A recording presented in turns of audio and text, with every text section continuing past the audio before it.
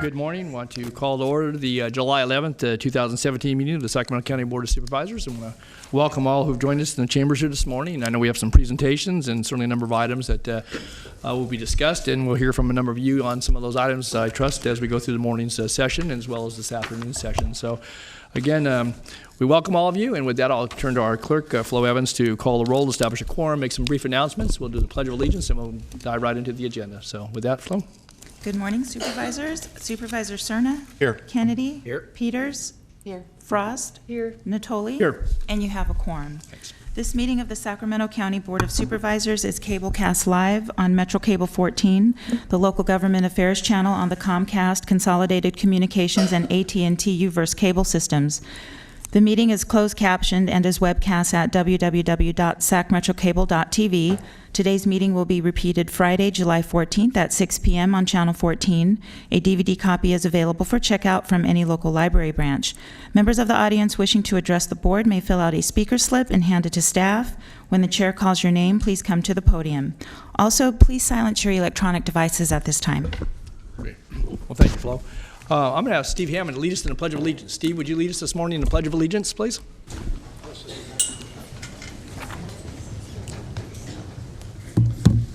I pledge allegiance to the flag of the United States of America and to the republic for which it stands, one nation, under God, indivisible, with liberty and justice for all.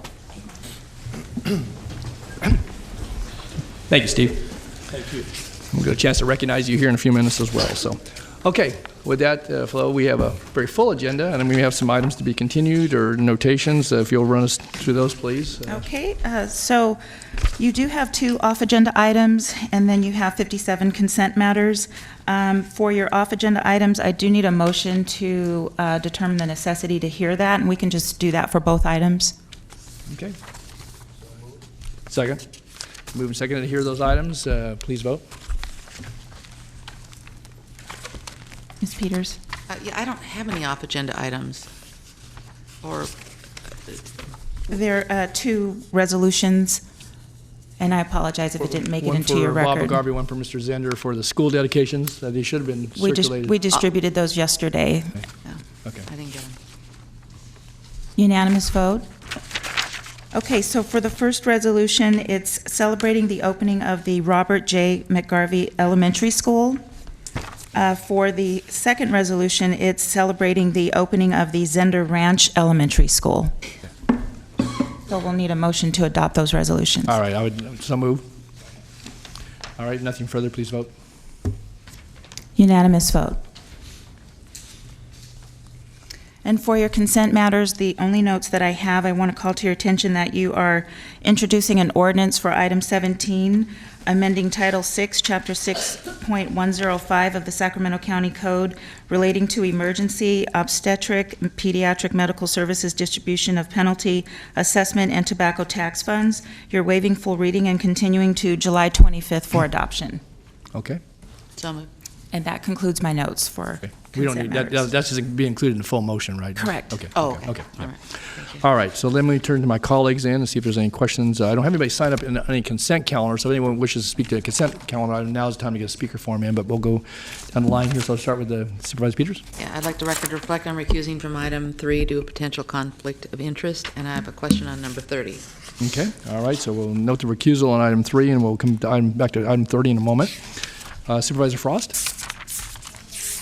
Okay, all right. Supervisor Kennedy, none. Supervisor Cerna? No.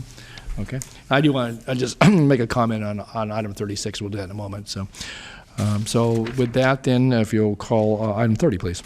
Okay, item number 30 is the Asphalt Concrete Overlay Project 2015 Federal Phase 2, rejection of bids and approval to re-advertise, bids to be received on August 10th, 2017. Okay. Mr. Penrose. I asked a question yesterday about why this bid was rejected, and I just got the email answer that you're modifying the scope to match the funding for the project because it came in over bid. Here's my concern, and I wonder if you or County Council can come up with a different way of doing this, is that this is July 11th, and by the time you rebid this, and the bids come in and it gets awarded will be probably September or October, which then I'm going to hear that we can't start because it's weather. We have to wait for the weather to change, and then, so somehow it's been delayed. It'll end up being delayed a year or 9 months, close enough to a year to round up. So is there something we can do here to go ahead with the project or cut it in this meeting? I don't know. I'm frustrated that of the rebid, it's coming in so late in July. Mm-hmm. I mean, I would have expected to have seen this in April, and I didn't get a chance to talk to you yesterday, Mike, so I'm sorry, but it's just highly frustrating. I understand, Supervisor. We, as it relates to the schedule, we do believe it's still constructible by this season, but there is some risk running it later to what you've identified. We can't guarantee that if we have early rains, but given the date that we expect to receive the bids, which is August 10th for the rebidding, we should have time to award the contract and complete the work this year. But there is some risk with that. I have to acknowledge that. I'm not aware of a way, and County Council maybe can share with us, but I'm not aware of a way that we could reduce the scope under the bid project and still be able to award it, because the significance of the reduction to align the revenue with or the project with the available funding. I don't think there's a way to do that, but. Not under the bidding process. The only thing I could suggest is that if different monies were used for some of the starting activities, but the bidding process is constrained. Yeah. You can't start the project and then have a scope change in the middle of the project? I don't believe that would be something we could enter into today as a way of awarding the project with the intent of reducing the scope that significantly. Is the new bid package ready to go out on the street today? Yes, it is ready to go out, and we can to try and mitigate this is we can really take an aggressive approach in terms of getting the contracts executed once the bids are approved, to try and compress that so that we don't have that, there's a given 30-day period of time where the contractor can respond to the contracts being submitted, upon the award, and we can do everything we can to try and compress that. We've done that before. If we get a willing contractor to execute documents more quickly, we can get things fired up sooner. And you get it on the agenda right away? Yes, we can do all those things. We'll do everything we can to compress it. I do recognize the risk associated with us re-advertising. Why did it take so long so long meaning July, to get it on our agenda? I didn't bring with me the schedule to get to today. I could respond to that if you'd like to outside of the meeting, but it was just our regular development process for it.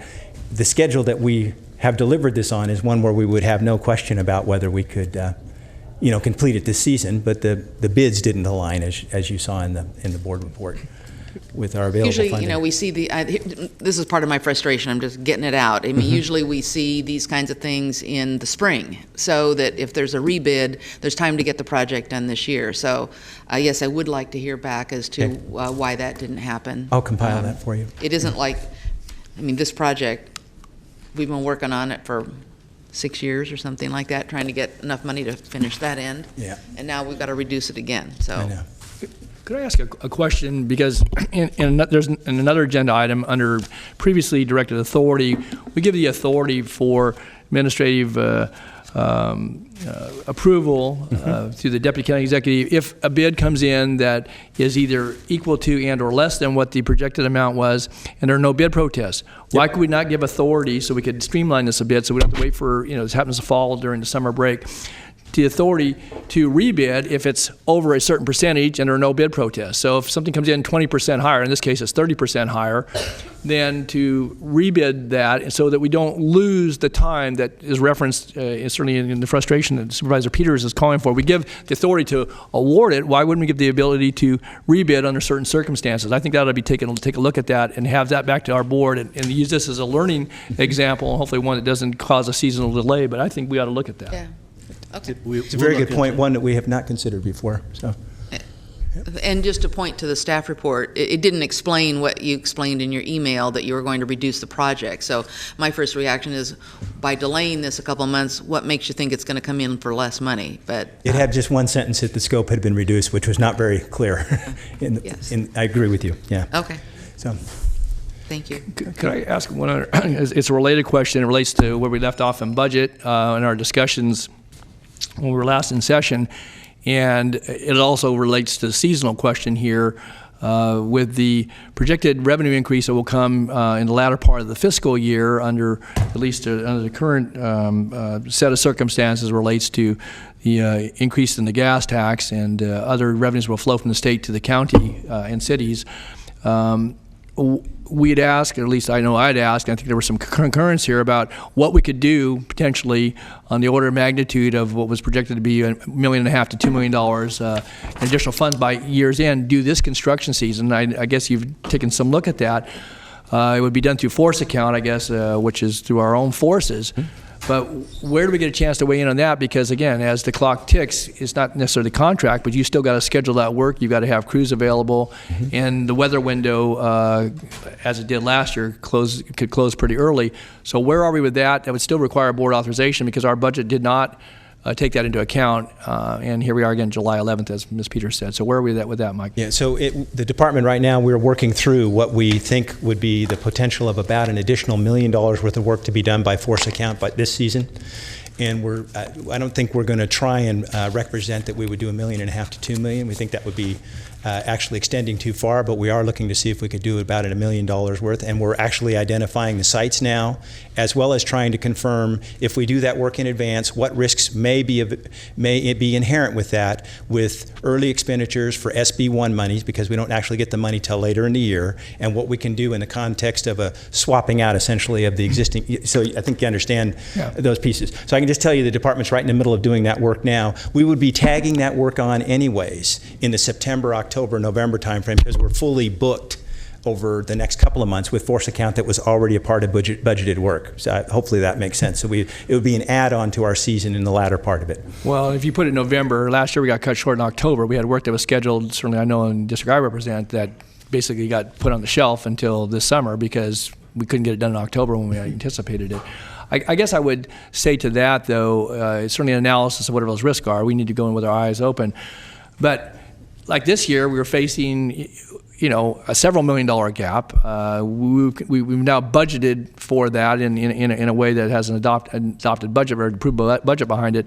But I guess I would say for that type of an assessment, if something else happens as it relates to the gas tax and or some overturning of that action through a ballot measure or whatever, we'll have to take that as it comes. But it would seem to me, I think, in light of some of the distress that our roads are in, again because of last season, certainly the ensuing years, that what we can get done this season makes sense. And I guess if it's only $1 million and it's getting tacked on, I worry about that too because I know some of the work, if it gets done later in the season, can be affected by the weather conditions and so forth. And so that's a little bit frustrating to me too, because again, if we have those resources and then we only get these weather windows, and then so that we're into the next fiscal year, this time next summer, we'll be sitting here having a conversation about what we might have accomplished, even with the money that's available. And so I guess I appreciate the work that's been done over the last few weeks, but I guess I would encourage us to.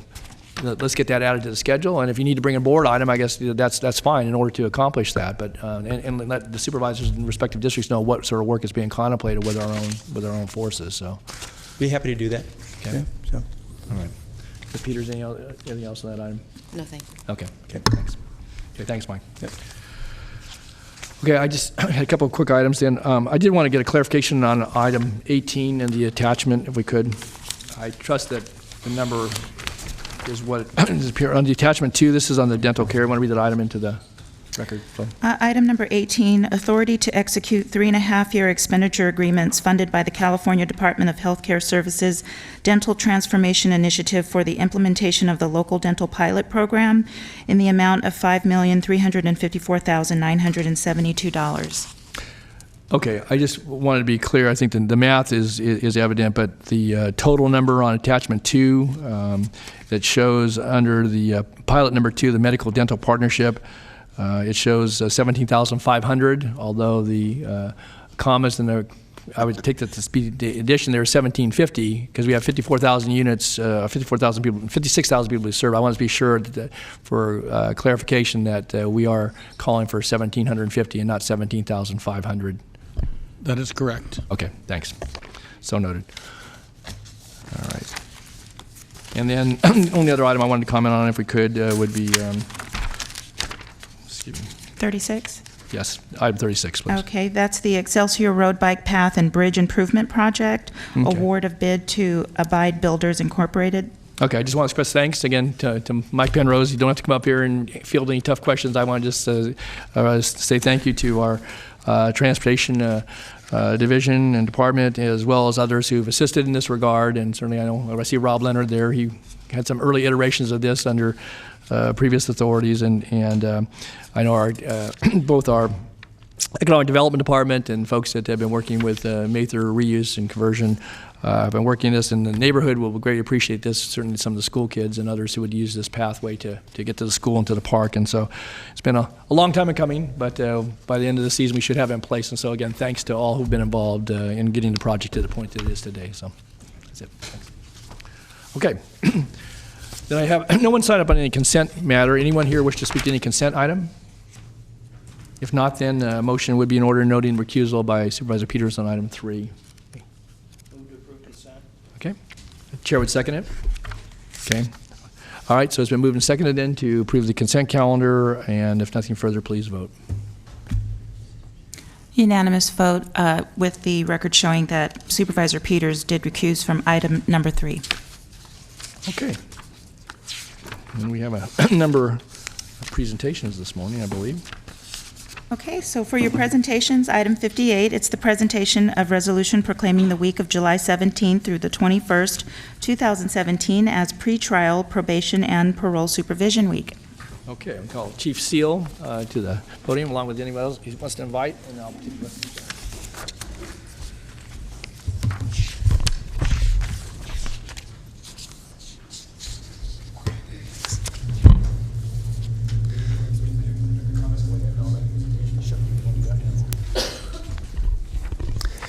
Morning, Chair Natoli, Lee Seal, Chief Probation Officer. It's members of the board. It's a pleasure to be here this morning. It's really an honor to be recognized for pretrial probation and parole supervision week, commencing next week from July 17 through July 21. I thank the board for taking this moment to honor the contributions of the women and men of the Sacramento County Probation Department. As a department, we are committed to a research-based approach to public safety, one that promotes positive behavior change. Our goals are to prevent crime and delinquency, to reduce recidivism, to restore victims, and promote healthy families and communities. Every day, Sacramento County probation officers are in our communities striving toward these goals in many different ways. We seek to prevent crime by changing criminal thinking. We write reports for the courts independently and objectively, assessing the facts and law of each case. We hold our clients accountable through community supervision. We serve victims by collecting restitution and compensating them for their losses. We rehabilitate our clients with evidence-based strategies that change behavior. We operate a secure detention facility that's focused on turning around the lives of the young people who come into our care. And finally, we work closely with our local jail and numerous prisons throughout the state to support successful reentry. We're proud to be a part of the local law enforcement here in Sacramento County. So on behalf of the Probation Department, I look forward to accepting the resolution, and I thank the board for officially designating the week pretrial probation and parole supervision week here in Sacramento County. We thank the board for taking this time to acknowledge the hard work of our department's employees. Before I present this to you, I think we actually added a day to it. We got July 16th to the 22nd, so you were 17 to 21, so we got 2 more days in the week. We're so 24/7. You are. So at any rate, just reflect very briefly, certainly what Chief Seal said and the dedicated men and women of the department who each and every day, 24/7, as you just said, serve the people of this community and this county in a variety of ways to maintain a quality of life and to protect our citizens and and their residencies and their businesses, but I think to try to help folks as well. I think certainly what probation does in concert with our other law enforcement agencies is very critical, because it certainly protects the public safety, but it also works to help restore folks in a way, providing restoration services that I think really help benefit the community long term, but also the individuals and their families as well. So on behalf of Board of Supervisors, we'll present this resolution that does, again, proclaims July 16th through 22nd, 2017 as pretrial probation and parole supervision week here in Sacramento County. And I don't know if you have other folks in the audience, or is it just you today? We have many folks in the audience. So Okay, well, so we're going to applaud all of you. So please come on down, and while we do that, we'll take a photo.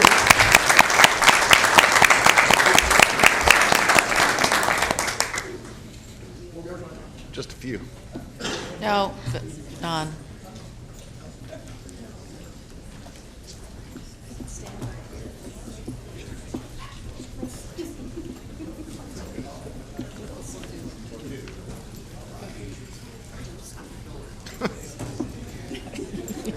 Long explanation. I'll fill you in later.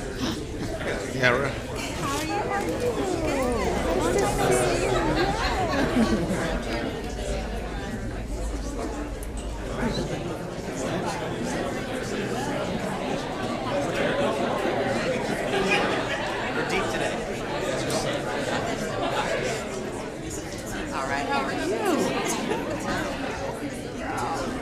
Who's left at YDF?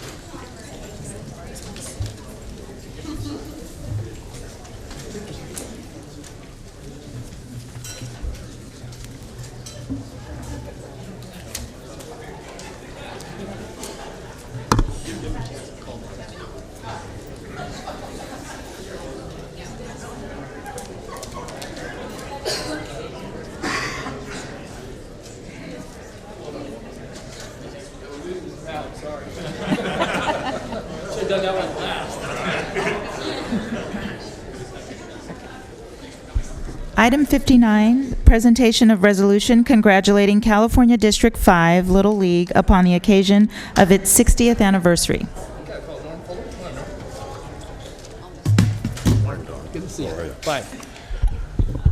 Well, again, it's my privilege and pleasure on behalf of the Board of Supervisors to certainly welcome Norm Fuller to our chambers here this morning. I don't know if you have anybody that's with you, or if you're... They're all working. Okay, they're all working, so he's here solo, but really important occasion, and I had a chance the last couple of years to get to meet not only Norm, but certainly some of the folks that are involved in our District 5 Little League organization, and I don't think there's anybody that is aware of community ongoings that's not aware of Little League and what certainly it's meant to our community, but certainly to a pastime, but also a sport and an engagement that really provides a wholesome opportunity for young people, and certainly all the folks, all the adults who are in any way involved, coaches and mentors, and those that staff the snack bars, and make sure the fields are kept up.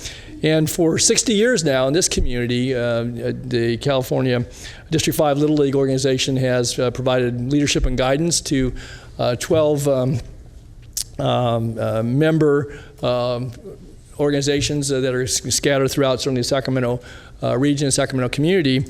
And I would just want to, on behalf of our board, certainly Norm, to extend to you and to the organization, all those that are working so hard. And, on the eve of the All-Star game, we know that, one of the national pastimes has been certainly baseball for many, many, many generations in the United States. But certainly in this community, Little League has had a very strong presence, and I'm sure many in this audience have attended games, if not been participants as a youngster. And I think what the District 5 administration has done, they've served to raise monies, to secure facilities, to make sure that there's officiating and umpires that are in place to oversee the game, and all the things that go with having a good organizational structure. And again, Norm reflects a long lineage of leadership in that organization, and certainly I compliment him. I had a chance to visit with him last year when I was out at American River College and seeing some of the activities. And it really is a sight to behold, and certainly the young people in their uniforms and engagement, and I think the professionalism, that the courtesy they extend to one another as athletes and as competitors, but certainly that's really embodied in Little League and in the sport, and certainly through the administration. And so, Norm, on behalf of this board and certainly of the broader Sacramento community, we want to recognize 60 years of good work in this community, and certainly the leadership. And we know that many of those athletes have gone on, some of them obviously to professional sports, others have gone on to other pursuits and continued their activities as coaches and leaders in Little League. But I think almost to the person, you can say that most of those folks that have participated one way or the other have gone on to be upstanding, contributing members of this community and the communities in which they live. And so, again, what's embodied in Little League and the whole engagement goes on both on the field and off the field is so very, very important to the structure of our community. So on behalf of that, we want to thank you for your contributions, for your leadership, certainly Norman, to all your officers and others that are involved. And I want to wish you well as you embark on the next 60 years of doing this. You probably won't be you doing it for the next 60 years, but certainly the organization. And so we thank you for all the good work and present this to you on behalf of your organization. Great. So, Thank you, Don.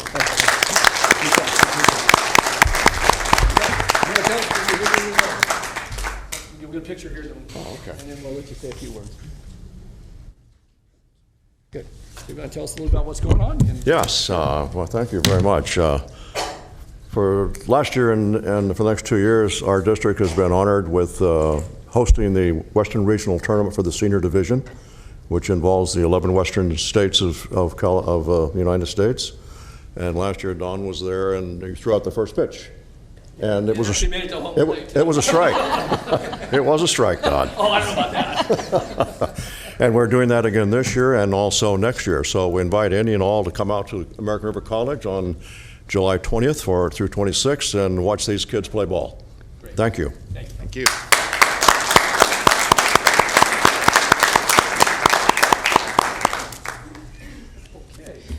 Okay, for your next item, 60, presentation of resolution honoring Steve Hammond upon the occasion of his retirement.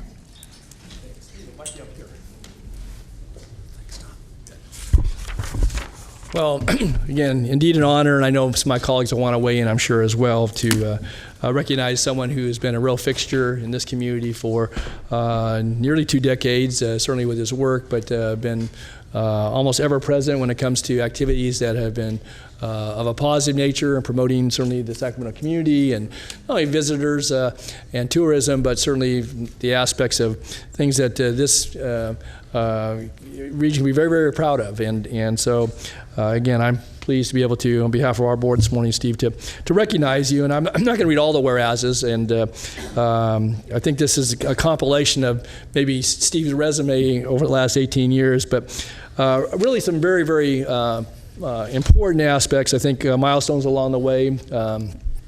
When you first came on board, it's now Visit Sacramento, but it was a Sacramento Convention and Visitors Bureau at the time, and obviously with the branding and some of the activities that go on, and serving as the President and Chief Executive Officer, he's been, the leader and certainly the I think a real force behind changes that have been of a positive nature as it relates to visitors and attractions for purpose of hospitality, but also I think of things that really continue to put this part of the state, in this part of the United States, this region, the Sacramento region, and all the communities that are part of it, ever more so on the map. And I would just note that in Steve's tenure, he certainly has been a strong part of the California Capitol Air Show, has served on that board, Sacramento Walk of Stars, the Farm to Fork Capital activities. And just note, I wasn't aware of this until we were putting the information together, that as a part of that,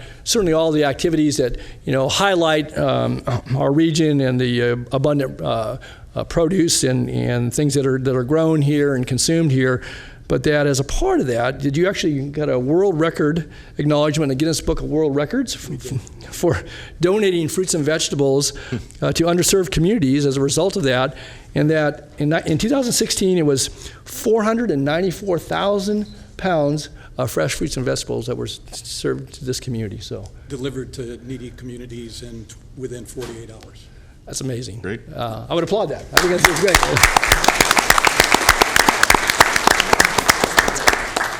But also note too, then, some of the things that are premier activities, and the work with the Sports Commission, obviously, in the reconstitution of that, USA Track and Field Championships recently just completed here. Certainly, the Senior Softball Championships, of the Amgen Tour, NC2A Men's Basketball Championships. Visit Sacramento has been a part of those activities, and certainly strong promotion, and been a part of the leadership that has helped secure those events. And in addition to that, he served on a number of boards that reflect, obviously, his professional engagement, and also has helped to lead fundraising efforts for the March of Dimes. And I guess just very recently, you were also bestowed another honor, which you received the F. Norman Clark Tourism Champion of the Year Award, awarded by the California Travel Association. A very prestigious award, and again, I think reflective of Steve's work within the industry, but certainly his good work here in this community. And so, with that being said, I've certainly appreciated his work, and certainly his, I think, engagement and his diligent pursuit of taking this region to the next level. In his retirement, Steve plans to enjoy some of those pursuits in a little more casual way, and certainly pastimes such as golf and traveling with his wife, Debbie. And I guess you're also, I didn't realize that you're a novelist. You're working on... A wannabe. So he's working on a couple of books, so we might see him show up on Amazon Books or one of the local bookstores. Okay, well, we'll see. You never know. And with all being said, though, we want to, on behalf of this community, a very grateful community, Steve, extend our certainly best wishes, but our thanks and gratitude to you for all your work, both professionally, but certainly personally, and your engagement in this community. And you've helped to advance the civic and economic and cultural growth of this community in a variety of ways, some you know and some that maybe we were not aware of. But we want to thank you for that and offer our sincere best wishes to you and Debbie, and for good health and much happiness and many blessings in the years to come. Congratulations, Steve. Thank you.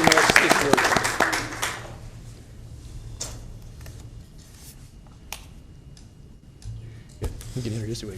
Yeah. That was great. That's going to keep my talking point short because Don just took all my good stuff. But I did want to say thank you. Thank you very, very much. I'm honored and I'm humbled to be here. It has been almost 2 decades, and I remember the seat and the day when I first came here was 2 days after I was hired. And it was right there, second row, right on the aisle. And we had that was the beginning of a very, very great relationship with the county. As I was reflecting, driving over here this morning, I was thinking back of all the county supervisors and all of the city council folks, the elected officials that I work with very closely. And Don, you're the only one that was sitting here on that day. So as I said, I'm humbled and I'm very appreciative that this actually came from your office, because you and I have been working side by side since the day that I took my job. The thank yous could go on forever, and to so many people. Certainly the people in this room and all of the county supervisors that preceded you, we've had great support. And I wouldn't be doing it justice if I didn't say thanks to Nav Gill as well. And Rob Leonard was on our board the day that I started. He was a liaison for years for the county, and then moved on, and we had some other folks follow. But thank you so much for that as well. So we've been We've taken on a lot. It's been a long road together. We started, the day that I walked in here was actually for the first time, it was for budget approvals. Our entire budget at the time was $2.2 million. Today, it's a little over $11 million. And that comes from great support from the city, county, and mostly our hotel partners. And we're into, as you know, a lot of events. You touched on it. The two biggest things that we've taken on are the Sports Commission and the Farm to Fork Initiative. And so our staff has gone from 22 people to about 45 now. And I accredit a lot of that growth and the small successes that we've had to the folks in this room. So thank you again, and thank you for allowing me to be a small footnote of the successes that we've enjoyed here in the county.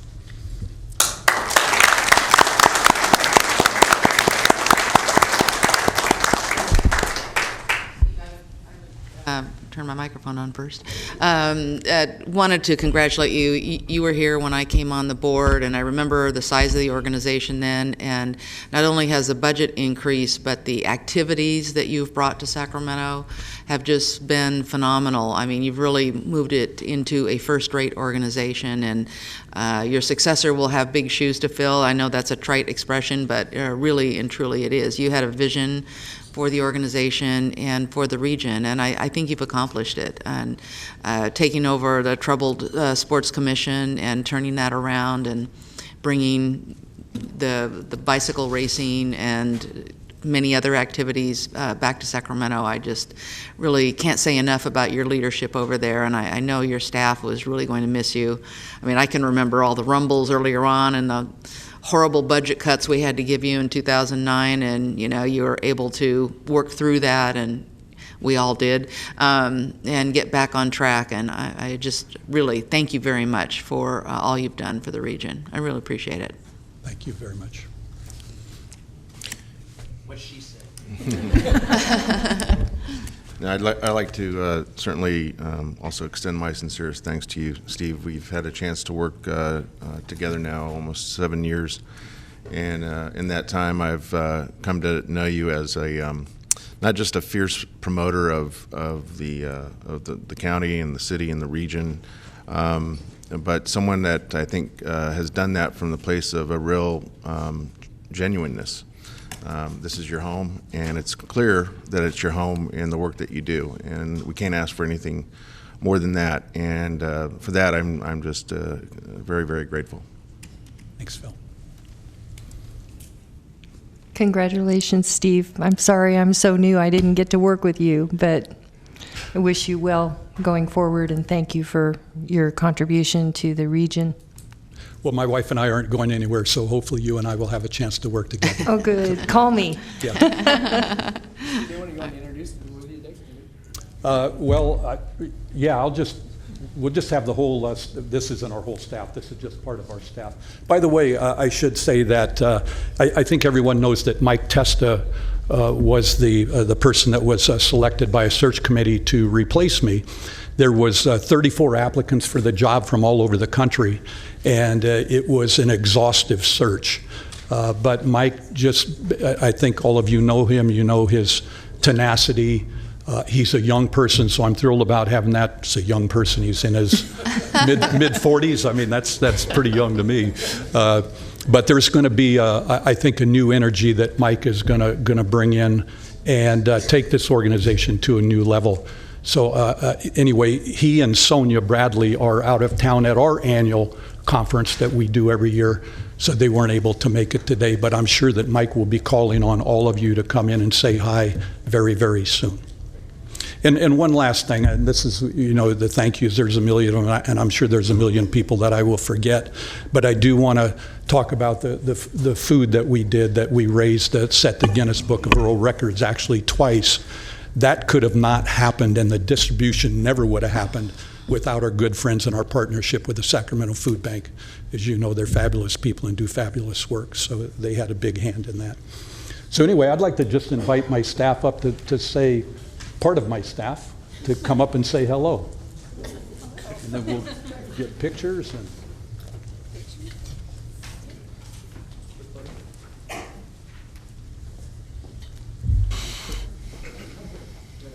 photo, or do you want him to tell us who they are? Well, yeah, sure. Why don't you go through? We'll do it probably a little quicker. I just see all that off. Sue, yeah, Sue, you know, she's the one that does the county exhibit and has been doing the county exhibit for, before I got here, yeah? It's 19 years. My name's Sue Stauffer. I'm creative director for Sacramento Convention and Visitors Bureau, also known now as Visit Sacramento. Sherilyn, and I think you all talk to Sherilyn often. Yes. My executive assistant. Yes, I'm Sherilyn Clifford, Steve's executive assistant for I've been the entire time with him for 18 plus years. In fact, I was hired right before he got here. So it's been a long run, and yes, I'm going to miss him a lot. So.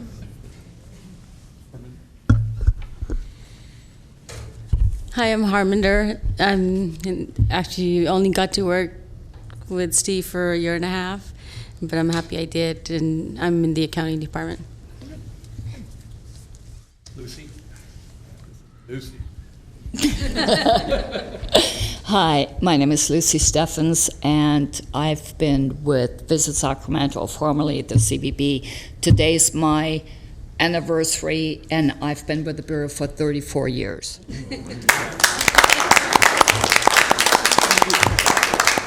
And I was 5 when I started. And I actually handle the film commission, so. Hi, my name is Annie Fairburn, and I have been with Visit Sacramento for just under a year. I'm now actually over at one of our other departments, which is called Sacramento 365.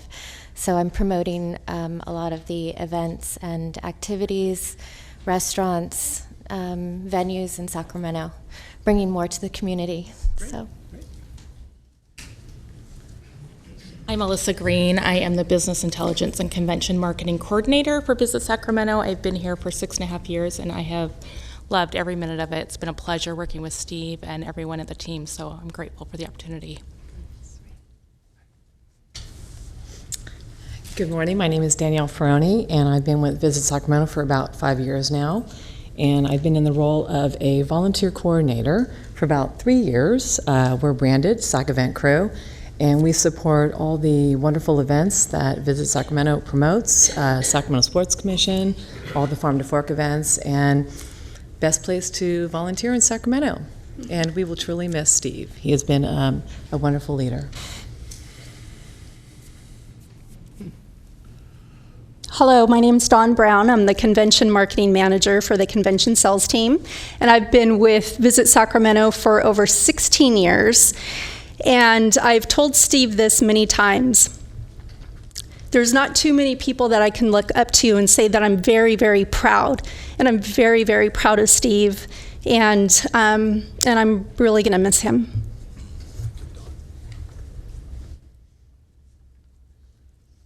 My name is Zephaniah Smith. Most people know me as Z. I've been working with Steve 17 years, great years, and I'm Office Service Coordinator.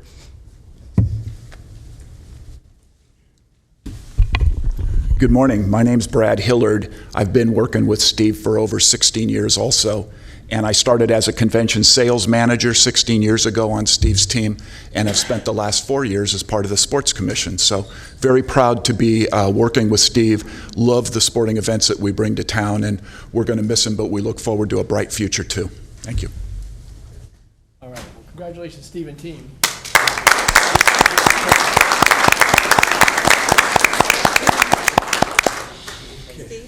Yeah.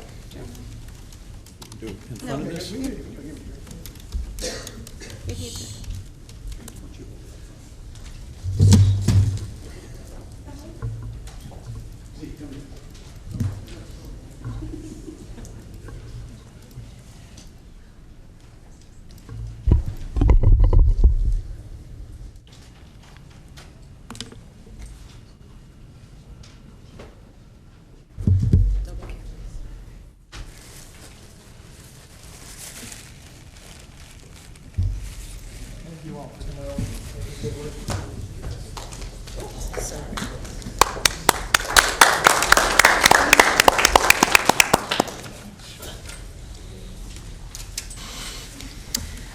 Okay. Item 61, presentation of resolution congratulating the California State Fair upon the occasion of its 50th anniversary. Rick Pickering, come up. And Tom Martinez, please. And we probably should have timed this. Okay. Probably should have timed this in a way that when they were here giving us the invitation to the State Fair back before the summer recess, but nonetheless, the fair is about ready to kick off. I know that Rick and Tom will give us a quick recap of all that, but this is an opportunity for us to, again, to recognize certainly the State Fair, this current edition, which begins in just a few short days. The 164th California State Fair, but also the 50th anniversary of the fair moving to its current location there at Cal Expo, and we're all very familiar with that, and certainly the long and very solid history. But the State Fair has, over the years, moved around in a host of locations, but obviously ended up here in Sacramento. And by way of, I guess, by way of San Francisco, Stockton, Marysville, and then Sacramento. And that was in 1909, I believe. And then, obviously, 50 years ago, this year, moved to the Cal Expo site. And without reciting all the history behind that, certainly would just note those grounds and their utilization, not just for the fair, and I think Rick shared with us here a few weeks ago, some of the ongoing activities, kind of the activities that go on each and every week and month throughout the course of any given calendar year, and the various festivals and the hosting of activities because of the availability of certainly of parking, but also the different facilities that are at the Cal Expo site. It really does serve as a hub of activity for certainly working with our convention activities and tourism, but things that bring good commerce and certainly goodwill to this community in many, many different ways. And so on behalf of the Board of Supervisors, certainly the broader community, we want to recognize the California State Fair, which, as Rick shared, again, his comments, was voted the best festival of 2016 and by Best of Sacramento, highlighted in USA Today, and has received many awards over the years for not only the conduct of the fair, but also certainly the activities which go on at the Cal Expo site. So with that, we want to recognize the hard work and the many contributions of the entire staff with the California State Fair, and recognize that the success by the State Fair at the Cal Expo site certainly contributes to a quality of life here in our community. And so we again, applaud that success, and we want to wish you well on this year's State Fair and let you share about that. But also, congratulations on 50 years at the same place. And once you came to Sacramento, we're not letting go of you. So congratulations. Thanks, Rick. Very good. Yeah. Thank you. Thanks.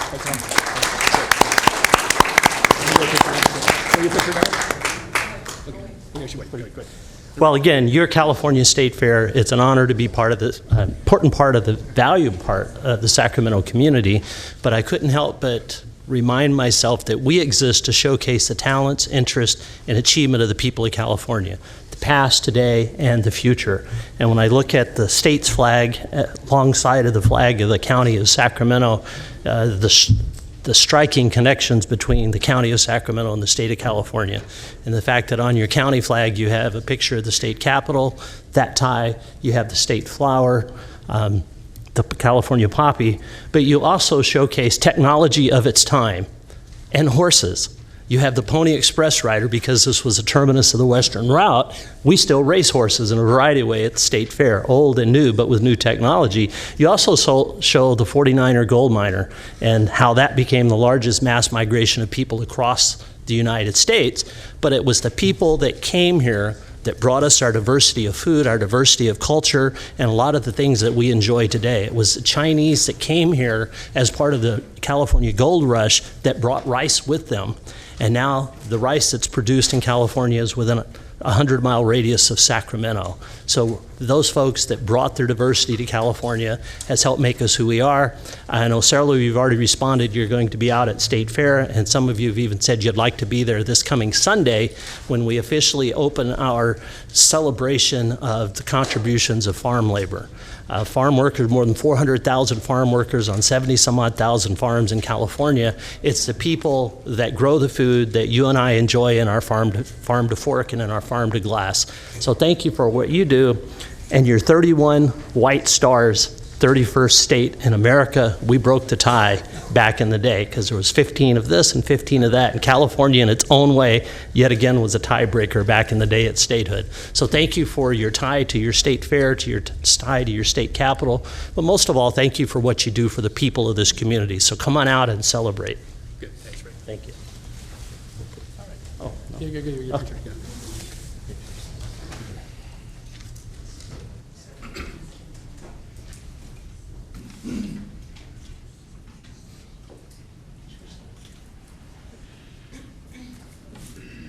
You want to give us the dates one more time?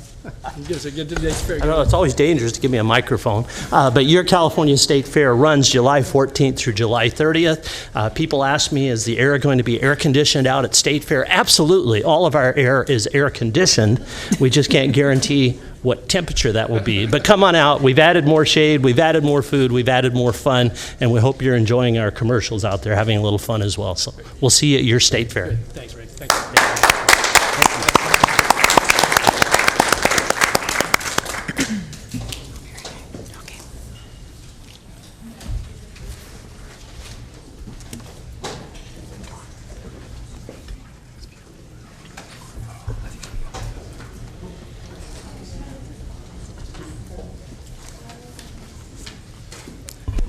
Okay, well, thank you to all of our folks that were with us this morning for all their good work and appropriate recognition. So with that, then we're going to get into other items on our agenda. So, Flo, are we going to, all the business improvement districts, are they going to be called separately? Separately. They'll be called separately? Mm-hmm. Okay.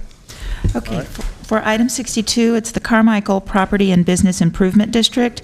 Approve the initial year report and resolution providing for the levy of assessments for fiscal year 17-18.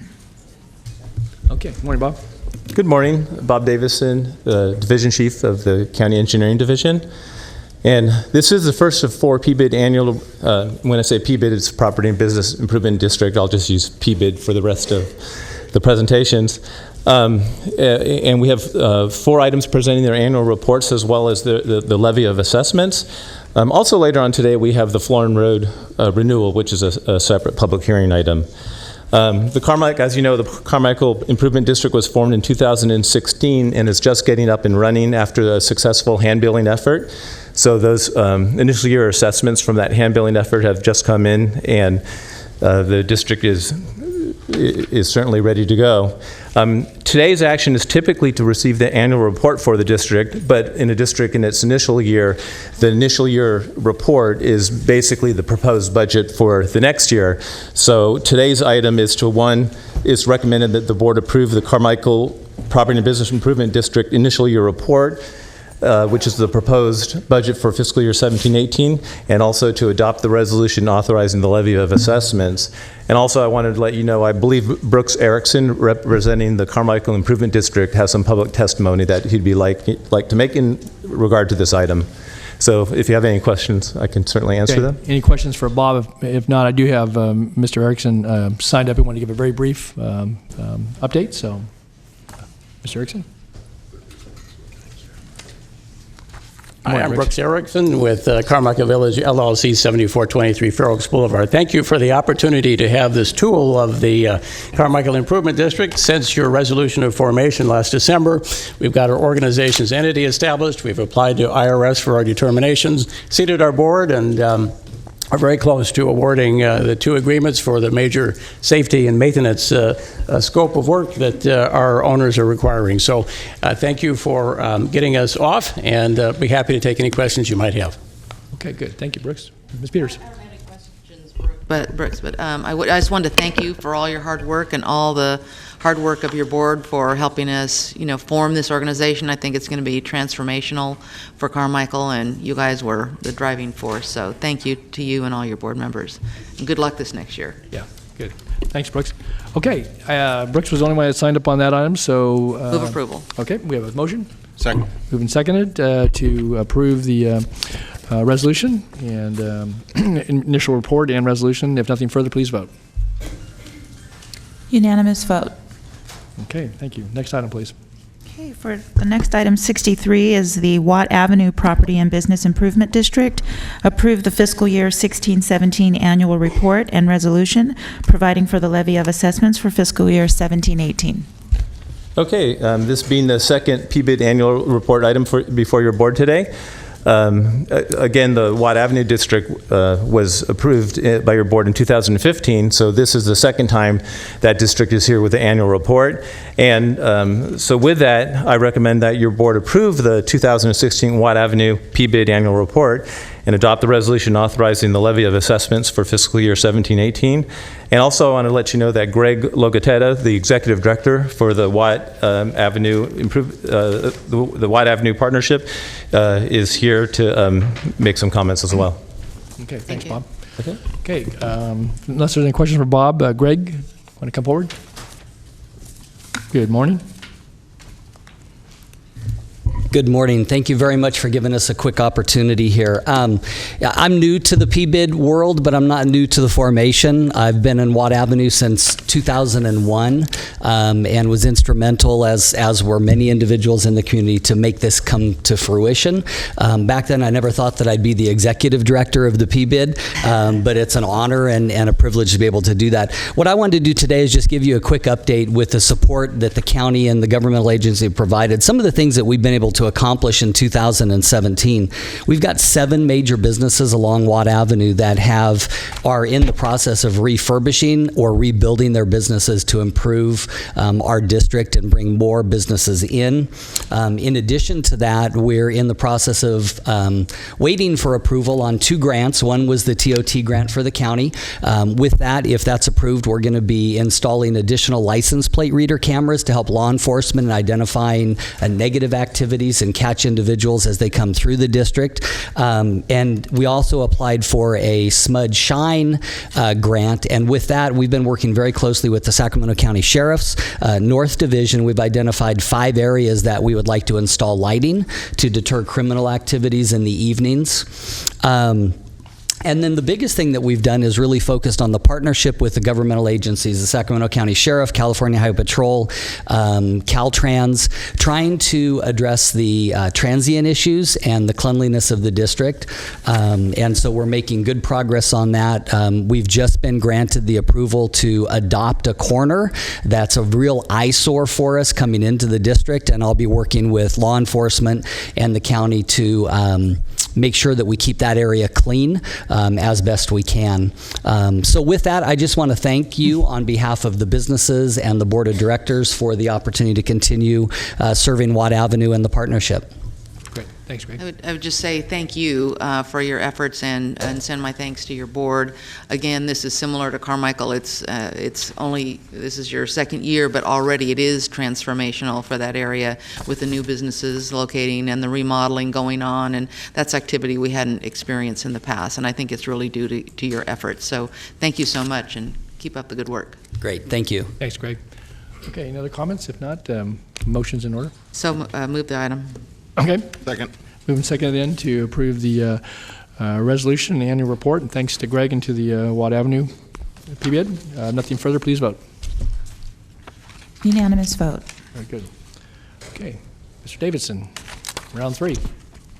Item 64 is the Fulton Avenue Property and Business Improvement District, approving the fiscal year 16-17 annual report and resolution providing for the levy of assessments for fiscal year 17-18. Good morning again.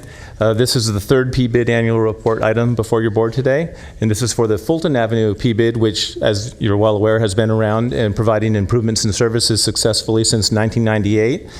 And today, I'm recommending that your board approve the fiscal year 16-17 annual report and to adopt the resolution authorizing the levy of assessments.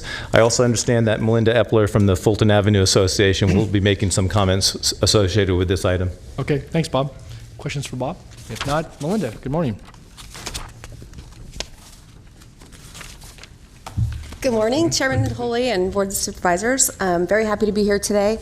This is my 15th year as Executive Director of the Fulton Avenue Association, so I'm honored again this year to be talking to you about what we've been doing and what we are planning to do. First, I would like to thank Supervisor Peters so much for all the support that you and your staff give us every year on so many different items. Howard is tremendously wonderful to work with, so is Vanessa, and you're always ready to help, and we very, very much appreciate you. And as well as other county staff, thank you, Mike Penrose, for always being there for our road needs, and Bob Davison for taking care of our financial reports, Rob Leonard, Mr. Gill. Your leadership is tremendously important to the way that these things operate. And I'd like to recognize Tim Cahill, the president of our board of directors. He's here today, and I appreciate him being here to support. And Hillary Gould, our district cleanup manager, is here as well, and I'm happy to have him here too. Our boundaries are 2.3 miles on Fulton Avenue between Arden Way and Auburn Boulevard. We have a slight deviation at the major intersections, but essentially it's a linear 2.3-mile commercial business district. We are just coming off of our 16th annual 4th of July parade, and I have to tell you, the Fulton Avenue was gleaming.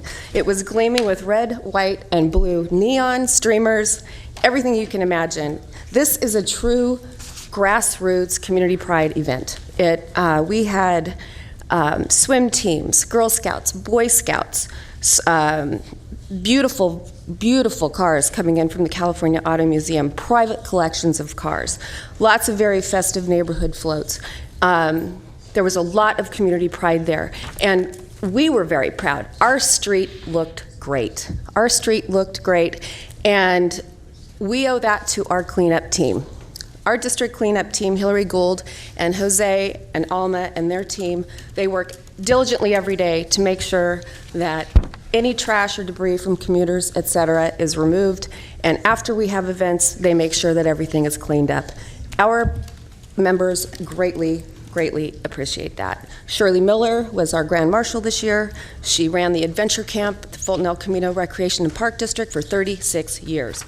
And she had 50 of her campers behind her with kazoos walking down the avenue to our family celebration at the park. Thanks to Chick-fil-A for always donating 800 sandwiches for people to enjoy. For many of them, it's their only meal of the day. Our cleanup program has been in effect for 11 years. It's very, very important. It's essential to the operations of our district. We have applied for a TOT grant to help us support that in the next couple of years, and I look forward to seeing you at that hearing. Our members care predominantly about two things: clean and safe. We have the clean. We are working on that diligently. We have seen issues, though, in the last year and a half like we have not seen. And mostly it's generated by the transient population. And we are working with a number of different subcontractors to try and take care of this. It's impossible to remove furniture in an hour. It's impossible to move appliances in an hour when they are dumped on private property. So we are working to get this to be more effective for our property owners. Cruise Fest is coming. We were fortunate enough, and I'm sure it's largely due to the improvements that we've made on the avenue. The California Auto Museum brought their car cruise and show to our district 5 years ago, and we are hosting our 6th on October 7th. It brings 10,000 spectators each year. It grows and grows each year. We are looking forward to as many as 500 entries for Cruise Fest this year. We are augmenting our food trucks and our music, the festival piece of the Cruise Fest. So there's the car element and there's the festival. There's something for everybody.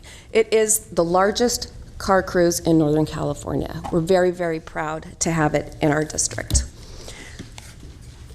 And of course, it's going to be smooth sailing this year because we are getting our avenue overlaid this summer. It's going to be a rough summer, but it's going to be a smooth transition into the new year. And we're very, very grateful, Mike Penrose, for making this happen. Steve White, who I work with predominantly on the details of this. We're going to be in touch with our owners weekly on the update for this project so that the county does not receive call after call after call, what the heck is going on Fulton Avenue? Because, of course, at the end of the day, it's something that's been greatly needed and looked forward to.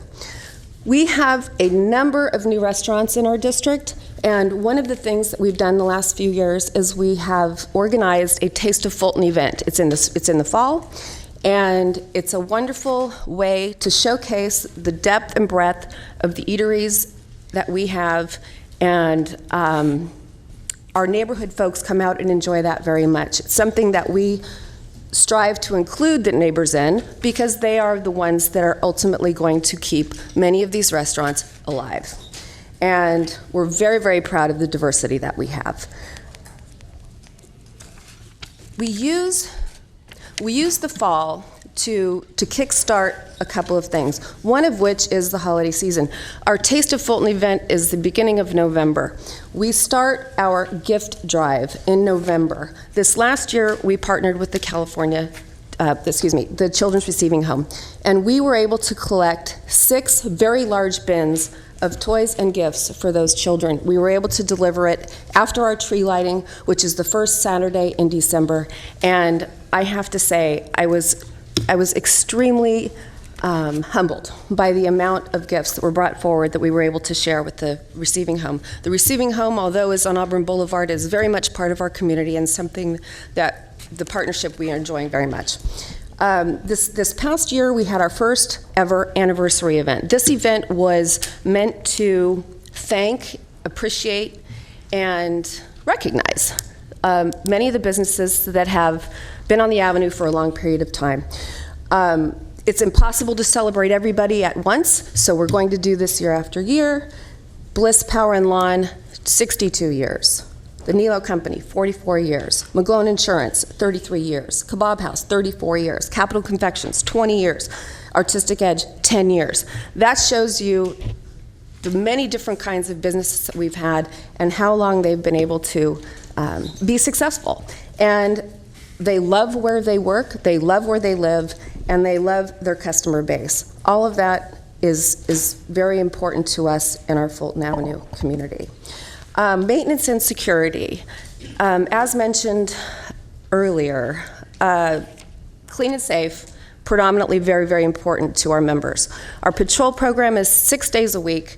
It's a heavy part of our budget, and it's extremely effective. We are seeing the dispatch being called very regularly, daily, once a week by some businesses, so we're able to track where our problem areas are and how we can help businesses to mitigate future problems. In any given day, we could get calls for illegal camping, trespassing, narcotic use, disturbed persons. This is daily. And just this morning's report indicated that there was a homeless camp being built on top of a restaurant last evening. So we need to stay on top of these things. We are staying on top of these things. But none of these things have stopped proliferation of new business. And that, I also have to add, is a reflection of all of the good things that are happening. We have 2 new restaurants, Bulu Global Cuisine, African, South African, very diverse menu. Serpentine Fox, the first gastropub in our area. Very, very good reviews. These places have been open just a few months. We're expecting a major remodel of Lexus and Nilo BMW this year. This reinvestment in these properties, very, very important to us, and I look forward to sharing that with the community. We have reported for... Could you kind of sum up a little bit? Oh, I'm sorry. Okay. I've been reporting for 7 years now about our bus shelter. We got a bus shelter grant from SACOG in partnership with Regional Transit 7 years ago. Our first bus shelter was just installed 2 weeks ago. We have one. We're having 2 more installed in the next week and 3 more after that. We're very excited to finally see, after much patience, light at the end of that tunnel. I hope that this report communicates to you the value of the great partnership that we have. It definitely exemplifies reinvestment in our community, pride in our community, the fact that we welcome and embrace diversity and that we're building on it, and longevity is so, so important. Are there any questions? Good. Thanks, Linda. Good. You covered a lot. Ms. Peters? I would just say, Linda, thank you to you and your board for all your efforts over the last more than 15 years. I think Fulton Avenue is the gold standard for all the new P-bids or P-bids in waiting. You should look to this organization for, what you can aspire to. I don't know what the current number is, but several years ago, the organization had used their own funds to raise more than $23 million of additional investment in Fulton Avenue. So a lot can happen in a P-bid, and thank you and Tim and all your board members. So good luck to you, and see you next year. Thank you. Good. Thanks, Linda. Thanks. Move Tim. the item. Second. Okay, moving second to approve the item. Nothing further. Please vote. We need to get there we go. Unanimous vote. Very good. Good work. Thank you for a good report. Okay, next item. Item 65 is County Service Area Number 10, Benefit Zone Number 3, public hearing on the written report of service charges for fiscal year 17-18 and adoption of resolution confirming the report and fixing charges. Good morning, Ron. Good morning, Chair Antolin, members of the Board of Supervisors.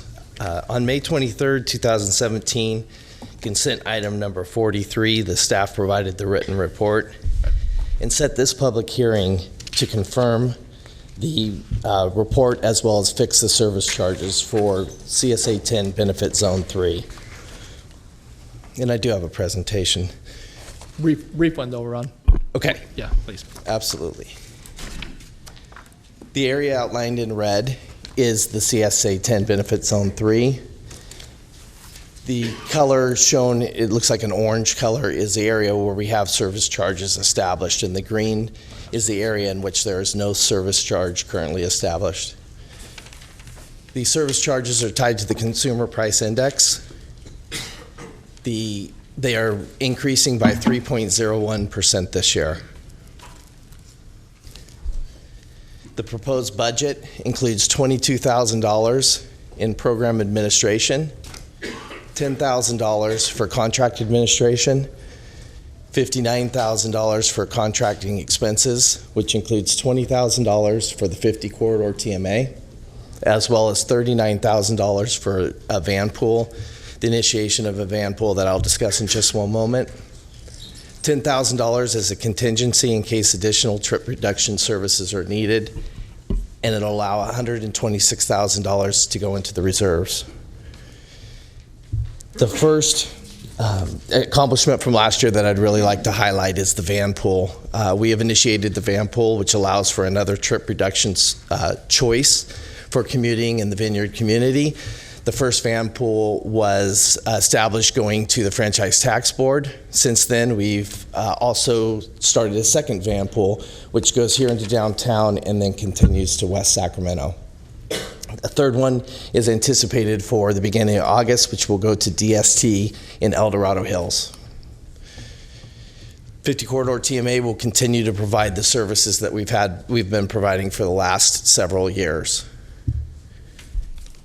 The second accomplishment I'd like to highlight is the completion of the transit shuttle service study. The Department of Transportation contracted with DKS and Associates to study at what trigger levels we would have a viable shuttle service and we could implement that shuttle service. The conclusions of that study are that the shuttle service should have stops at commercial facilities as well as tie into the Watt and Manlove LRT station. It also showed that 3,000 to 4,000 dwelling units is the number of, and a dwelling unit is how you equate land use to a single family residence. So approximately 3,000 to 4,000 single family residences would be required to have a peak hour shuttle service. It would take 8,000 to 9,000 DUEs to have an hourly shuttle throughout the entire day. But it concluded that the shuttle service would be a very effective trip reduction service. Just in summarizing, currently we have approximately 1,700 DUEs of development in this area. We expect just shy of 2,000 at the conclusion of this fiscal year. Again, 3 to 4,000 would trigger a peak hour shuttle, so you can expect to have us back in front of your board in the near future. 8 to 9 for a hourly shuttle throughout the day, and total build out is at 23,500. With that, that concludes my presentation. And if you have any questions. Well, thank you, Ron, and I know Supervisor Cerna has a comment, but I just would say that good report, and certainly appreciate the fact that you continue to build on. I think obviously folks are paying for this through annual assessments, and then there may be some other charges that come with participating in the programs. But appreciate the work, and I know the diligence that you and other county staff have pursued. I know I've asked questions in years past, but good work, and thank you for the report. So, thank you. Okay, with that, I would. I'm sorry, Mr. Cerna, on this. Mr. Chair, if there are no members of the public signed up to speak on this item, I'd like to move it. Second it. Okay, please vote. Unanimous vote. I want to do some agenda management here, please. I don't know, the groupings are a little bit up. I want to. I know we got a lot of folks here on item 71. And so what I want to do is just take the Florin Road P-bid, and let's take that item, and then I want to hold item 66, unless there's any disagreement amongst members, 66, 68, and 70 until, unless there's somebody here, that's has to do with the eminent domain action, so I don't know if there's anybody that's here. I don't know if anybody signed up, any property owner on that one, but otherwise we'll hold those items till the afternoon. So we'll just take the Florin Road P-bid now, and then we'll come back to those other items this afternoon. Is there any thoughts on that? Right. Okay. All right. I should point out there are two Florin Road items on the agenda. 67 and 69. Correct. Right. Got it. Yeah. Okay. I've got that, and we do have a speaker on that, and then we'll get to item 71. We'll come back with the other items later on. So, all right, Bob. Let's call both those items. I'm sorry, Madam Clerk. Call 67 and 69, please. Okay. Item 67 is the Florin Road Property and Business Improvement District, approving the 2016 annual report. And then item 69 is the Florin Road Property and Business Improvement District, public hearing on the renewal of the district and the levy of assessments, tabulation of the assessment ballots, and adoption of the resolution renewing the district and authorizing the levy of assessments for fiscal year 17-18. Okay, and I just have one speaker on that. I guess there's some video presentation too, so Bob. Sure, and I'll take them sequentially. So first I'll do the short presentation on item 67, and then I believe there's a speaker on that, and then I'll come back and do the short presentation on item 69. Okay, all right, very good. So, so the Florin Road annual report item is the fourth annual report item on today's agenda. And the Florin Road P-bid, of course, is the oldest P-bid, and so we've been doing this annual report since about 1997. So with that, I'm recommending that your board approve the annual report that was submitted by the Florin Road Partnership and adopt the resolution authorizing. So, excuse me, that resolution actually is associated with the next item because the board has to renew the district. So that will be a part of the next item. So apologize for that error. So with that, I do understand that Corey DeRue, the executive director for the Florin Road Partnership, has some comments in a short video. Okay, thanks, Bob. Okay, Corey, I see you're headed down, so offer any comments you like, and I guess you have a brief video presentation, and then we'll come back to take the action on the... Absolutely. Welcome. Thank you very much for having us here. I'm going to roll straight into our video and say a thing after, just a moment afterward. Okay. All right. Are you ready for that?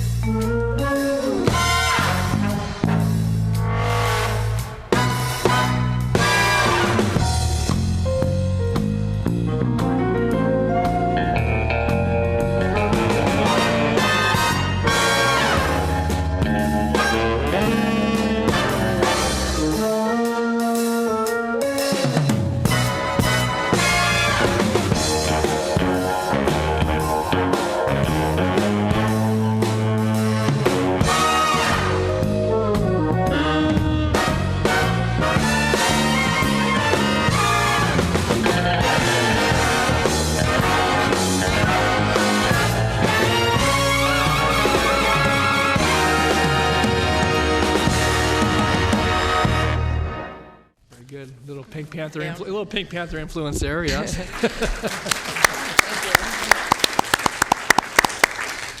I figured I could rattle off the numbers from the annual report, but that's a little bit more exciting as far as reviewing some of the good things we've done. As you know, we are one of the oldest in the state of California. We're the first one to renew for a 10-year term. We're honored to be doing it again. We don't plan to just renew, we're slam dunking our renew. So we have launched Big Bellies. We're revolutionizing the way P-bids operate in Sacramento area and indeed in California. We have 30 Big Belly solar trash compacting units deployed district-wide. Before I'm forgetful, I'd like to welcome our board of directors and supporters who are here. We've got Hillary Gould of P-bid Maintenance, Jenna Abbott from Mac Road Partnership is here to support us, and Barbara Etrick, our president of our board of directors. We have launched our petition drive with an over 57% approval rating. Mind you, I've only been in office for about a year, and so this was definitely a heavy lift, but something that I didn't balk at. Our maintenance crews say, our job is not only rewarding, it's satisfying, knowing we are part of shaping our community into a better and safer place. We are bringing together our business community in a way that has not been seen before, and we are experiencing the positive change coming forward from that. Our crew are happy to do their part. We had over 2,500 calls for service for 2016. We've already doubled our maintenance for 2017 with over 1,200 bags of trash collected from 2016 already. We will do more. We have a lot planned, and I think you're going to see some pretty exciting changes. We've got some art wraps coming out and banners and other such beautification projects. So we have everything ready to go for the next 10 years, and we're excited to be doing it. So thank you very much for your time. Good. Well, thank you, Corey. Appreciate you being here, and certainly your board members. And we know Hillary's been working at this about as long as the P-bids have been around, I think. So, and appreciate his effort.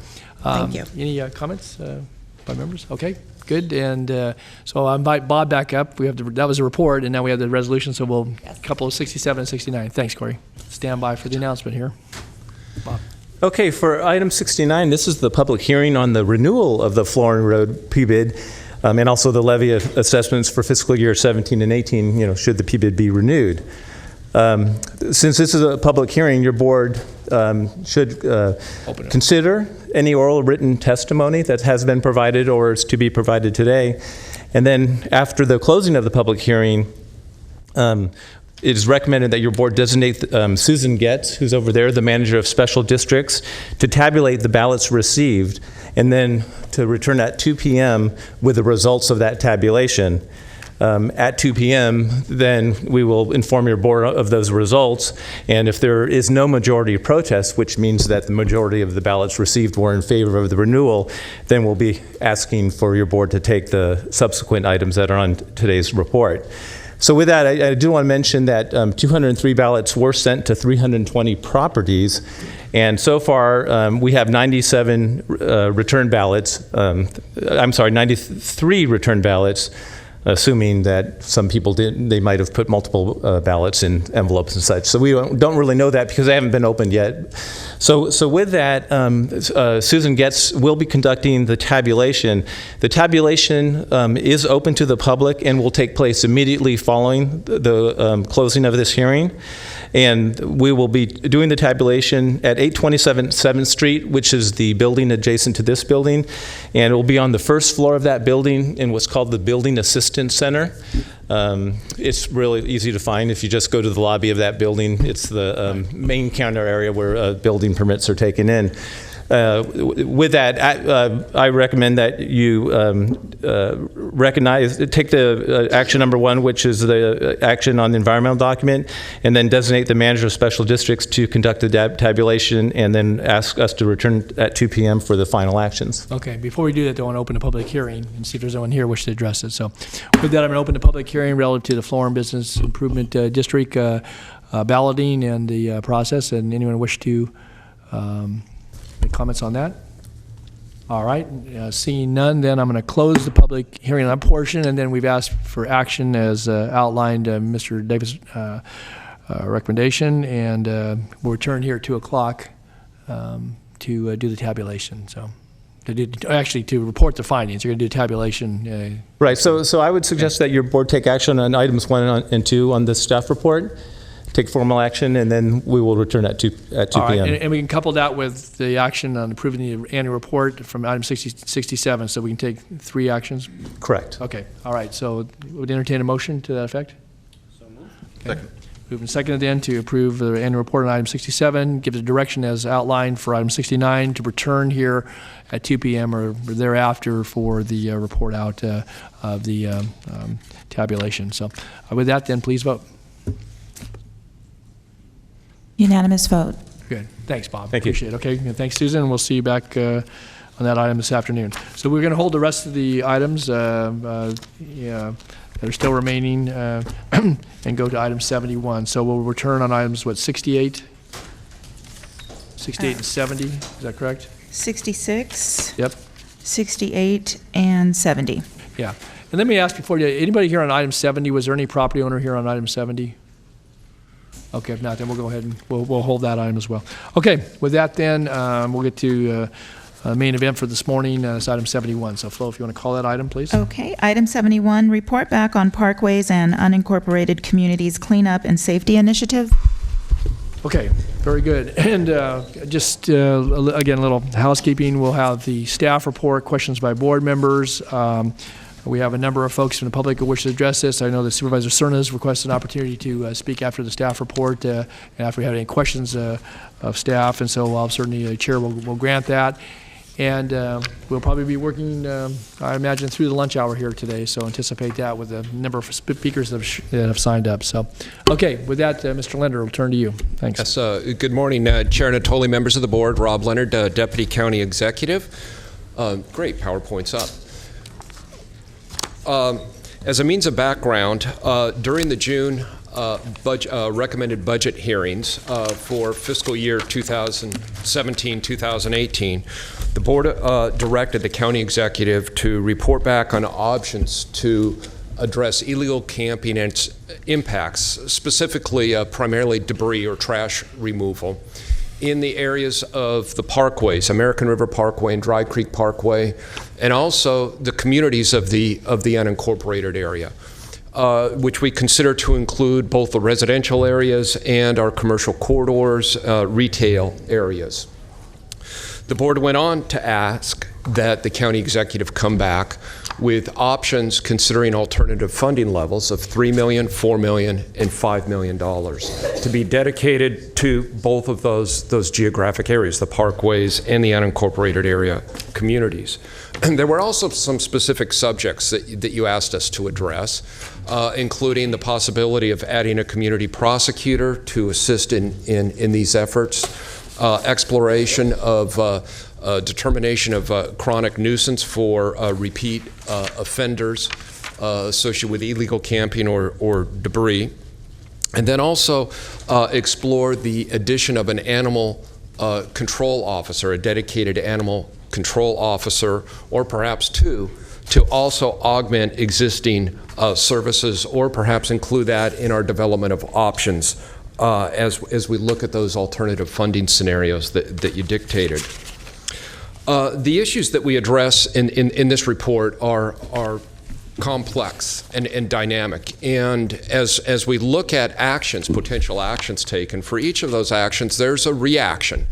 And so as we proceed through this report, it's something we take into consideration. There isn't a clear path to a single solution to address these issues. The report that was prepared in support of this item and this presentation was developed through a collaborative effort cutting across the county organization, the Sheriff's Department, and also the DA. I just mentioned as I'm launching into the comments, our Parks Director, Jeff Leatherman, is not with us today. He's out of town attending a memorial service for a family member. But we did have clear participation from Parks Department, clearly, as we prepared this report. And so, with that, this presentation is really also designed to provide a foundation for discussion of the board. there are options here in terms of staffing models and pursuit to address these issues, in addition to those alternative funding levels. So this presentation is put together to, in essence, provide a foundation for the discussion of the board this morning. Illegal camping enforcement and its associated impacts are influenced by and conducted by multiple jurisdictions that enforce many laws and regulations. Sacramento clearly, through the efforts of the Sheriff's Department, which I'll detail more specifically in a bit, in the unincorporated areas. Regional Parks currently deals with these issues in our parkways. The City of Sacramento deals with it, obviously, within the City of Sacramento, but it's important to mention that as we look at the parkways, specifically the American River Parkway, the City of Sacramento plays a role there also. Specifically as it relates to dealing with animal issues in the lower parkway, those areas that are within the City of Sacramento. And then also the city is the first responder for fire and emergency medical calls within that portion of the parkway that's in the City of Sacramento. Cal Expo, part of the parkway is owned by the state as part of Cal Expo, but the emergency response and law enforcement functions that are needed in that area of the parkway that is owned by Cal Expo are supported by our park rangers and by our Parks Department, and not by those resources that operate within the primary confines of Cal Expo itself. The City of Rancho Cordova, in the American River Parkway, defers primarily to the rangers for primary response, and then respond on a mutual aid basis within that portion of the parkway that's within the City of Rancho Cordova. But all the maintenance activities and any camping enforcement is handled by the park rangers in the parkway in that area. I might mention that the City of Sacramento, of course, also responds in support of the rangers on mutual aid calls in that portion of the American River Parkway. And then Metro Fire, as you move upstream or to the east, out of the City of Sacramento, Metro Fire is the primary responder for emergency medical and fire response in that area of the American River Parkway, and then it's a variation on the same relationship as we move up the Dry Creek Parkway towards Rio Linda. Legal issues affecting enforcement actions on illegal camping. Federal and state constitutions, we have a variety of ordinances and regulations of the county and the City of Sacramento. And then we also have the Marin Agreement, which was a product of litigation and a settlement agreement in 2009, which in summary dictates how personal property associated with illegal camping activities is dealt with. That agreement sets forth that personal property will not be taken if the camp is not occupied, that there would be a posting of a notice on that camp, and then the owner of that property be provided a minimum of 48 hours to remove that equipment, that personal property. And if it's still there after 48 hours, then that personal property can be removed, but there needs to be a note left on the location, and then that personal property is stored.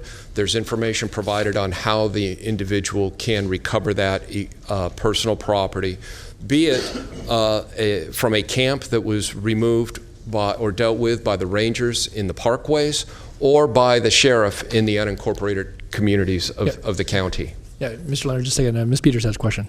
Sorry to interrupt your presentation there. I've been asked a number of times if that memorandum has a sunset on it. Do you know? I don't know if the county council would know. The court has maintained jurisdiction over that. It currently doesn't have a sunset. Okay.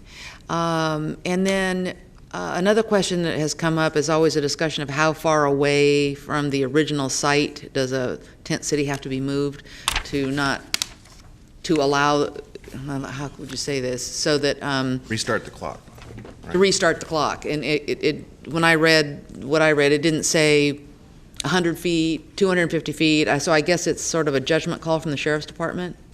That's correct, be it the Sheriff's Department or the park rangers in the parkways. For example, it's not you have to move out of the parkway. We experience people relocating within the parkway. Well, or on Fulton Avenue Correct. or Fair Oaks Boulevard, yeah. So it just sounds like, I don't know if Phil can talk about that or not, but certainly that's an area of concern that we can talk about another time. I think it seems so foolish. I don't disagree.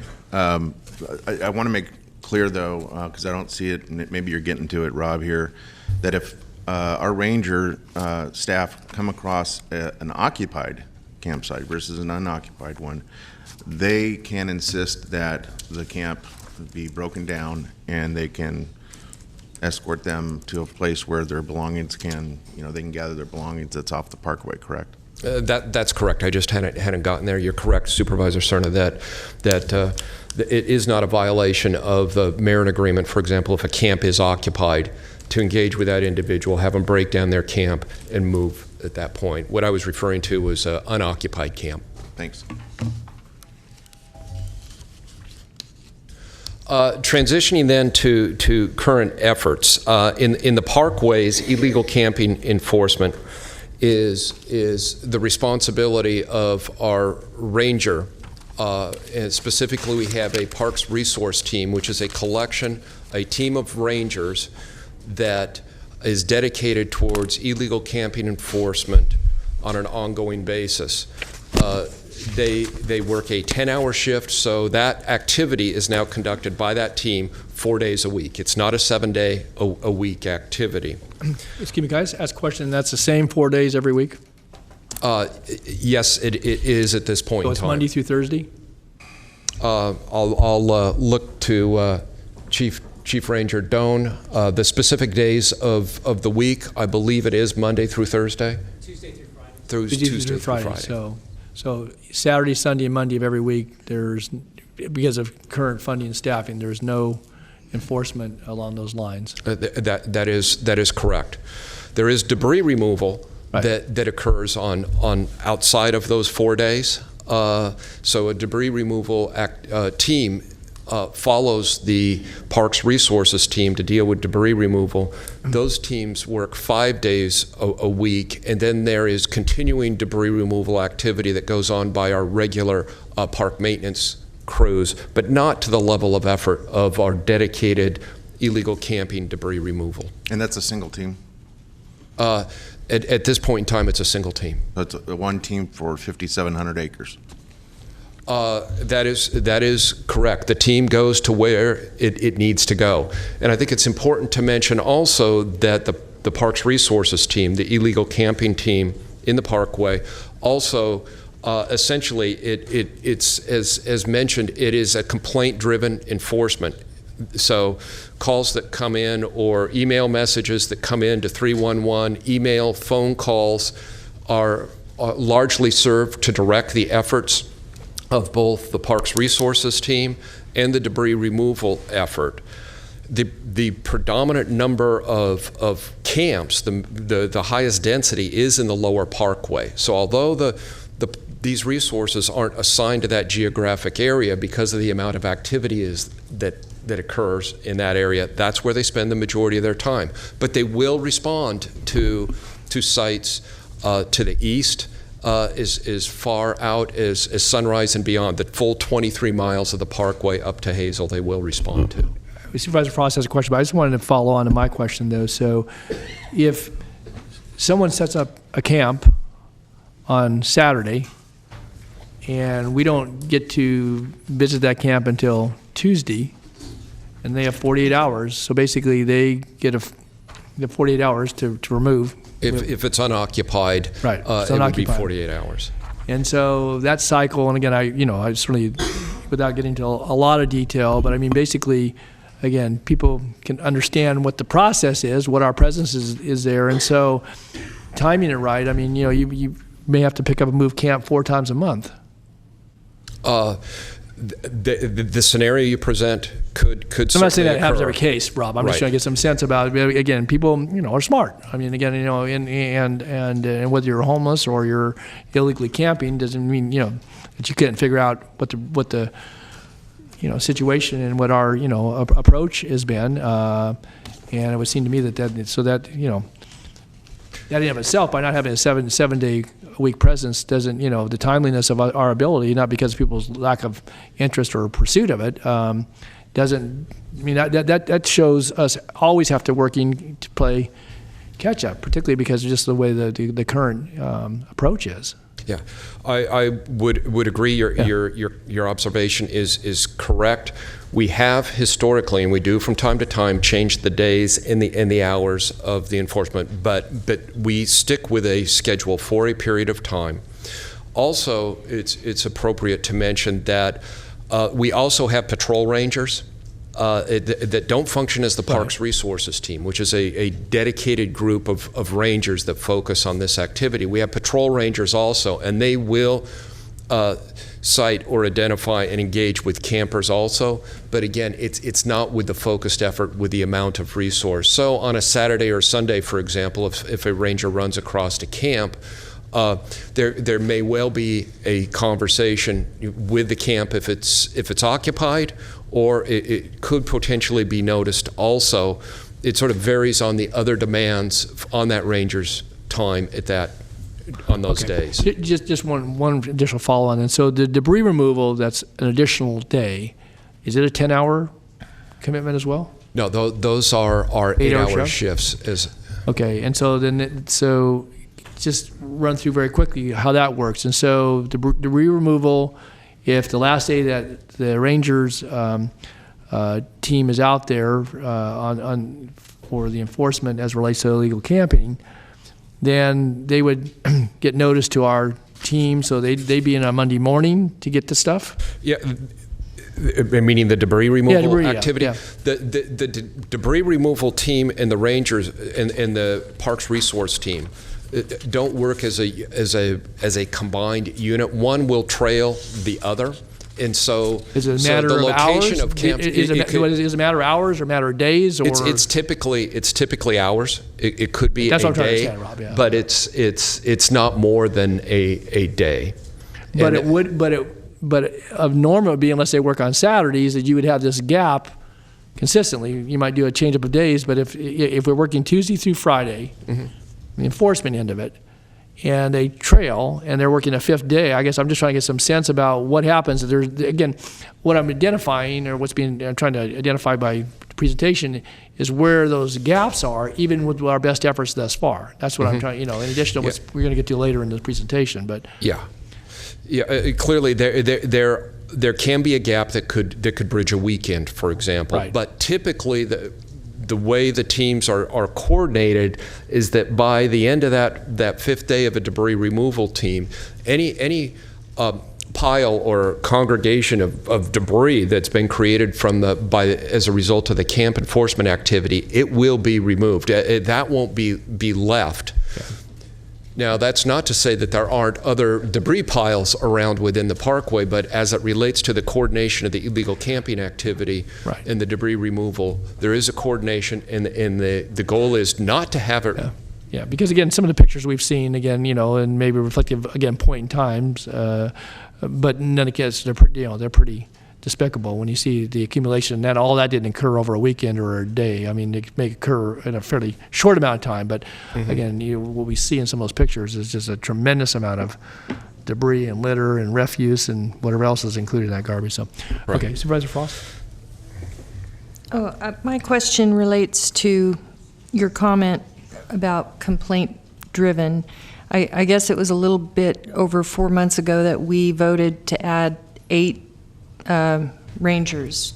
Is this the team that we're talking about that's been working for 17 weeks that has cleared 120 tons of garbage from the parkway? That's correct. That is correct. The 8 rangers, we didn't add 8 rangers. It was a sort of a restructure of our existing ranger capacity into the park's resource team, and we transition to more of a law enforcement model to engage with the campers. And the numbers that you see here are the product of that restructuring. Effort. Correct, of that restructuring. So since it's complaint driven, the question I have is, are you tracking the number of complaints? Are you able to respond to all the complaints that you're getting, or are there more complaints right now than you're able to respond to? As far as you said, it's complaint driven. So is our staff in a position where they're not able to respond to all of the complaints? I believe in most all cases, complaints are responded to within 1 to 2 days. Now, to the extent that a response in the environment that we're working in now, that camp maybe, if it's occupied, then it will be broken down and the individual will move on. The individual in that camp may just move someplace else within the parkway or within the unincorporated community, but the camp at that location is broken down. If it's occupied. If it's not occupied, then the parameters of the Marin agreement kick in, and it's a 48-hour notice, and then there's a collection. And so there, in that case, then there will be multiple visits by the Parks Resource Team to an individual location, and that could go on for anywhere from 2 to 4 days or more, perhaps, before that camp is moved. So in theory, even having more rangers may not result in quicker response or quicker resolution to that specific problem because of your limitations by virtue of the law. That's correct. There's one other operational consideration as we discuss this, and that is when you look at, say, a 10-hour shift of the rangers and the time involved in engagement of that team. Now, they won't necessarily all stay together. They will stay in a basic geographic area, and if there's more than one camp in that area, they will engage simultaneously, but they aren't going to spread necessarily from downstream to upstream unless the supervisor makes a call to break the team up. But they will engage on multiple camps within a geographic area simultaneously. The time to deal with a camp, if it's occupied, it could be well over an hour or 2 hours, or perhaps even more, depending upon the capacity of that individual to break down their camp and move things along. And then if it's not occupied, then the noticing takes place. So it's not as if the rangers can move, very, very quickly. There is a fair amount of time that's involved with their engagement at each campsite. And when they approach the campsite, do they physically see them leave, see where they go, or do they just tell them, leave here, go somewhere else?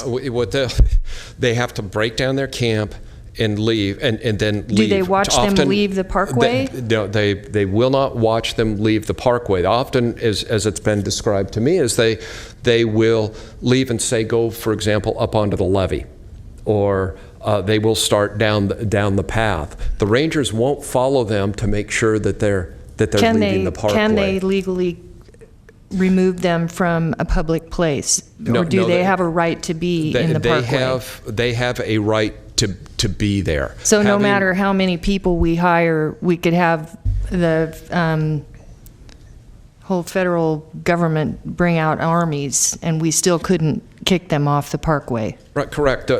You are correct. The parkway is public space, and so anybody has the right to be there, and somebody walking with a tent and a sleeping bag moving through public space, that's not an illegal activity.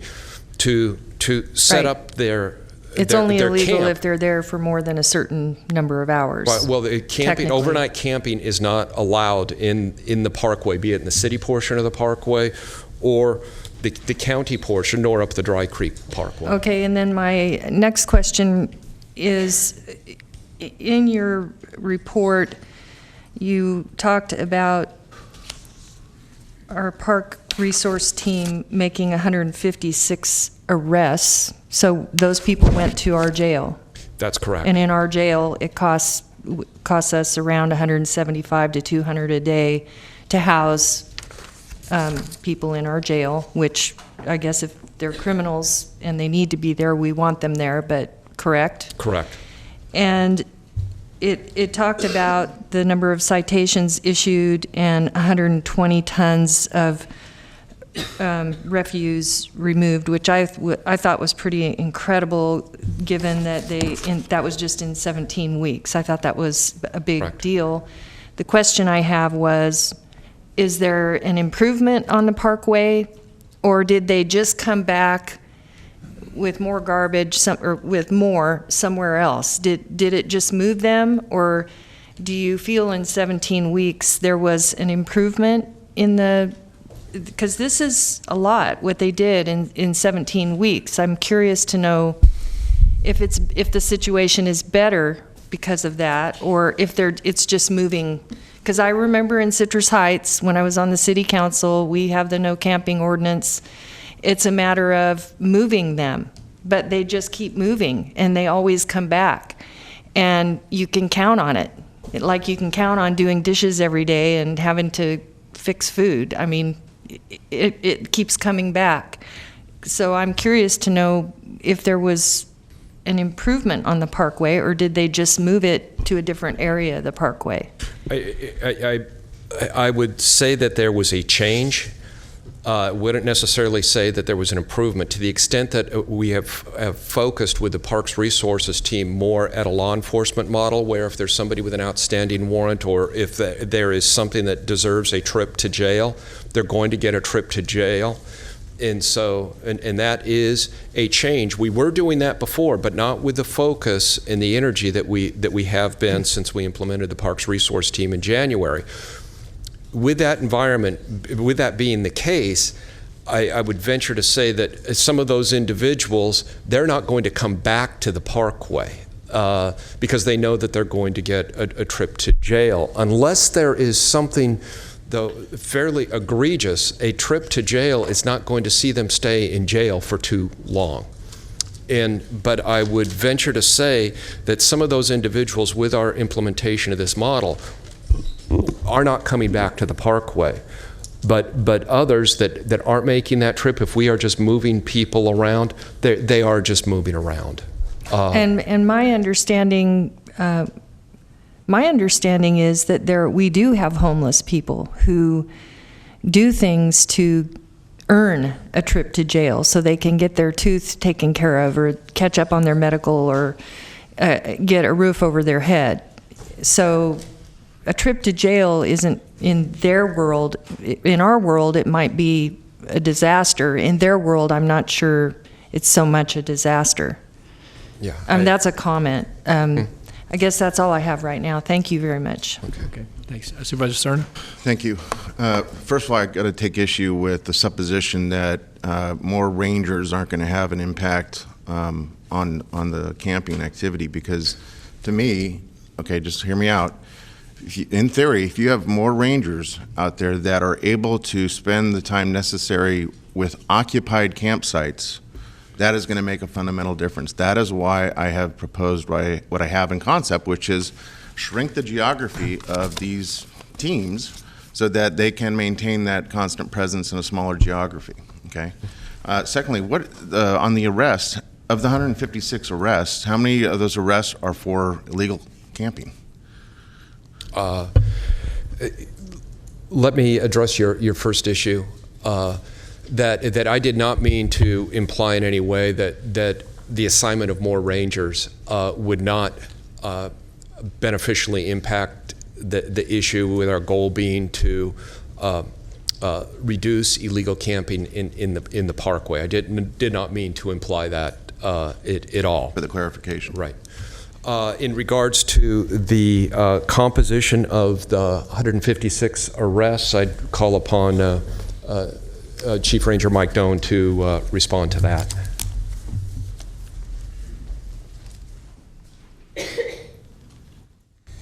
the majority of the arrests that, or actually all the arrests that the Rangers make are not related to an illegal camping ordinance. The vast majority of them are people who have outstanding warrants or who violated probation parole restrictions. Thank you. Rob, before you get back into the presentation, one of the things, and it certainly goes to the slide you're currently on, and you've got some more to follow, but I guess when I look at the amount of debris that was cleared, 120 tons in 17 weeks, that's, a tremendous amount. And then I look at just comparing to the annual activity, which we're going to hear about the HOT team in the neighborhoods, and you see that, and again, I'm just reading ahead here, but 36 to 48 tons of refuse estimated to be collected annually. What it says to me is that, beyond obviously the social issue, is that American River Parkway, if you can remove 120 tons in a little more than 4 months, and if we're doing what we're saying we're doing, which you've described, that we're getting to that as quickly as we can, that accumulation that's almost beyond comprehension. If you extrapolate and you go that 3 times that's 360 tons in a year, assuming that were an annualized amount and that you didn't, have other seasonal factors. And, that amount of garbage and debris to be generated by ever how many people we're talking about here, that may be a, rotational number to some degree, that's extreme. To think about that amount of debris, and again, if that's inordinate because of a wetter year or whatever, then somebody needs to tell me that. But that goes to the pictures that we've seen, and to, I think, the desecration of the natural environment. Obviously, we're going to hear about that today. We're going to talk more about the social issue, about the people, but that garbage isn't getting there by itself. And in that amount of time, and that amount of garbage, and then I see what we're going to do in the neighborhoods, and that, relatively speaking, that, we're talking 1,000 times more in a 3-month to 4-month period. It's just incredible. And so I guess as we get into this discussion, certainly hear from, your remainder of your report, that to me is a real focus, because that to me, it goes, obviously, people, and again, I don't put this all off on homeless, but somebody is bringing that into the parkway. Someone may come by, the river flow that brings it from upstream to downstream, but it's still got there by somebody either depositing it or putting it close enough that it can be carried by natural forces. That's just a tremendous amount of garbage and debris, and it is, I think it really speaks to the poster behind, is that what we want? And even, we saw some of the pictures on one of the PBS this morning, it just kind of showed this, contrast between, dirty and not dirty as it relates to garbage. That to me is just, it's incredible. And it says that, something is way out of balance here. When it comes to, you're going to have litter. I mean, obviously, you have a role that some of that gets deposited by people who just don't care, and maybe just casual users of the parkway. But that number is just astounding. And again, this was a number we had, I think, when we broke in June, so I don't know if this has been updated or maybe this is the most current number, but it seems to me I saw that number previously and it's been repeated. This is these are the same statistics you saw in June. So what's happened over the last month? I guess I'd be curious what's It's not included here. Yeah, it's not included here. So again, that number, I trust if it's been as active as you just all stated, that we've got a whole lot more to add to this number here, but that's just astounding to me. So anyway, yes, Mr. Stern. Can I respectfully ask that we try and hold our questions to the end, because there's 11 more slides. I know a lot of people are here in the middle of the business day that want to testify, so if we can kind of give Rob the latitude to really get through the rest of the presentation, I think we'll do. Yeah, well, I think we'll all try to do that, Mr. And I'll go as Rob, that's right. quickly as I continue with the as I presentation. can. So I think an important point to mention before I leave this slide is the funding that's included in the recommended budget, which your board approved in June, and that's $1.528 million for rangers and debris removal.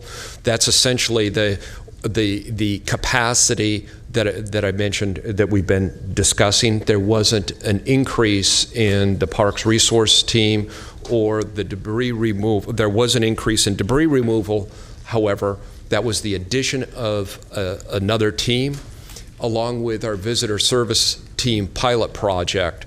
that was approved as part of the recommended budget. So that was an additional $449,000 that was approved in June.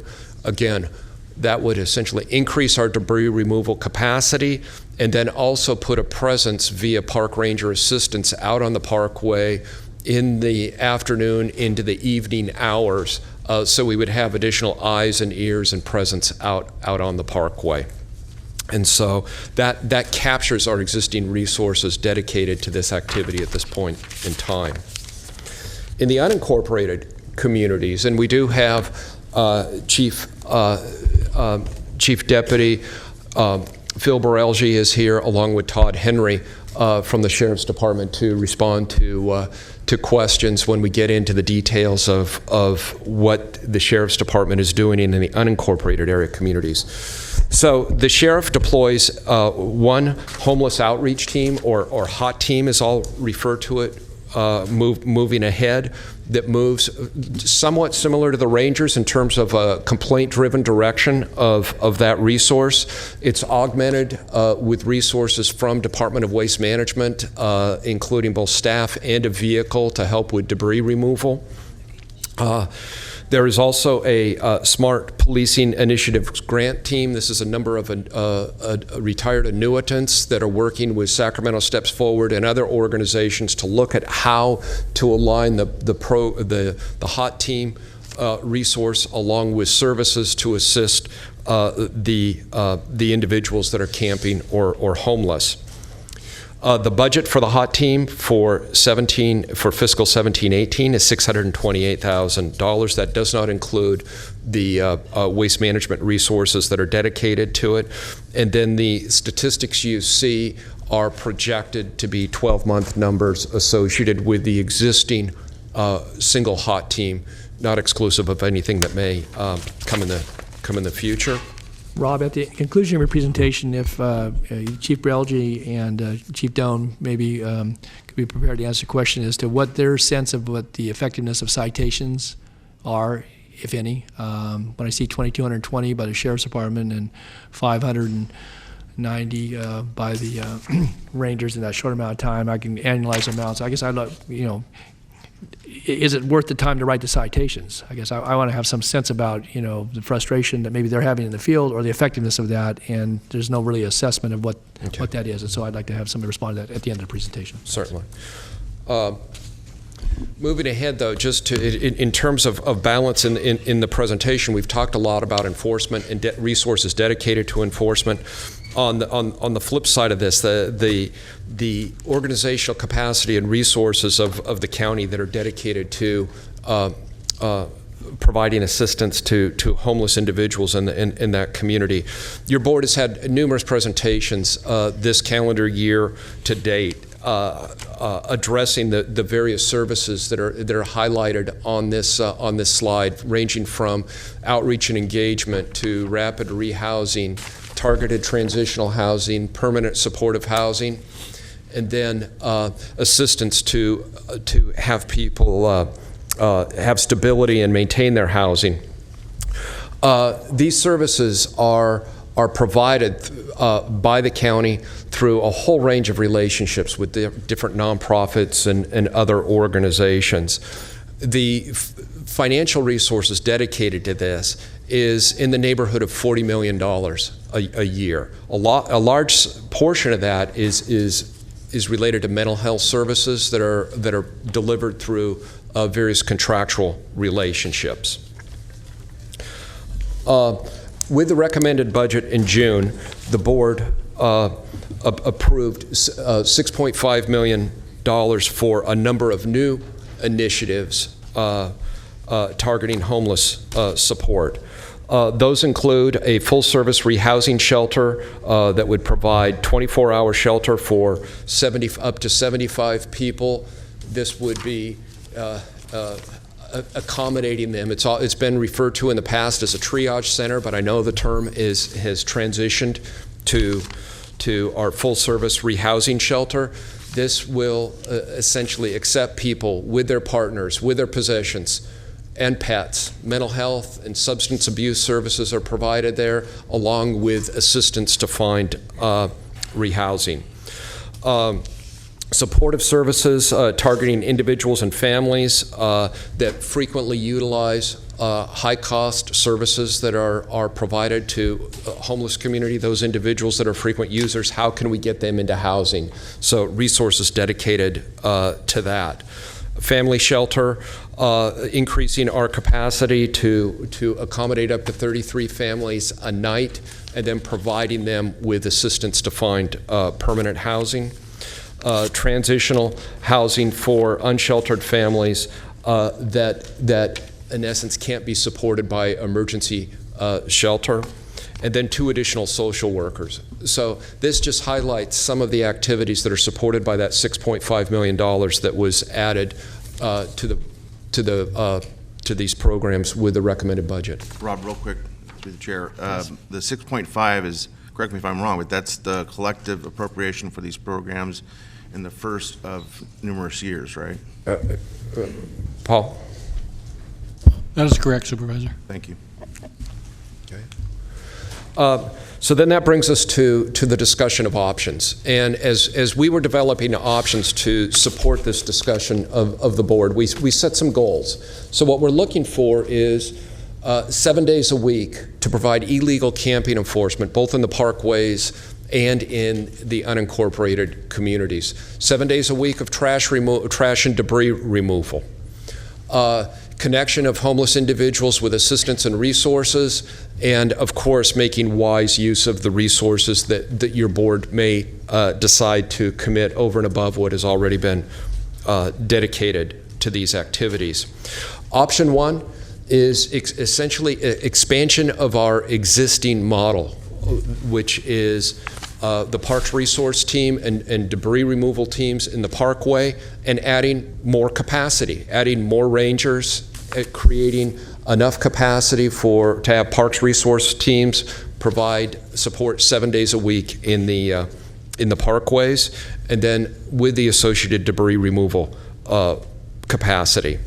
Option 2 would consolidate illegal camping enforcement activities in the parkway and the community with the hot teams of the Sheriff's Department, and then redeploy our existing ranger resources that are dedicated to the Parks Resource Team to essentially ranger patrol activities that could be assigned to geographic areas or beats within the parkway. These individuals would provide additional visibility on the parkway, could engage with campers and others as they're wandering around the parkway during the course of the day. And then also on the backside of camp enforcement activities, engage with individuals that have been moved from a camp to make sure, in essence, that they don't just resettle at another location within the parkway.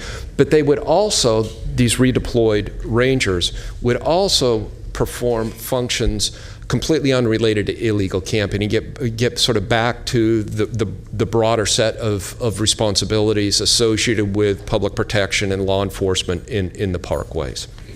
So with that, I won't spend a tremendous amount of time on these the next 2 tables, but essentially what we present here is for option 1, for the alternative funding levels that were dictated by the board, 3, 4, and 5 million.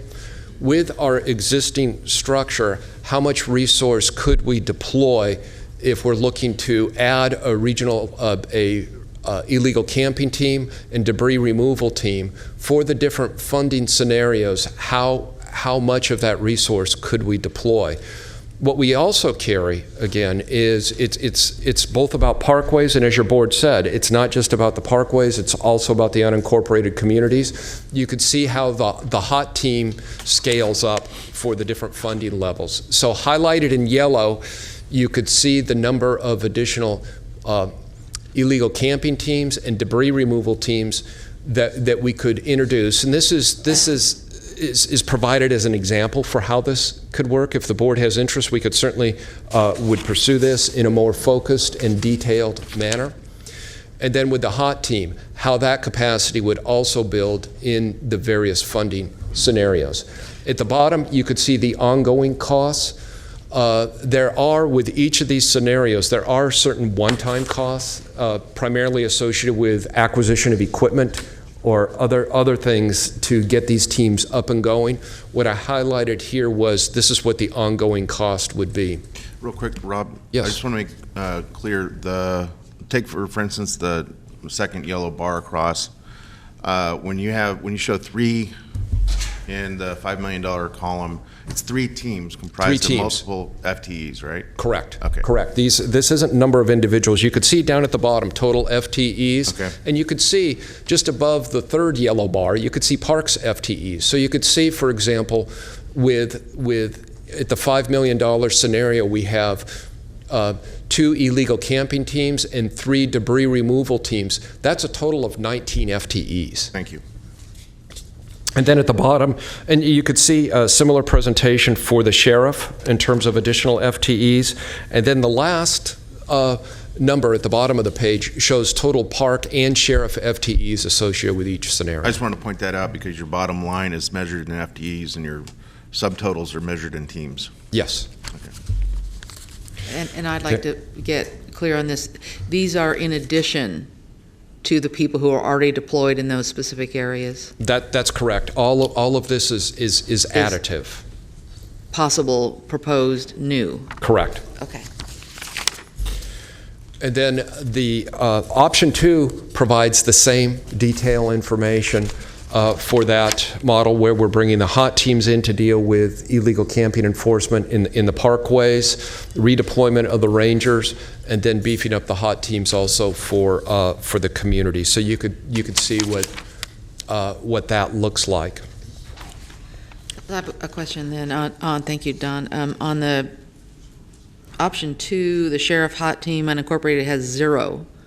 Yeah, in the $3 million in the $3 million scenario, funding level, if we're bringing the hot teams in to handle illegal camping enforcement in the parkways, that essentially consumes all the $3 million.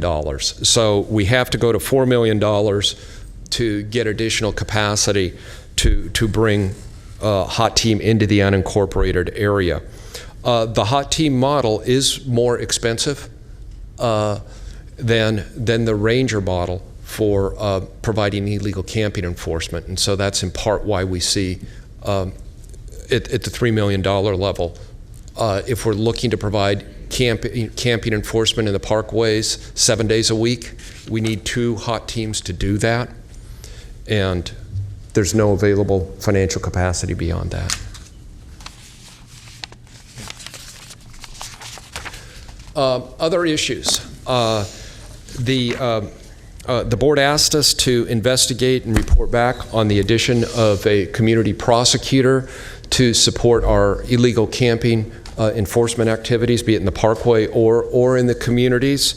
I understand that since we published this report and prepared the presentation, there's been continuing dialogue with the district attorney and within the district attorney's office that might provide some additional insight as to what their thinking may be.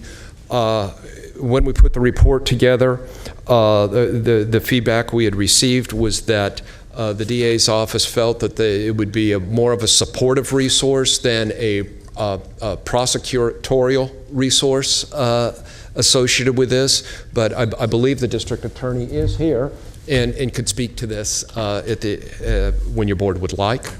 And I think that same goes to the chronic nuisance action in terms of the offenses that homeless individuals or illegal campers are often cited for, and might they rise to the level where they would cumulatively be considered a chronic nuisance, and that would trigger other actions. I think the DA could also perhaps speak to that in more detail, reflecting what their current thinking is in a moment. And then as it relates to an animal control officer, had a fair amount of discussion with both Parks, the Parks Director and Animal Care Director, who also spoke with his counterpart at the city. Currently, the Parks Resource Team or the Rangers are supported on an on-call basis, as needed basis, by city animal care. And if they can't respond, then county animal care responds to the call. These calls aren't Is that for, everywhere in the Parkway? Pardon me? Along the entire structure of the Parkway? On the city portion of the Parkway. City portion, the city of Sacramento would be the first call. If they can't respond, then county animal care will respond. Out in the beyond the city of Sacramento, that is all 100% county animal care. And as I understand it, the frequency of calls on average is about 1 call a week, and the response has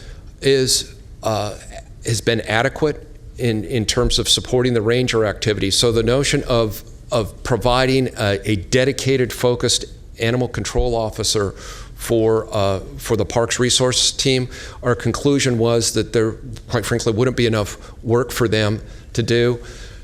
As it relates to off-leash dogs and engaging with people in that regard, when we talk about the visitor service team and the park ranger assistants wandering around, then also if we were redeploying the rangers in any way, there could be interaction between dog owners and either the park ranger assistants or the rangers dealing with that. But as it relates to dealing with an animal issue at a camp, that support would continue to be provided by the city if it was in the city, or the county if it's in the county.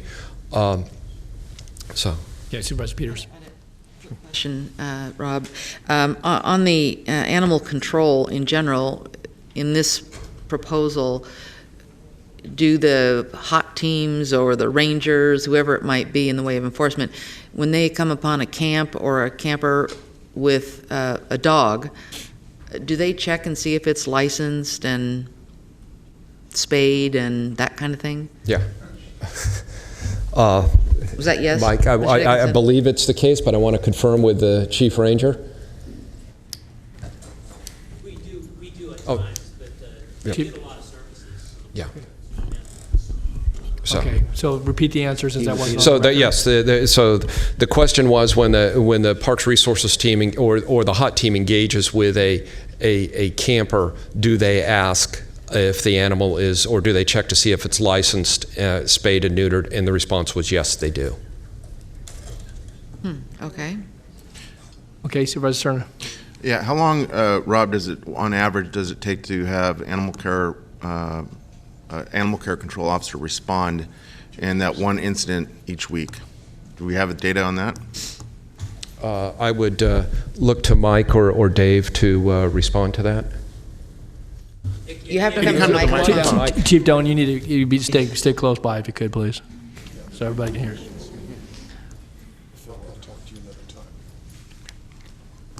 It can be timely, so it depends on, sometimes it depends on the circumstances as well. So if we're still searching for the at-large dog, if it was aggressive or vicious, a lot of times they wait till we have the dog contained until they respond on the city side. And there have been times in the past that we have had to call the county to come into the city to assist us in apprehending the dog and removing the dog from the parkway. So sometimes it can take 15 minutes, and sometimes it could take an hour or two. Okay. Don't go away. Yes, stand by. We have another question. Supervisor Frost. If you're asking if the animal is spayed or neutered, if it is not, do you take the animal to the animal shelter and spay or neuter it, or what is the result of that? Is it? A lot of times, if the dog's unlicensed, we can issue a citation for unlicensed. We won't remove the dog. A lot of times we refer back to animal care on what dogs they want us to seize or to assist us to seize, because we don't really even have the equipment to seize animals safely. That's why we'll identify the animal and try to get it contained with a leash, and then animal care will come because they have the proper equipment to seize the dog safely. So we don't spend a lot of time on researching or identifying which dogs are spayed or neutered, although if it's an aggressive or vicious dog or a continuing at-large dog, we will. So when they are a vicious dog, they can legally take that animal and seize it and take it from the owner? Animal care has very specific guidelines on what dog falls into what definition. But anecdotally, we seized 5 animals that were all tied to trees and benches that were aggressive towards the rangers, and the city animal care released that back to the owner before the rangers were finished writing the report. That's pretty effective. They have their own guidelines, and I don't want to speak negatively of that, but they have their own guidelines of what dogs meet what definition. Okay, Supervisor Peters. I guess maybe that's something we could address here is the guidelines. I don't. This is the first I've heard of guidelines for vicious animals. The definition may be leaning more towards the animal than a human being. So maybe that's something we need to address in animal care, so that those animals can be removed. I mean, turning them around in less than a day without any changes is not, it's not helpful at all. So that's not your job. I'm not suggesting it, but to the county executive. Maybe. Yes, I'll put that on my list, talk to the city manager. And Dave Dickinson. I don't think we need a long discussion here today about it. No, I know. Dave may want to add something to the conversation. I just want to make a comment. Sure, Dave. He was referring to, they have specific guidelines. He was referring to the city of Sacramento, not the county's Department of Animal Care. If we're responding to the parkway and a dog has bitten somebody, we remove the dog and we'd put it under quarantine if it's not licensed or properly vaccinated. So we're not going to leave a okay, but what if it's just scaring the bejesus out of people? Pardon me? Well, there's a lot of different people's perception of how scary a dog can be or how vicious a dog can be. If it's running loose and acting aggressive, we will remove it from the parkway. And then what do you do with it? We have to house it at the shelter for 14 days. Well, actually, if it's just a stray and there's no owner around, we hold it for the 72 hours and we'll process it. We'll do a behavior evaluation on it, see if it's adoptable or not, or find a rescue group, or put to sleep if that's the case. Do you spay the dog before you return it to the owner? We offer free spay and neuter to every owner. Offer it, so that say it's not required. It's not required by law, no. Okay. Can I ask him one more question? Sure, Does the owner have to then come pick up the dog, or? Yes, the owners are required to come to the shelter and pick up the dog. Oftentimes, when you're dealing with the homeless people, the dog gets impounded to the shelter. It's a number of days before they even come to get the dog. There are fines and fees to pay. They can't afford the fees. They leave the dog there, or they demand the dog back without fees being paid. It just goes back and forth. Okay. Could I just add, the question kind of goes to the whole point here, not just about enforcement, but I think about being, proactive versus kind of reactive. That if there were an animal control officer assigned to work at the reaches of the parkway, and again, it might even be a part of the community effort as well, where we have some dedicated resource that, rather than just, you getting a call, either city or county animal care and rangers, waiting for, and whether people get there in 15 minutes or an hour, whatever it is if you actually had folks assigned to work, so that, again, you're looking at certainly the welfare of the people involved, whether it's the owner and or the folks who are users of the parkway, but also then you're looking at the animal welfare. And I guess I would ask the two of you, does that model, it's not about just having somebody be on call with nothing to do. That's not the purpose here. But if, we're so reactive in a lot of things that we do, that, if we were actually be proactive, and the parkway is a long stretch, many thousands of acres,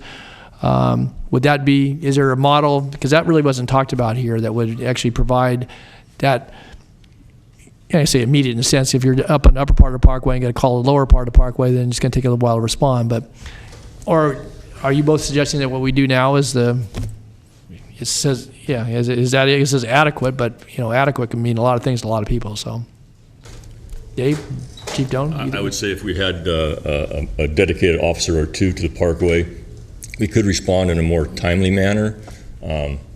Depends on what type of activities we're responding to. If an owner is present, we will not take the dog from the owner because we don't have the right to do that. Sure. But certainly if they came across an unmanned camp and it had a dog tied up, we could remove that animal. Okay, Chief Doan, any thoughts? about, the current arrangement. Again, this is not disparaging anything. It's just, is there a better way? Currently, as we discussed whether or not having an animal control officer assigned to the parkway would be helpful, it would, but the vast majority of the contacts that we have does not fall under the authorization to seize the dog, and that's normally what we rely on animal care to help us do. So we still issue citations for dogs off leash and unlicensed dogs, but the amount of time that we actually spend seizing dogs is pretty remote, and that's what we rely on them for. Okay, thanks. Okay, any other questions on this? Keep moving through. I just have one question relating to the 7 days a week. Will that still be a complaint-driven model? And so are you saying that you only have resources for homeless at the Parkway 4 days a week, and which days are those? Again, it was the Tuesday through... So if someone complains on Friday, no one is going to even go look at that problem until next Tuesday? No, so we operate in homeless camps 7 days a week. So my park resource team works Tuesdays through Fridays, and they spend the predominant of their time from mile 0 to mile 5 and on the Dry Creek Parkway. The calls that come in through Sacramento County Connect or through Sac County Dispatch, we dispatch to our patrol rangers who are all versed in dealing with illegal camps. So my patrol rangers issue probably just as many citations a month as my park resource team with illegal camping issues. They post camps, they clear camps if it's occupied, and that's how we're able to touch a camp complaint within 24 to 48 hours because our patrol team is dispatched.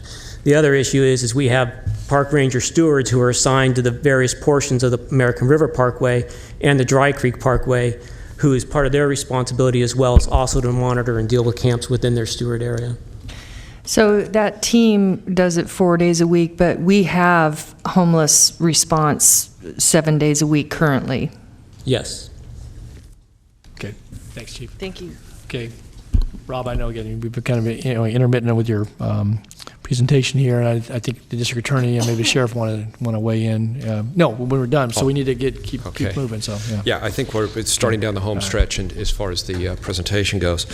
So as we look at the options, be it option 1, option 2, or any other option, we thought about, well, what are the measures? How are we going to measure our activity? How are we going to measure success? How are we going to measure change from existing condition?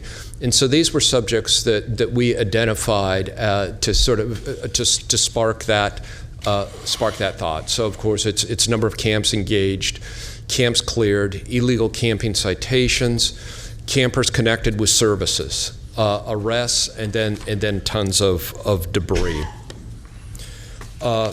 This financial analysis, as we look at the $3, $4, and $5 million funding levels or funding alternatives, there are sources of funds, all with challenges and all with complexities. And we identify what some of those potential sources are, including the Solid Waste Enterprise Fund. There's both fee revenue and non-fee revenue at solid waste. Both have limitations, both have conditions, both affect essentially ultimately the fees that are charged our customers of the solid waste enterprise. The Neighborhood Revitalization Fund, which has a current balance of approximately $1 million. That was a general fund allocation provided by the board several years ago. There have not been additional contributions to that fund. It's tapped occasionally to deal with various community revitalization projects or problem properties or unique issues that we may have, challenging communities in the county. Once that money's gone, unless there's an action to replenish the fund, that money's gone. So we consider that perhaps a one-time source, not an ongoing source of funding. Regional sanitation districts, we understand that there's a dialogue going on, a subcommittee of the Regional Sanitation Districts Board looking at non-fee revenue and its focus on various types of community projects.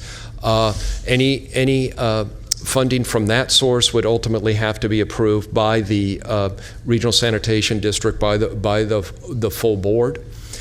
And then the funding source that we've identified of last resort is the county general fund, or as Britt calls it, net county cost. We are looking, as we move into final budget in September, between $7 and $15 million to balance the general fund budget when it comes back to you in September. As we are before you today, we don't know yet what the closing balance will be in the general fund, as the books have not yet been closed. Ultimately, when that does occur, we should know later on this month what discretionary revenues may be available, or semi-discretionary revenues that might be available as the books close to commit to the types of activities that we're talking here. And then the final thing, as I mentioned, there's a $7 to $15 million is going to be needed to balance the general fund in September. One of the things that is highly probable is at least $3.5 million that's going to be needed, resulting from state actions associated with funding for in-home supportive services. So, in closing, our recommendation is for the board to provide us direction on any preferred approach, in terms of be it option 1, option 2, or a variation thereof. What is the funding level that you might be interested in, and then direct us to come back as part of the final budget deliberations in September on September 6th, when we'll have some of those uncertainties that I mentioned associated with our financial position known. So that concludes the presentation. Okay, thanks, Rob. I know we have a couple other people may want to take into the presentation, but Supervisor Cerna, questions, Mr. Leonard? No questions, Mr. Chair. I do have a statement, though, before we hear from the public. Okay. If you want to get through questions first and then come back. Yeah, so okay. we'll come back to you. Okay, but I know we have the district attorney here, Emery Schubert, and I know Chief Brelge, and so I don't know if they wanted to, and I did want to get an answer to the question about effectiveness of citations. Yes. So we'll take any board members, and then we'll go to, once we've heard from the other folks. And I don't know if anybody else had a part of your presentation that was going to share in it. No, we do have people here that are okay. Well, then I would invite Anne-Marie Schubert if she'd like to make any comments. And Anne-Marie, thank you, and Steve Grippy for both being here this morning, now in the afternoon, and then also Chief Brelge and his folks. So, good. Good afternoon. Thank you for the opportunity to come and talk to all of you. First off, I'd like to essentially apologize for the staff report in terms it seems like there was some confusion on whether we want to play a supportive role or an active role in this effort. And I think one of the things that's important to remember is that the county, as it stands, we hear about all these, the illegal camping, these citations by the sheriff and by park rangers, but the ordinance as it exists is only an infraction. And that does not give us any ability to do anything long-term. I have tremendous respect for the hard work that's occurring out on the Parkway, but we have to have the tools. And so I think the board is very much aware of the great work that our community prosecution program has done historically in this county, as well as in the city of Sacramento. And so my first opportunity was yesterday to actually read the entire staff report. So I'm here to really kind of provide what I think the DA's office can do.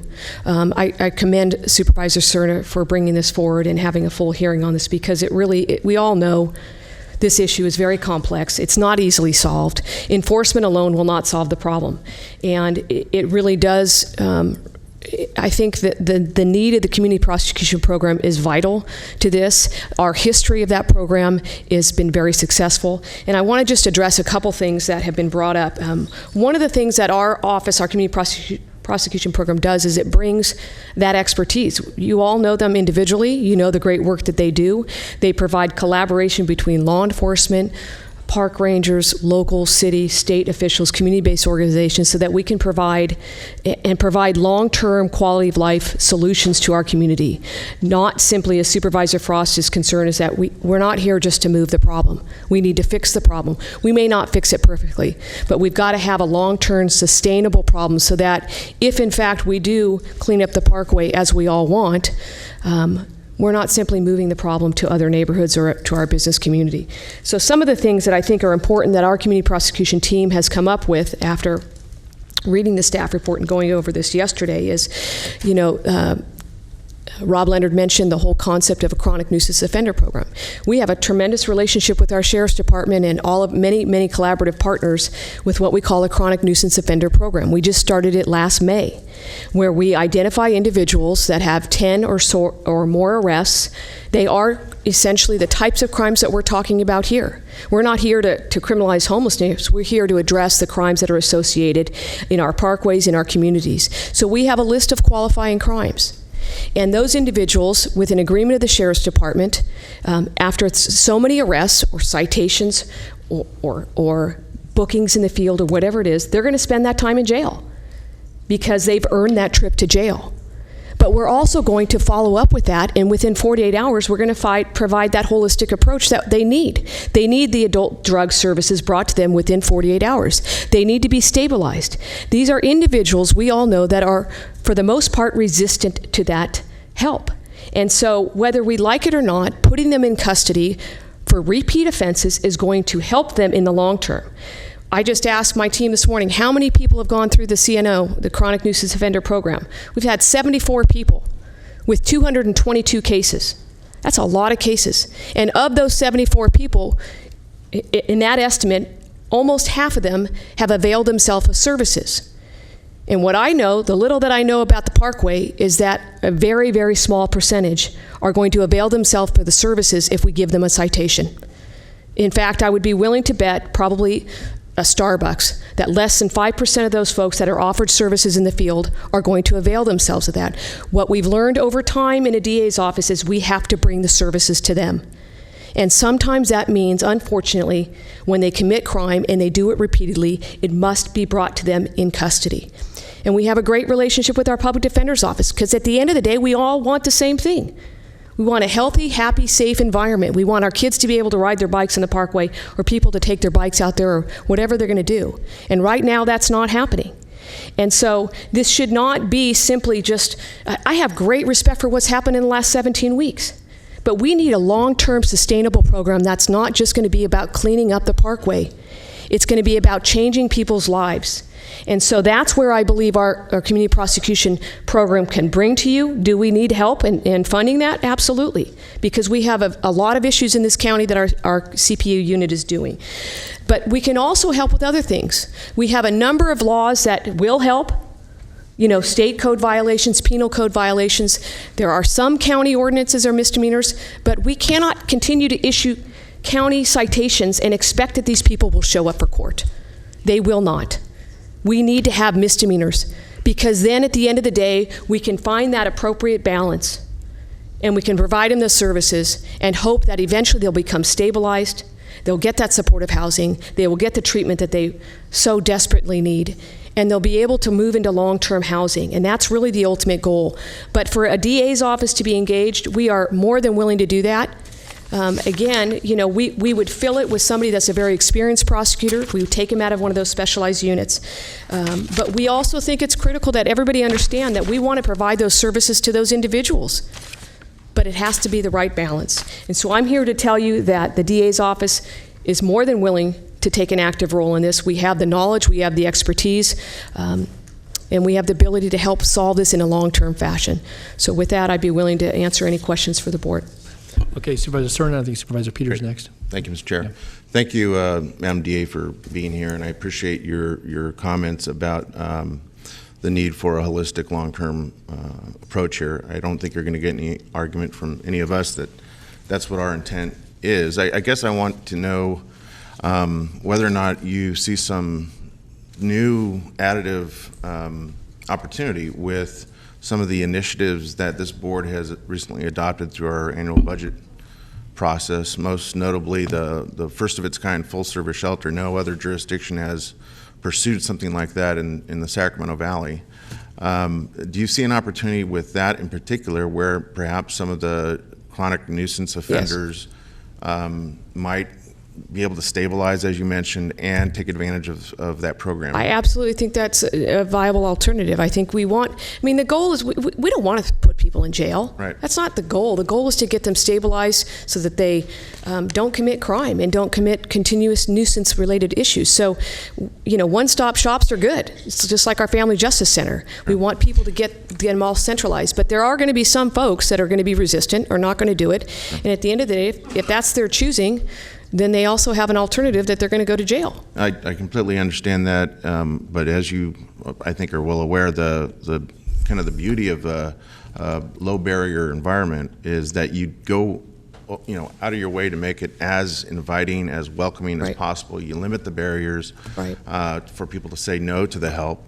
And so once they're, beginning to stabilize, once they're in an environment other than in a sleeping bag, down by the riverside, and they have access to this, whole menu of services and options, it seems to me that is an additive new entry point. Absolutely. For a There's lot no of different question. services, There's no including question. what you just mentioned. There's going to be some crimes, let's be clear, that there's some crimes that they vary. It could be illegal possession of weapons or drugs. That's different than camping. Right. What I would encourage you to think about, and perhaps have a conversation or two with Mr. Lake, is as we begin to go through the critical thinking about what is going to be specifically offered at this new full-service shelter with an initial capacity of 75 beds that's hopefully up and available for folks to use by this time next year, is begin to coordinate with our human assistance folks, our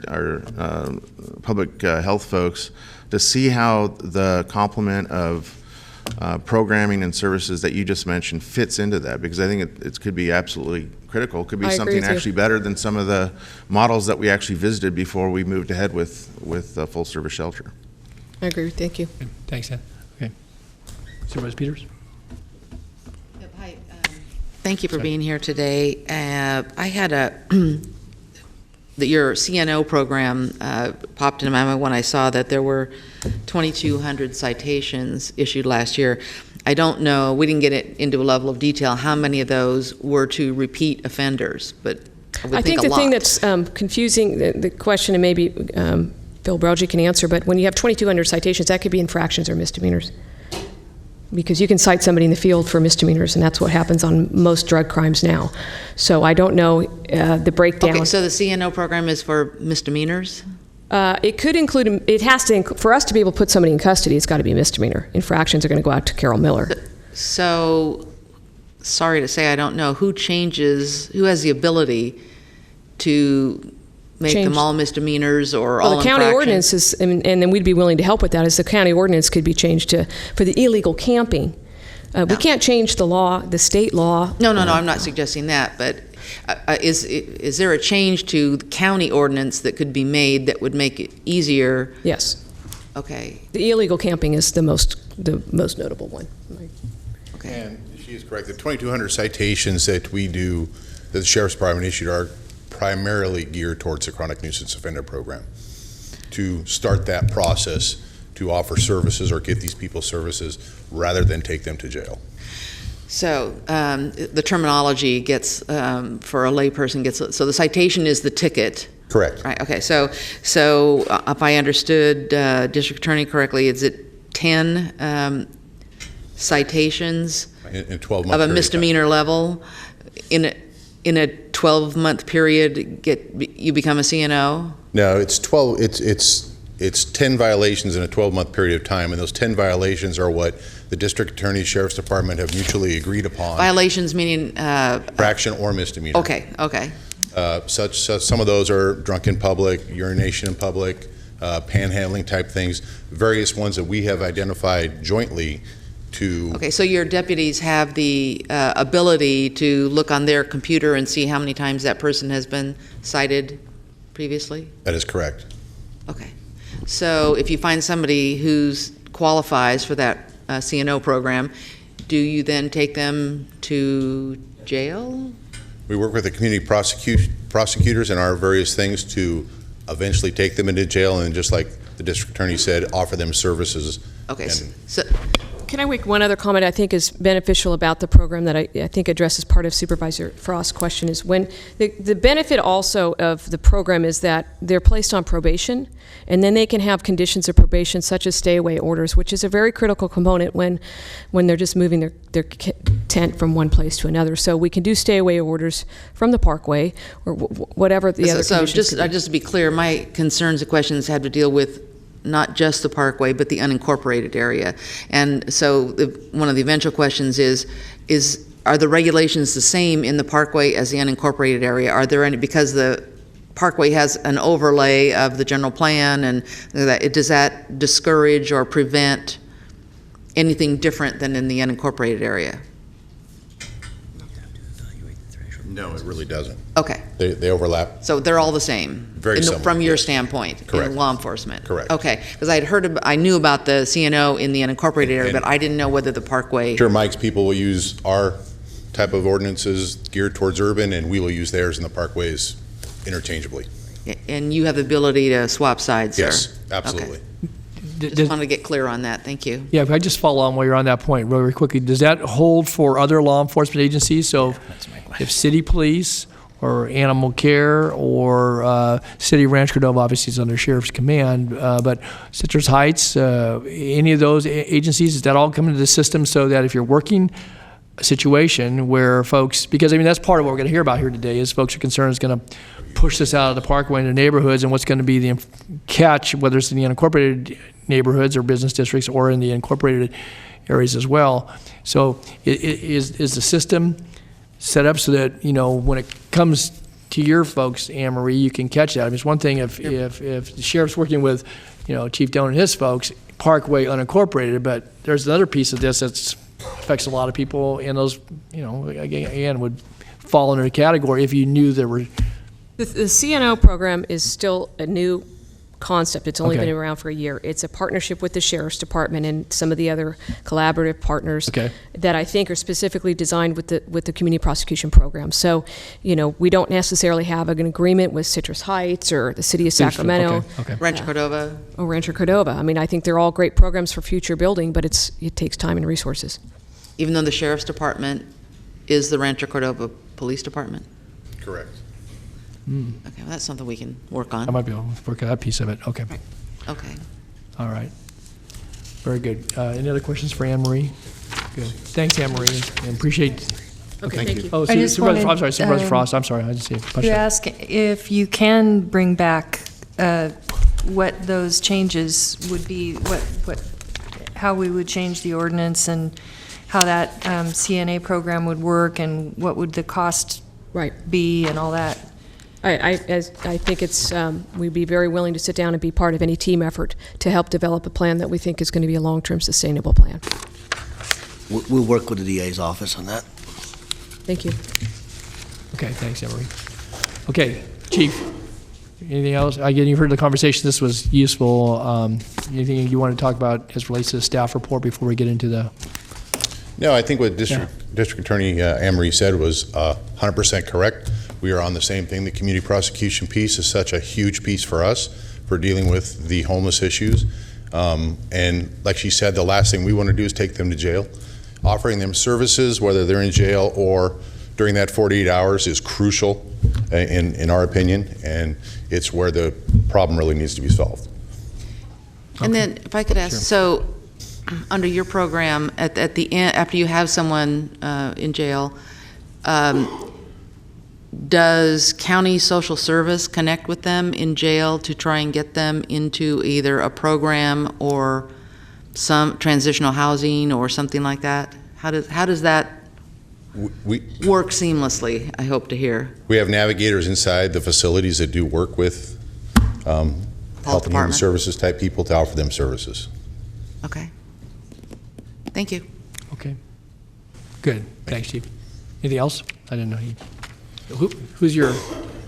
This is Lieutenant Todd Henry. Oh, Lieutenant Todd. Okay, He's good. actually out north and works very closely with the hot team and all the... I'm just here in case somebody had a question that he couldn't answer. Okay. Very good. All right. Thanks, Todd. You did good. Okay. Thanks, Chief. All right. That concludes the presentation. I know that we've got some 30-plus speakers signed up, but is there any other questions by board members before I give Supervisor Cernan an opportunity to make a comment, and then we'll go into the public speakers? So, I just have a quick, so if the DA is going to be working with you, can we coordinate with our Health and Human Services and all of our homeless initiatives, to couple that with what we're working on there, because we've allocated a lot of resources to a plan moving forward. Maybe it can work with that plan. Correct. We'll coordinate all the different services with the DA. okay. All right, any other comments or questions at this juncture? If not, then Supervisor Cernan, you wanted to make a couple comments, and then we'll go into the public speaking portion. Great, thank you, Mr. Chair. So I'm going to do something I don't usually do, which is read a statement. And I quite frankly couldn't sleep well last night. And given the kind of the multitude of recent articles and editorials about this county and about our willingness to partner on this very, very complex issue, I felt I needed to pursue a somewhat cathartic means of getting this important statement made before we hear from the public. So during recent budget hearings, I showed a very telling video, and Supervisor Peters did the same with photos, to stress the social impacts of homelessness. What we failed to do, however, was show a photo of a human being suffering homelessness. During the past few days, as I and the rest of the board have been inundated with dozens of very supportive emails to apply more resources to make the American River Parkway cleaner and safer, I had one constituent who reached out to express her support, who asked me to reflect on and acknowledge her late sister, Natalie. If the clerk could please put the photo up.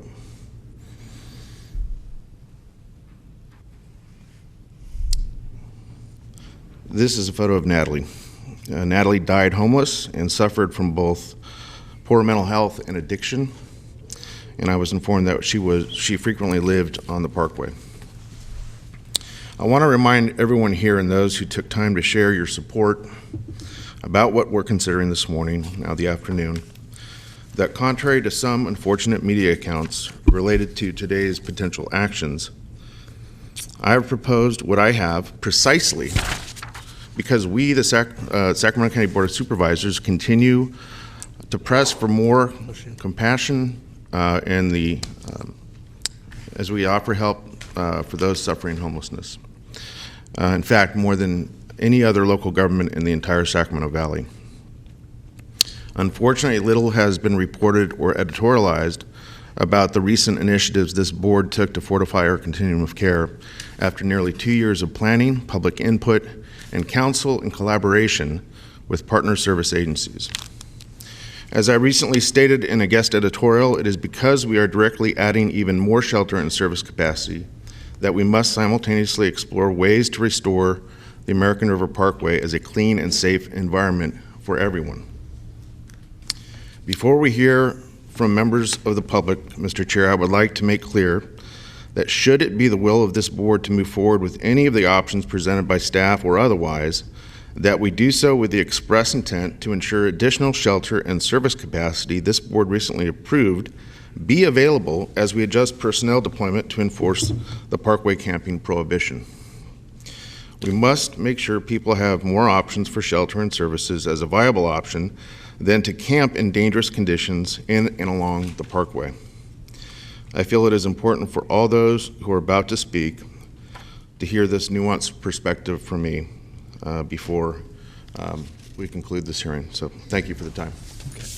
Thank you, Supervisor Cernan. Thank you for sharing that and for providing some background in for the public testimony in addition to what we've heard thus far this morning.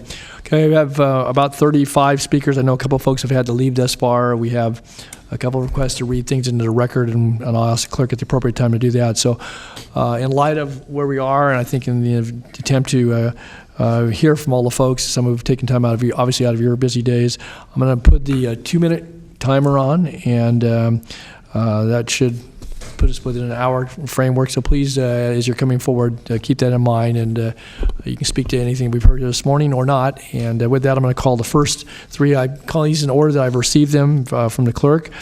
I have Mike Jaskey, Howard Lawrence, and Andy Hernandez are the first three speakers. And so if you kind of get ready in the queue, and let me reset the clock here. And with that, Mr. Jaskey. Good afternoon, Sharon and Holy Supervisors. My name is Mike Jaskey, representing Sacramento area congregations together. I will shorten my comments to thank Supervisor Cerna for his statement. Our concerns are precisely what he described.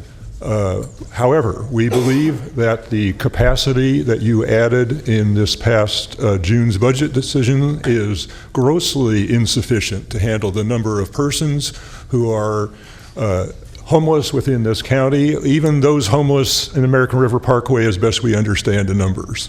So the only humane, compassionate solution is to add more capacity than has already been approved by this board. Now, we may need to broach or consider different things that we've been willing to accept in the past. Tent cities that are providing sanitation and kitchen facilities. Perhaps allowing churches to expand what they're doing. The traumatizing numbers that the point-in-time count released yesterday show the problem is much worse numerically, and maybe it only matches up what we thought the size of the problem was emotionally.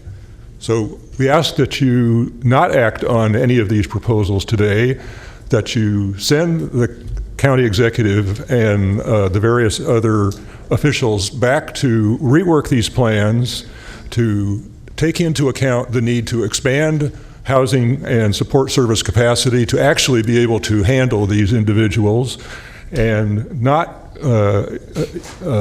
create a draconian enforcement program that just in effect is criminalizing the behavior of people who have no other option and find American River Parkway or other locations the best option that they have. If you give them a better option, most of them will take it. Thank you.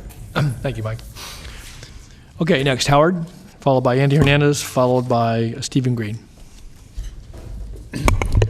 Good afternoon. Good afternoon, Supervisor Natoli, members of the Board of Supervisors. My name is Howard Lawrence, and I'm also from Sacramento Act. And I would just add to the comments that Mike just delivered, that if this board does decide to put additional resources into enforcement in the American River Parkway, we would request that you consider sequencing this enforcement to coincide with the additional services that is already in the county budget. So we would like to see the capacity for additional shelter put into place before more enforcement would take place. You know, we all know, District Attorney just stated up here, we can't really arrest our way out of this problem, that we need more funds, we need a comprehensive, a dedicated source for funding additional housing resources, and that's something we need to look at. Mike mentioned the point-in-time count. It was there. We see the problem is getting larger. It just comes down to the fact that we need to come together as a region and adopt a comprehensive regional plan to end homelessness in Sacramento. Thank you very much. Thank you, Howard. Okay, next, Andy, followed by Stephen Green, followed by Cheryl Marcel. Thank you, Chair Natoli and Super Board members. I do want to reiterate my support for the Safe and Clean Parkway Initiative, and I hope you'll fund it as much as you possibly can. Looking at the staff report, it was obviously prepared by people a lot more experienced and intelligent than me on law enforcement and civic matters. But one thing that did jump out at me, I do really like the beats concept, and I hope you do that, make sure that that at least is part of any plan, because I think that it creates accountability and it creates ownership, for the folks that are doing that. I also wanted to point out I really like the visitor assistance program that you guys came up with, and I would maybe suggest that could they possibly be on bicycles on the trail? I think that would actually create a lot of value. I think people are kind of feeling a little unsafe out there right now. Some more resources on the trail would be a good thing. Alternatively, potentially partnering with SAC PD for the areas that are inside the city, and maybe they already have a bicycle unit. Perhaps they could, run their bicycle units across the trail from time to time. Maybe a private security force or something. I understand there's some legal issues with that, but maybe those could be overcome. Last thing, performance gauge. That was brought up by Mr. Leonard. Here's maybe an obvious one. The stewards could help with it. Number of active camps in a particular beat, and they could just kind of keep track of it on an ongoing basis, so you know how you're doing. That's all I've got. Thank you. Good. Thank you, Andy. Thanks. Okay, next, Stephen, and then Cheryl, Marcel, and then Karen Humphrey.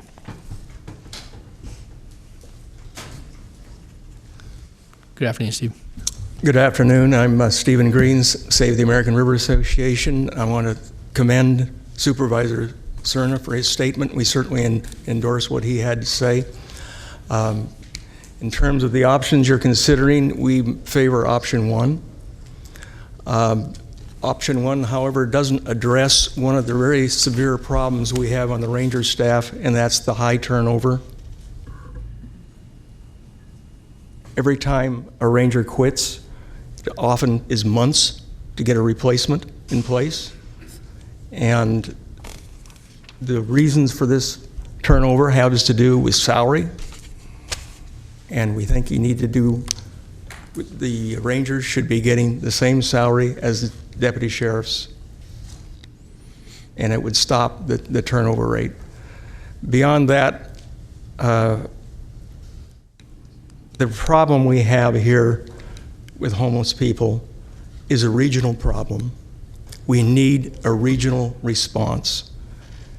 We need this county working in partnership with the cities in the county, West Sacramento and Roseville, to address this in a comprehensive manner.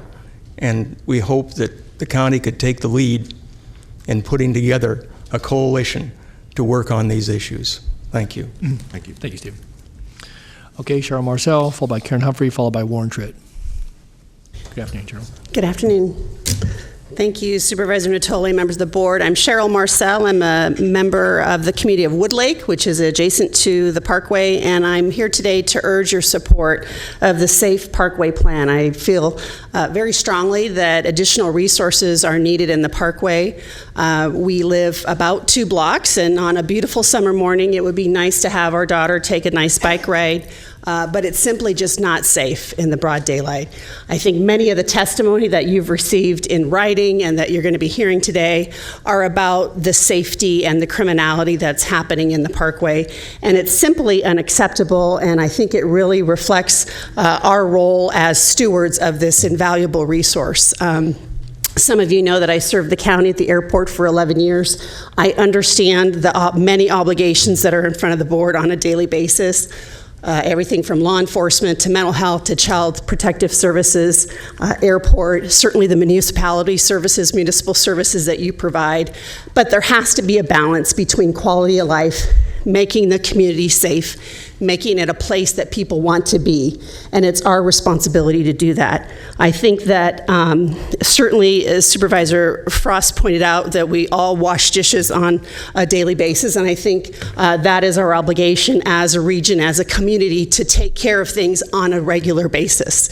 It doesn't mean that $1 is going to solve the problem. It doesn't mean that $10 is going to solve the problem, but if we're out there every day doing something, we are a force, we are being recognized for what we're doing as an obligation to our community and to future generations. I would urge your consideration of additional resources today. Thank you. Thanks, Cheryl. Okay, next, Karen Humphrey, and then Warren. Karen Humphrey? Okay, Karen had to leave. Okay, Warren, you're next. And then Warren's followed by Matt Connors. Hi, Warren. Good afternoon, Supervisors. I'm Warren Truitt with Save the American River Association. I want to say that we are supportive of option 1. I also endorsed the beats concept when he was Chief Ranger of the Parkway. Stan Lumsden had created that kind of an environment for the rangers, so they each had an area. So the responsibility and the familiarity of that area, a person was going to be able to see on a daily basis and be able to take care of business, I think, in a better way. It's definitely true that the homeless are not only on the Parkway, but spreading out rapidly. I think the more aggressive we get on the Parkway, the more likely they are going to be coming into the neighborhoods. I can walk within a mile of where I live and run into homeless either on the Parkway because I live close to that, but also along Madison, Greenback, Hazel, streets that I live close to. They're very commonly seen moving around. Sacramento County, and I think the word has been said, is the entire region needs to come together on this issue. It's really a regional problem, and I'd like to see better cooperation between the city. It seems in some cases the city people that are enforcing their laws downtown are sending people over to the Parkway. So it seems to be, in some people's minds, a kind of a dumping place, and it's got to end. That just really is such a beautiful thing we have out there that we're really gradually destroying. I already mentioned that part. Let's see. I have been told that the number of prosecutions, the DA spoke to this, but the number of prosecutions is only 50% of the citations entered. It sounds like after what she said, that is, in a way, it's not even an issue unless we get more ability to enforce the things that are really important out in the Parkway. We seem to be, by the way the garbage gets on the Parkway in many ways is they will pick up trash out of dumpsters and out of home containers and take them to the Parkway, just dump them out there, pick up the things they think they want and leave the rest there. And ultimately that just becomes part of all the other materials that they leave out on the Parkway. So we seem to be chasing our tail at this point, and I'm glad to see this particular event is occurring. And so thank you for doing this today, and I think it's a beginning, and hopefully we'll come together even more and solve these problems for our Parkway and the neighborhoods. Thank you. Thank you, Warren. Okay, next Matt Connors, followed by Nancy Conk.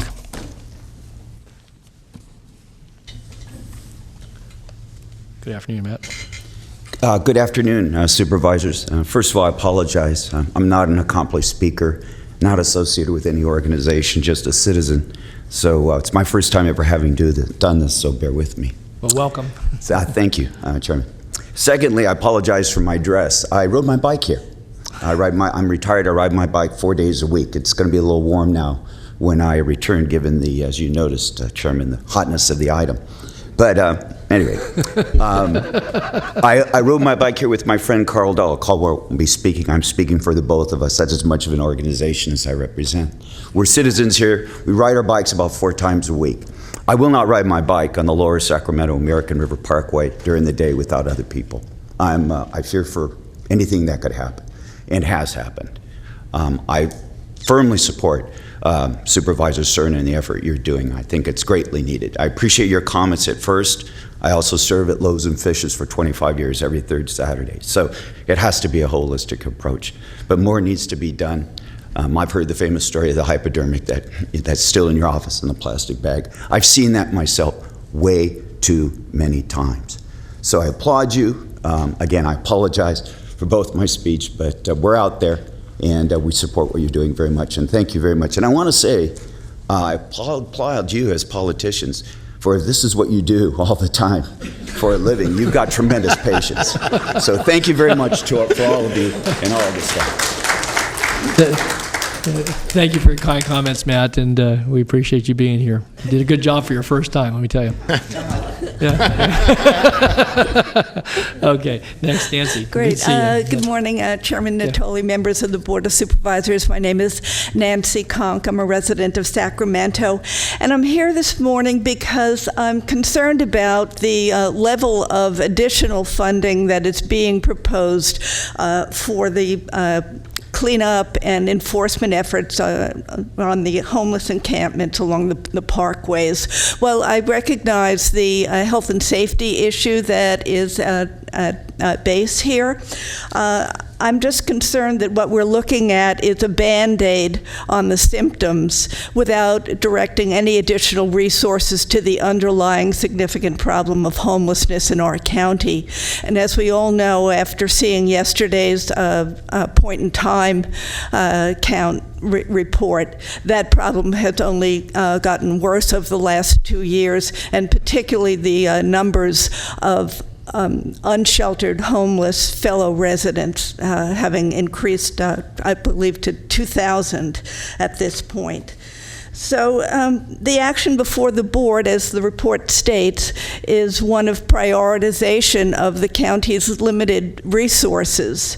The items that are missing from the budget allocations in that report, though, are ones that would enhance the housing options available to those who would be removed from the parkways.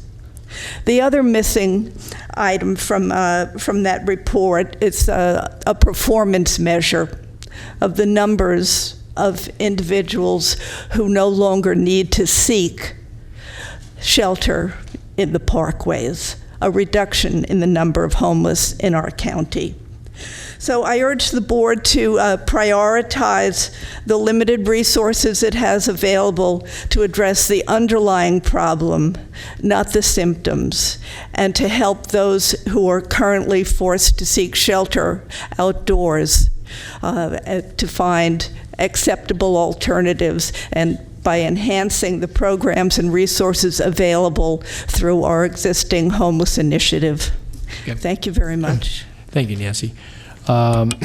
Next, I had Jeff Tardigue, who had to leave, but I have Kent Layson, followed by Ellen Ware, and then followed by Kevin Ware. Hopefully I pronounced the names correctly. So.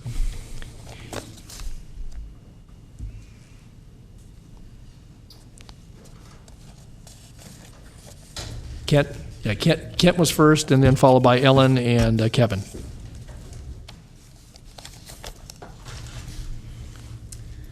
Good afternoon. Hi there, my name is Kent Lachin. I'm a regular bike commuter, and I take the Parkway and I go south at the Northgate T, which is where most of the problems are that I see. I want to thank you for actually addressing this problem directly, and Supervisor Cerna, especially a thank you to you, because this is something that I think on the Parkway it's been kind of swept under the rug for way too long, and I think it's wonderful to hear it finally being in a surrounding where we can all discuss it. When I ride my bike on the causeway, I kind of on the Parkway, I take a deep breath and I go through what I call the danger area, which is the Northgate T. I've broken up fights. I've seen mothers with toddlers in diapers. I've talked to rangers about that and asked, what do you do about that? And the answer I got was, it's complicated. And so that means that there's a lot more that needs to be done.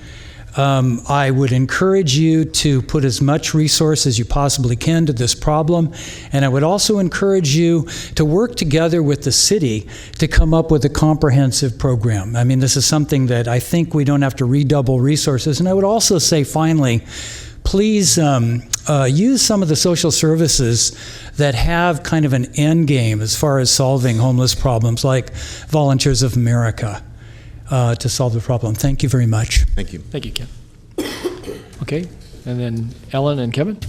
Good afternoon. My wife, Ellen, had to leave. I'm Kevin Weir. If you would allow me to take 30 seconds of her time to summarize her point, her main point that she wanted to bring to you was that if you actually step up enforcement against camping, that many of the folks who were drawn here from other communities as far away we know as San Francisco and Reno, that those folks may not be drawn here. Her main point was the reaction to the point in time study and the significant increase in numbers.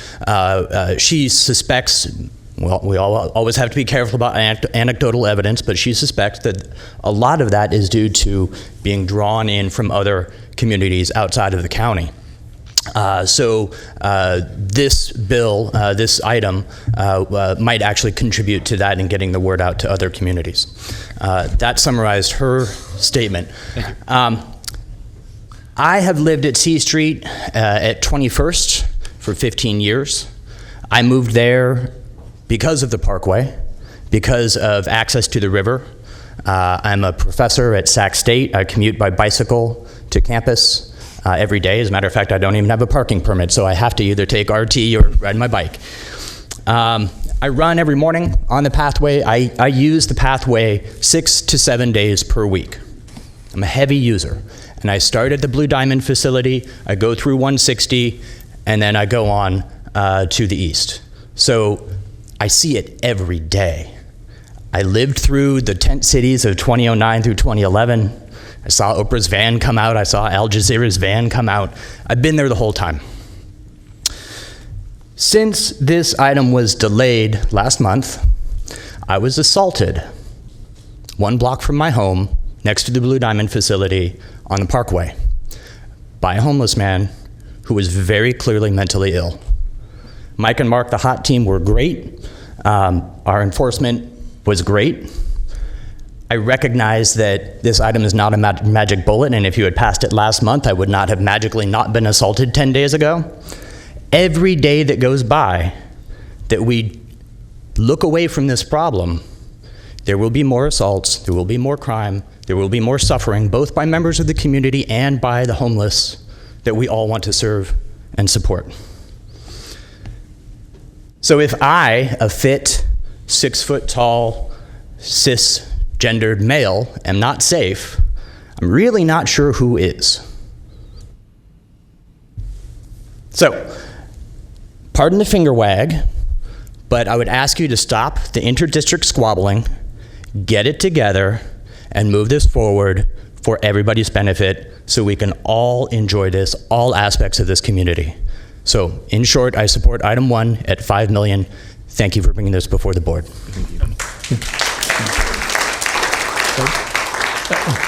Thank you, Kevin, and thank you for bringing Ellen's comments as well. Okay, next I have Bill Davis, followed by Davi Rodriguez, followed by Barbara Libery. Don't start it yet. No, I'm not going to start it. No, I'm not. Thank you, Mr. Chairman, members of the board. I've submitted a letter dated July the 3rd and another one this morning, which I apologize for. Some of the things have been said, but I'm recommending option 1. It's very nearly what Supervisor Cerna has proposed. There's some difference that I think needs to be worked out, but I think what I'd like to say is fundamentally what worries me about the 2 options and about this whole discussion is that if the sheriff is responsible for the parkway and the neighborhoods, guess what happens? There are more voters in the neighborhoods than there are in the parkways. And every one of you are sensitive to voters, and guess where the homeless are going to go? You heard one speaker say the city's already sending them to the parkway for discovery. So I think that's a thing to keep in mind. Without effective enforcement in the parkway that says clearly, we will not tolerate illegal camping in the parkway, you won't have any incentive to deal with the other, what I call the other 2 legs of the stool.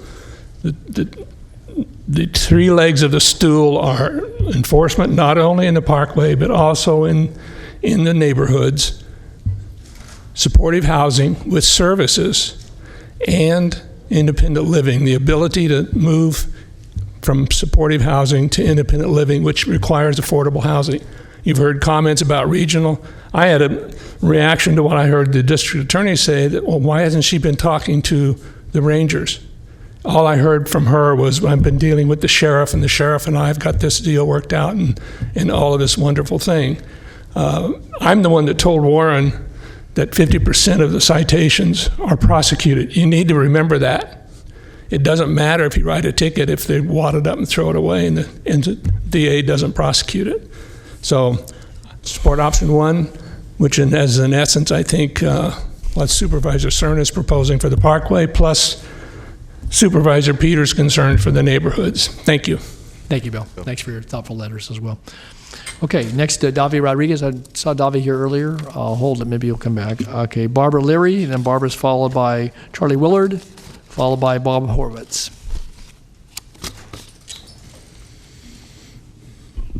Good afternoon, Barbara. Good afternoon. Thank you. I'm actually not here representing a group, but I have been a user of the Parkway since the early 1980s, and these are not new problems. And I think that over the years, so many resources have dried up in terms of placement for the homeless. There is an increased number of homeless services. That's certainly a big part of this issue. I support Sarah's recommendation that there be improved pay for the people that patrol the parkway. It really is necessary to get people out there to protect users. It's necessary to continue these efforts and actually increase the efforts to clean up the parkway. It's a public health issue for the people who use the parkway that are residents, as well as for the homeless people out there. I worked at UC Davis for 31 years on the trauma service, and it is extremely difficult to place a homeless patient who needs services beyond being returned to the streets. Most of the shelters, and a lot of people probably don't know this, have people come in during the day, but they need to leave by 8 or 9 in the morning, and they can't come back until 5 in the afternoon, which pushes people out into the streets and onto the parkway or for places to stay. The services for mental health have also been decimated over the years, and it's difficult to treat all of these problems. I'm also chair of the Sacramento Sierra Club group, and I'm hearing a large number of complaints from people who are out on the parkway regarding their feelings for safety. So I hope that we can come up with a solution. It's a hard solution, but we really need to move forward. This has been going on a long time. This isn't a recent issue over the last 2 to 5 years. So thank you. Thank you, Barbara. Thanks for your comments. Okay, next, Charlie Willard, Bob Horowitz, and then Tracy Harper. Good afternoon, Charlie. Good afternoon. I live in South Natomas. I'm on the parkway several days a week, usually 4 or 5, either on my kayak or on my bike. I commend the county staff for all the wonderful work they've done to get the parkway reopened after all the flooding. And I agree we need a regional solution to this. However, the parkway has become, for a long time, a de facto illegal campground. And there are inadequate provisions for garbage, human waste, and security. Security provisions are both for visitors and for the people who are trying to live there. I'm going to focus more on the river today because many people are talking about other things. From the river, I see many camps and large amounts of garbage. It seems like the camps along the river are out of sight, out of mind, and with the policy of complaint-driven only, they don't get much attention. Eventually, much of this garbage, human waste, and other things ends up in the river and hung up on vegetation along the river. There's a particularly acute this year with the flooding. You can go out there today and still see lots of stuff hanging in the trees. The parkway is often called Sacramento's crown jewel. It is an asset to the entire region and attracts visitors and businesses to our areas. We need to provide adequate protection to parkway users and to the parkway resources. I urge support of option 1 as a step in the right direction. As I watch the measurement tools provided by Mr. Leonard, I think the most important measure of success was missing, and that's that we don't see illegal camping on the parkway, or at least that we're reducing. The number of citations and things like that aren't real meaningful unless they're having an effect on the ground, so I urge you to add that as one of your criteria. Thank you. Thanks, Charlie. Okay. Bob Horowitz, Tracy Harper, and Bob Erlenbush. Oh, Bob. Hi, I'm Bob Horowitz. I'm a Sacramento resident, use the Parkway a lot. I'm also a member of the Update Citizens Advisory Committee back in 2004, I think that was, in 2005.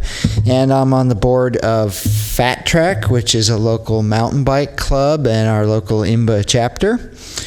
Want to express my support for Phil and for increasing the funding for this item at whatever level you feel is appropriate. This has been a really good discussion. I've learned a lot.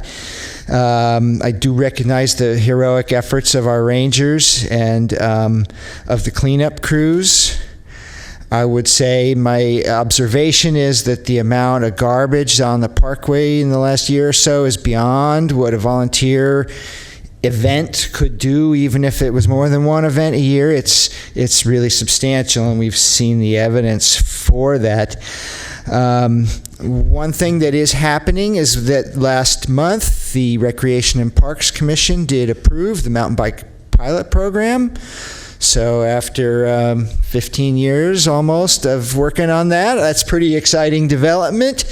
But it has occurred at a time when even I have some trepidation about going down to the Parkway, which has never been the case before. And so as this program ramps up, I think it would be really nice to have a little bit cleaner environment, a little bit safer environment, which this program will provide for us. We've talked about legs of the stool, and the district attorney said, you can't arrest your way out of this situation, and I believe that is true. And so we're bringing in, so on my stool we have another leg, and that's new users. And so we have a new user group coming in. Hopefully that's going to lead to a little bit different kind of change in the way that area feels, that it might feel a little safer, and then more people will be willing to venture there. And so I just want to say, in the long run, that's important to me, and we might even look at, changing some of the things in the Parkway plan to allow other types of uses, such as like an urban farm or something like that. Very good. Thanks, Bob. Thanks for your work over the years, too. Appreciate it. Okay, next, Tracy Harper, Bob Erlenbush, and then Joan Burke. Good afternoon, Tracy. Good afternoon. My name is Tracy Harper, and yes, I've never testified in front of a Board of Supes before, so bear with me. Right. Well, Mr. Connors did good. I'm sure you will as well. So. Thanks. Yeah. So I was born and raised in Sacramento. I did move away for some time and came back. And when I came back, I intentionally, purposefully purchased a home as a single mom. It was very difficult, in a safe area, relatively safe, in Sierra Oaks, which is adjacent between the American River Drive and the American River.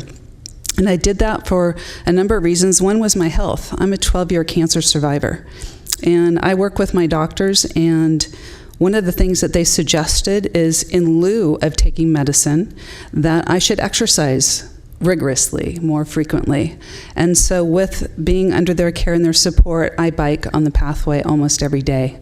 And so I really appreciate it. And unfortunately, I can't commute from my house downtown by bicycle, because I feel either I'm going to be subjected to the traffic and potentially be hit, or other dangers that other people have enumerated here by biking between Sac State and downtown. And it used to be that we called it the jewel of Sacramento. I'm worried that it's becoming more of the armpit of Sacramento at this point. It used to be that I didn't ride my bike past Cal Expo. Then it became the 8th Street Bridge. Then it was Guy West. And now I see homeless encampments and other activities going on daily, even going out from Watt Avenue towards Sunrise or Hazel, which is my normal route. I do bike in groups, but I also bike alone at times when there's a number of people out there.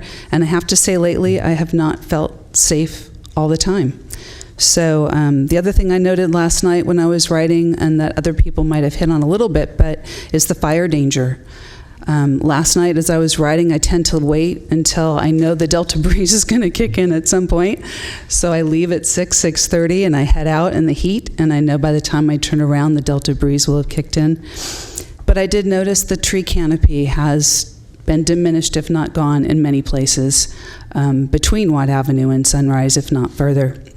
So I worry about that as a homeowner, with potential fires impacting us on the Parkway. And the one last thought I had is, we're known as one of the top 10 bike paths in the United States. And we do host the Tour of California here.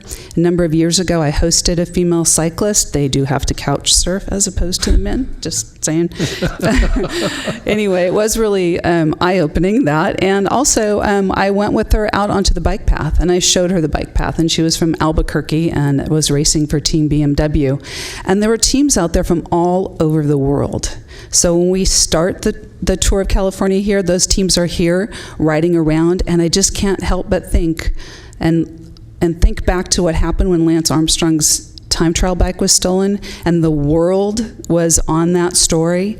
And I worry about what would happen if we're hosting the Tour of California and we have a world-renowned cyclist that has some sort of altercation with someone on the bike path. So I just really wanted to bring that to your attention and say that I really firmly support Supervisor Cerna and the efforts that you're taking, and I support option 1 funded at the highest level. Okay. Thank you. Thank you, Tracy. Thank you for speaking, and thanks for sharing.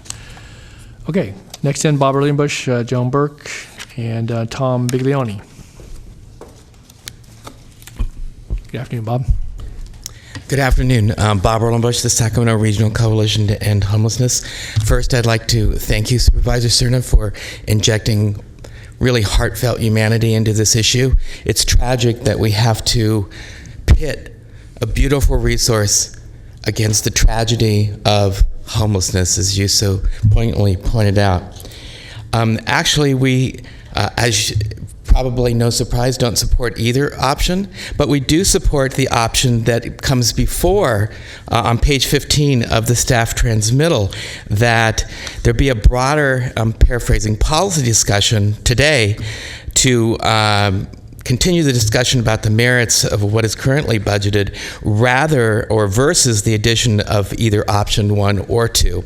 So I hope that for a very complex issue that we continue that policy discussion in a very expeditious way. But assuming that you are going to move forward with some sort of combination of $3 to $5 million on enforcement, I respectfully ask 2 considerations. Number 1, that you don't write citations for just illegal camping. If there's illegal activity, of course, but just for, we saw the report yesterday, 2,000 people are outside. 56% of our homeless people are outside because they have nowhere to go. And if you have people out there, the new report was saying 34% medical barriers, almost half PTSD. Of the homeless veterans, 90% estimated have traumatic brain injury, 56% have substance abuse, and 57% have mental health issues. The second consideration is that, just as Howard said, if we're really moving forward with a comprehensive plan, don't move forward on either of these 2 options until the rehousing center is open. $5 million would open 3 rehousing centers. We need 1 to start. So sequence this in order so you show the community that you are sensitive to the issue, that people have nowhere to go. You're just moving people around from place to place to place. Now, if you sequence it, you at least have a responsible answer to say, yes, at least for 75 people, for starters, you do have a place to go. Thank you. Thanks, Bob. Okay, Joan, and then Tom Biglione, and then I think Lene or Elaine Milstein.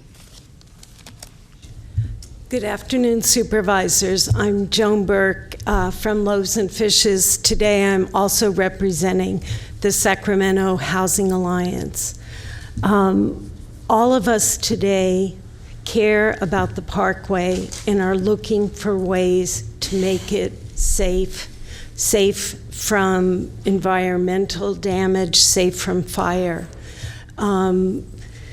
But law enforcement does not address homelessness, and it's extremely expensive. I would ask you to consider spending the $5 million to provide additional emergency shelter for homeless people. That money could provide a 200-bed shelter, and that will remove people from the Parkway. It's a myth that people do not want help. The emergency shelters are always full. There is nowhere for people to go.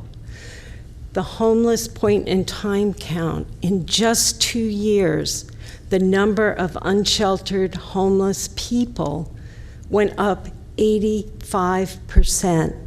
We have over 2,000 people outside tonight, every night. We need more emergency shelter, and I truly believe that is the best way to help the American River Parkway and to help our neighborhoods who have people, in the immortal words of HUD, living in places not intended for human habitation. That is the problem. We need to address that problem. Thank you. Thank you, Joe. Okay, Tom Biglione. Is Tom here? I know he sent correspondence. Maybe he had to leave. I'll call upon him when we're done here. Is it Lene or Lane? You tell me if I... Okay, all right. Well, you can put it on the record correctly, so good afternoon. Good afternoon, Chair Natoli and board members. I'm Lainey Milstein, and I want to start by saying thank you to Supervisor Cerna for bringing this item forward. I'm a resident of Supervisor Peters' district, but I work downtown, and I regularly commute the Parkway to get here. I get on at Howe Avenue, and I get off at the rail yards. As the district attorney said, enforcement alone will not solve this problem. I shouldn't have to be afraid for my safety on my daily commute. I have many friends who won't do it alone on the Lower Parkway. I was told by a police chief never to get on at Blue Diamond after 3 o'clock, and I know if I miss my window to commute home after 6, I won't go through Discovery Park alone. I'll only ride if I have a partner home. I'll go home through town. We really have to address the issue of homelessness as a priority in a meaningful way. More of the same is simply unacceptable, and we can't just push the homeless out of the Parkway and into adjacent communities. We have to offer services, mental health, physical health, counseling, housing, and other wraparound services now, not over the next few years, right now. Otherwise, you're just moving an already challenging problem to a new location, like squeezing a tube of toothpaste from one place to the next. I understand your competing priorities, but this is the purpose of county government. Now you just need to make this a priority. I hope you'll consider finding resources for this important issue. Thank you. Thanks, Lynn. Thank you. Okay, next then we have Leslie Landon. Emily Butler was signed up, but she left a comment that the clerk will read in the board a little later, so then JT Marcel. So Leslie and JT. Hi, I'm Leslie Loudon. I sent you a letter, so I won't repeat all of those points, but I want to thank you, Mr. Cerna, for bringing this up. We all agree that it's very complicated and we need a comprehensive solution, but I just ask you not to sacrifice the Parkway while we pursue those comprehensive solutions. It's the resource for all of us, and we're losing it. I've been a volunteer with the American River Parkway Foundation for a number of years, and it's getting to the point I'm afraid to go out there. I'm afraid to ride my bike. I commute from the River Park area to downtown. I'm afraid to use the Parkway, and I just don't want us to lose it. So I encourage you to please provide the more resources while we pursue all the other solutions. And then I guess just the other thing I would ask is that I work for the State Water Resources Control Board in the Division of Financial Assistance. In fact, I'm the deputy director, and I was wondering whether the county has looked into any grants for providing additional sanitation services in the Parkway. The state has a law that there's a human right to water and sanitation, and we owe it to all the residents to provide that. So, thank you. Good. Well, thanks, Leslie. Good question, and something we can certainly take up. Thanks for your comments. Okay, next JT, and JT's followed by... JT Marcel. I want to thank Phil, or I should say Supervisor Cerna, for bringing this to light, and I encourage the rest of the supervisors to follow his lead. I work with Leslie, and I'm glad she came out today. She's been awarded for the debris over the years that she has pulled out of the American River Parkway through her work with the group down there. It's a shame that we have to talk about homelessness and preserving the Parkway at the same time. It really is. If we had untold amount of money sitting around, it'd be great to take care of both with the snap of our fingers. We don't. Yes, resources are a rare commodity, but so is the American River Parkway, and it is being destroyed. Fires are happening. We've had our first big one out there already. When's the next one going to happen? Safety is an issue. And the waterway, plain and simple. Everything that's going out into the Parkway has the potential of ending up in our waterway. And that's a natural resource that we can't replace. Yes, vegetation may grow back, other things may occur, but we cannot replace our waterway. Enforcement happening Monday through Friday, or Tuesday through Friday. That was interesting to hear about. Funding would hopefully aid that to occur throughout the week.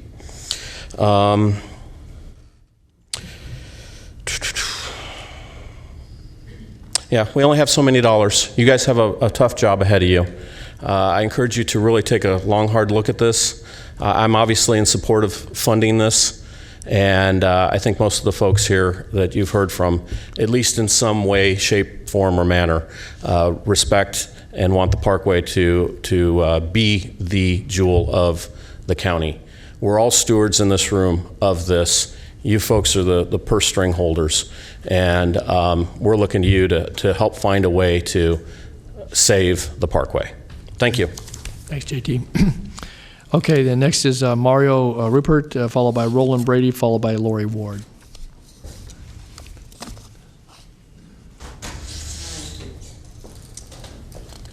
Good afternoon, Mario.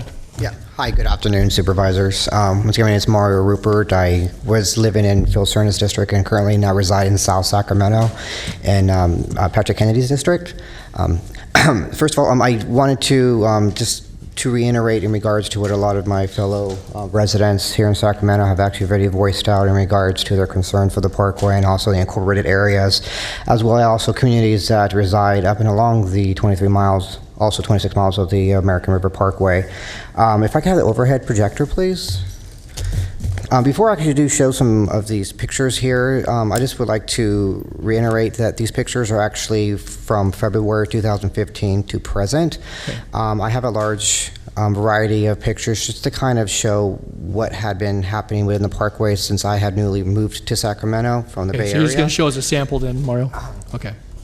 This is one particular picture of a camp that's in the North Sacramento area, and if what we can take notice is that a lot of the trees are actually have been stripped and chopped down, which is part of one of the last 5% of riparian forest, which is surrounding the Garden Highway. This is actually a fire that was right on the border of the Camp Pollock area due to illegal camping. This is actually a fire from last summer, which was from the Bushy Lake celebration that we had actually had. Unfortunately, that restoration did in fact get destroyed from some arsonists due to illegal camping. This particular picture is actually part of the North Sacramento Bike Trail, which is the entrance point to the Northgate area. So this, in regards to what some individuals may be concerned about for biking commuting, this kind of shows an area of that. And then this final picture is actually a view across the American River from Camp Pollock to the Rivers Trail. And unfortunately, there is an illegal camp there, but there's also a gentleman which looks like he was pouring fecal matter into the river with a bucket and also sweeping the remnants of what did not make it into the river with a broom. So of course, it would be a health and safety hazard. And then just one last picture. This is actually a picture of the Two Rivers Trail that leads out of Tusconia Park leading into downtown. I do actually support the additional maintenance and also the law enforcement and also with the option 1 as well. Okay. And thank you for your time and for listening. Okay. Thanks. Thank you, Mario. Thank you for sharing the pictures. Okay, Roland Brady, and then Roland's followed by Lori Ward, followed by Joe Wolfender. Thank you all, and thank you to Phil Cerna for bringing this issue forward. I support option 1 at the full amount. My background is I have a PhD in geology, and I'm a retired professor from Fresno State, where among other courses I taught watershed restoration. I've worked on a number of urban watershed projects throughout California and Oregon, and one of the things that's become really clear is the value to the local community here of the Parkway. There are very few cities that I've ever been to that have a resource like the Parkway, that has a strip of natural environment that's surrounded by the urban cityscape. It truly is a jewel in the crown, but it is at its tipping point. Unfortunately, along with homelessness, there's the onslaught of invasive non-native species, there are fires, the natural processes that would return an area like this to its proper form and function are missing. And so we as stewards have to take place of those, and we have to engage ourselves and work to maintaining this natural environment for future generations. Unfortunately, what I've been hearing is that we can't really do this with the resources we have until we solve the homeless problem. And I think that's really a short-sighted approach. There's nothing that we can do that's not going to continue the dereliction of the parkway unless we actively engage in its restoration. So I ask you to please fund this at the full amount and get started on the parkway along with solving the homeless problem, rather than diverting these funds and say we can't work on the parkway until we solve the homeless problem. They're really separate but related issues, and I encourage your full support on this. Thank you very much. Thank you, Roland. Thank you for your comments. Okay, Lori Ward, followed by Joe Wolfender, and then Diana Pagetto. And we just have a few more speakers here, so we'll continue to work. Supervisor Natoli, Lori had to leave. Okay. She was here with Friends of the Riverbanks, Okay. and they are supporting option 1. Okay, Or thank she you. is. Okay, very good, thank you. Okay, so Joe Wolfender? Did Joe have to leave as well? I think he wrote, we had correspondence, so, all right, Diana Pagetto, followed by then Mary Tapple, I think Greta Lacey? Good afternoon. My name is Diana Pagetto, and I'm the Executive Director of the American River Parkway Foundation. You know, the Parkway is more than a natural setting for this region. It's really an economic driver for this region. The Parkway generates $364 million in goods and services, and this was from a 2006 report that this county actually paid for from the Dangerman. Home values along the American River Parkway are greater than they are in other areas. It is a tourist destination. The Parkway has 8 million visitors per year. For reference, that is twice as many as Yosemite has, as well as twice as many as the Louvre has every year. World-class athletes train on the Parkway. You heard about cyclists. You have runners from all over that train on the Parkway. The Parkway is also considered the blueprint of urban parks across the United States. Governments look at how do you have recreation with natural space. We don't want to see anyone in this region or anyone across the United States see the Parkway deteriorate. Valley Vision and Sac State put together a new report that states that this region, 55% rate parks as the most important civic amenity. The other amenities were down in single digits compared to parks and the Parkway. The Parkway is being destroyed by illegal campers right now. There are groves of trees that have been destroyed. There are homes that are being destroyed out of trees. There are trees being destroyed because there are homes being created. It cannot continue. The trash on the Parkway, you saw what the resource team has put together. Last weekend, the foundation put together on a Saturday an on-water river cleanup. There were 35 people on the cleanup, and they removed 1,500 pounds of trash in 3 hours. That was from Sunrise down to River Bend. 1,500 pounds in 3 hours. The community loves their Parkway. We have stewards. We have over 6,000 volunteers a year out on the Parkway. It's important to this community, and the maintenance and the rangers cannot do it all, and so additional resources are needed. Thank you. Thanks, Diana. Okay, Mary, then Greta Lachine, and Rachel Espinosa. Hello, Chair Natoli and members of the Board of Supervisors. I'm Mary Tapple. A big thank you to Supervisor Cerna again for pursuing this issue. And I have some photos, too, that represent also what Phil Cerna has brought up. The members of the board, you've seen these before, but they're good illustrations.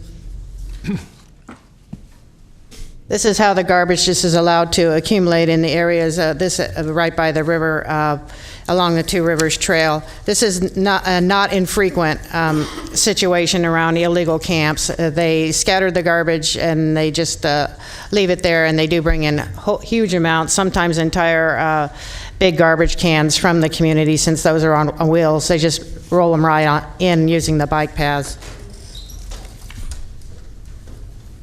This is one of the bike chop shops. It happens to be on the land side of the Two Rivers Trail and the Lower Parkway. That's between Highway 160 and Discovery Park, or Tiscornia Park. And one of these bike chop shops has clearly moved on to the water side of the trail there. And the rangers and maintenance crew, they do a really good job, but they cannot be responsive to this volume that's occurring. We desperately need more resources. Option one, $5 million at least, please. And here's another hazard both to the illegal campers themselves and to the other people visiting the parkway. The dogs tend to pack up. Sometimes it's pit bulls. We don't have pictures of the pit bulls and packs because we're busy usually fleeing out of the parkway for our own safety. And we're never sure the people yelling at the dogs are yelling at the dogs to come or yelling at the dogs to attack us. And it really could be either these days. You know the news. Anyway, these dogs were looking for food. That's frequently what the dogs are doing. Many of these animals are not being treasured pets. They are being abused at the parkway. I've seen in an earlier year a pit bull being forced to pull all alone 3 huge loaded carts of stuff. The humans there were not helping at all. So please consider removing the garbage. Helps everybody, absolutely, and we have to save the parkway for everybody who uses it, even if they use it for illegal things. Thank you very much. Thanks, Mary. Okay, then Greta Lachin. Okay, Greta, L-A-C-I-N. All right. Rachel Espinosa, and then Maury Hatch are the last two speakers I've signed up. So anybody else intended to speak? Rachel? Or Rochelle? Okay, and I don't see that. Maury. Hi there. Hi. I'm Captain Maury Hatch, and I'm a fishing guide on the Lower American River for 4 months out of the year, and I've done it for the last 10 years. And the river has gotten progressively more unhealthy and more strewn with garbage. And what I'd like to offer all you supervisors today is I would gladly volunteer my time to give you a tour from Watt Avenue all the way down to Discovery Park. That's my normal beat. I would love to take you down and give you what my perspective of the river is on a daily basis. And I can't imagine that you wouldn't be backing the maximum amount of protecting our river, because it's a disaster down there. So, okay. Only if I can bring my fly rod. Maury. Yeah, well, you're not going. Anyways, it was a limited invitation, I guess. Real quick, every day I have people from all over the world that come and fish that lovely river, and typically for the first hour and a half, the people who are not from Sacramento, they're just dumbfounded on how beautiful it is. There's otters swimming around, deer, beavers, birds, catching fish here and there. And about 9 o'clock, almost every day, my clients say to me, God, what happened? The upper part of the river from Watt down to Riverbend Park is, down to the new park at the dump there, is usually pretty clean. When you get below that, there's 20 to 30, you call them encampments, but I call them homesteads. There are people with aquariums, cat trees, 3 tents together. I could go on, and I'd love to give you a personal, I volunteer to do it if you want a nice view of what I see every day. Phil knows how to get a hold of me. I'd love to show you my view of the river. So I'm all in for doing the maximum amount of protecting that river. So thank you. Yeah, thanks, Maury. Thank you, Maury. Okay, was there anybody that I missed that either didn't call upon that signed up or wished to speak? Otherwise, I'm going to bring it back to the board. I'm going to ask the clerk to read a summary of 2 statements of folks that either were unable to stay and or asked that some information be read into the record. So, okay, I thank all of you for your testimony. We're going to bring it back to the board for further discussion, but Flo, if you'd first conclude with those 2. Okay, this is the testimony of Emily Butler in favor of item 71. Good morning, Mr. Chair and members of the board. My name is Emily Butler, and you know me as the Executive Director of Sacramento Splash. Splash is a small local nonprofit dedicated to cultivating a generation of children who take an active role in protecting water and habitat. I'm not here before you in my official capacity because Splash has no official position on this item. I'm here as an advocate for children's access to safe, beautiful natural areas. A large body of research indicates that time spent in nature is essential for physical, mental, and emotional development of children, 90% of California children live in urban or suburban settings, locked in by the pavement, entertained by electronic screens. Like Matherfield, the American River Parkway represents a rare antidote to this depressing reality. A corridor of stunning riparian habitat winding its way through the most densely populated portions of Sacramento, the parkway provides a unique opportunity for local children to play and explore in nature. But natural areas in urban settings are difficult to maintain. We have firsthand experience of this out at Mather, where trespassing, vandalism, and drug use are all too common. I am way out of my depth here and do not pretend to understand the entangled issues of homelessness, public safety, and environmental protection in the parkway, but I respect and support this board's willingness to tackle them. I urge you to allocate additional resources to ensure that the parkway continues to be a safe place for endless generations of Sacramento children to explore. Okay, thanks, Paul. And then the next comment is from Michael Kuffel. Sacramento County Board of Supervisors, I urge you to vote in favor of Phil Cerna's proposal to increase funding to help clean up and improve safety on the American River Parkway. The American River Parkway is an expansive haven of verdant nature and wholesome recreation smack dab in the middle of our city. One can find beaver, river otter, seal lions, turtles, and a host of other birds and reptiles. What a joy it is to have this so close and accessible and to share it with one's children. And I'm paraphrasing here. That's fine. Yeah, I refer in particular to the area between Cal Expo and Discovery Park near the Wood Lake neighborhood where I reside. Proximity to the river was a big draw for us when deciding to move into the Wood Lake neighborhood. Today, I have all but stopped taking my children to the river near my home due to the hazards, the bad experiences, and the worry that accompanies every trip. Instead, we end up driving miles and miles upstream to find a clean and family-friendly area where we can actually relax and enjoy the parkway.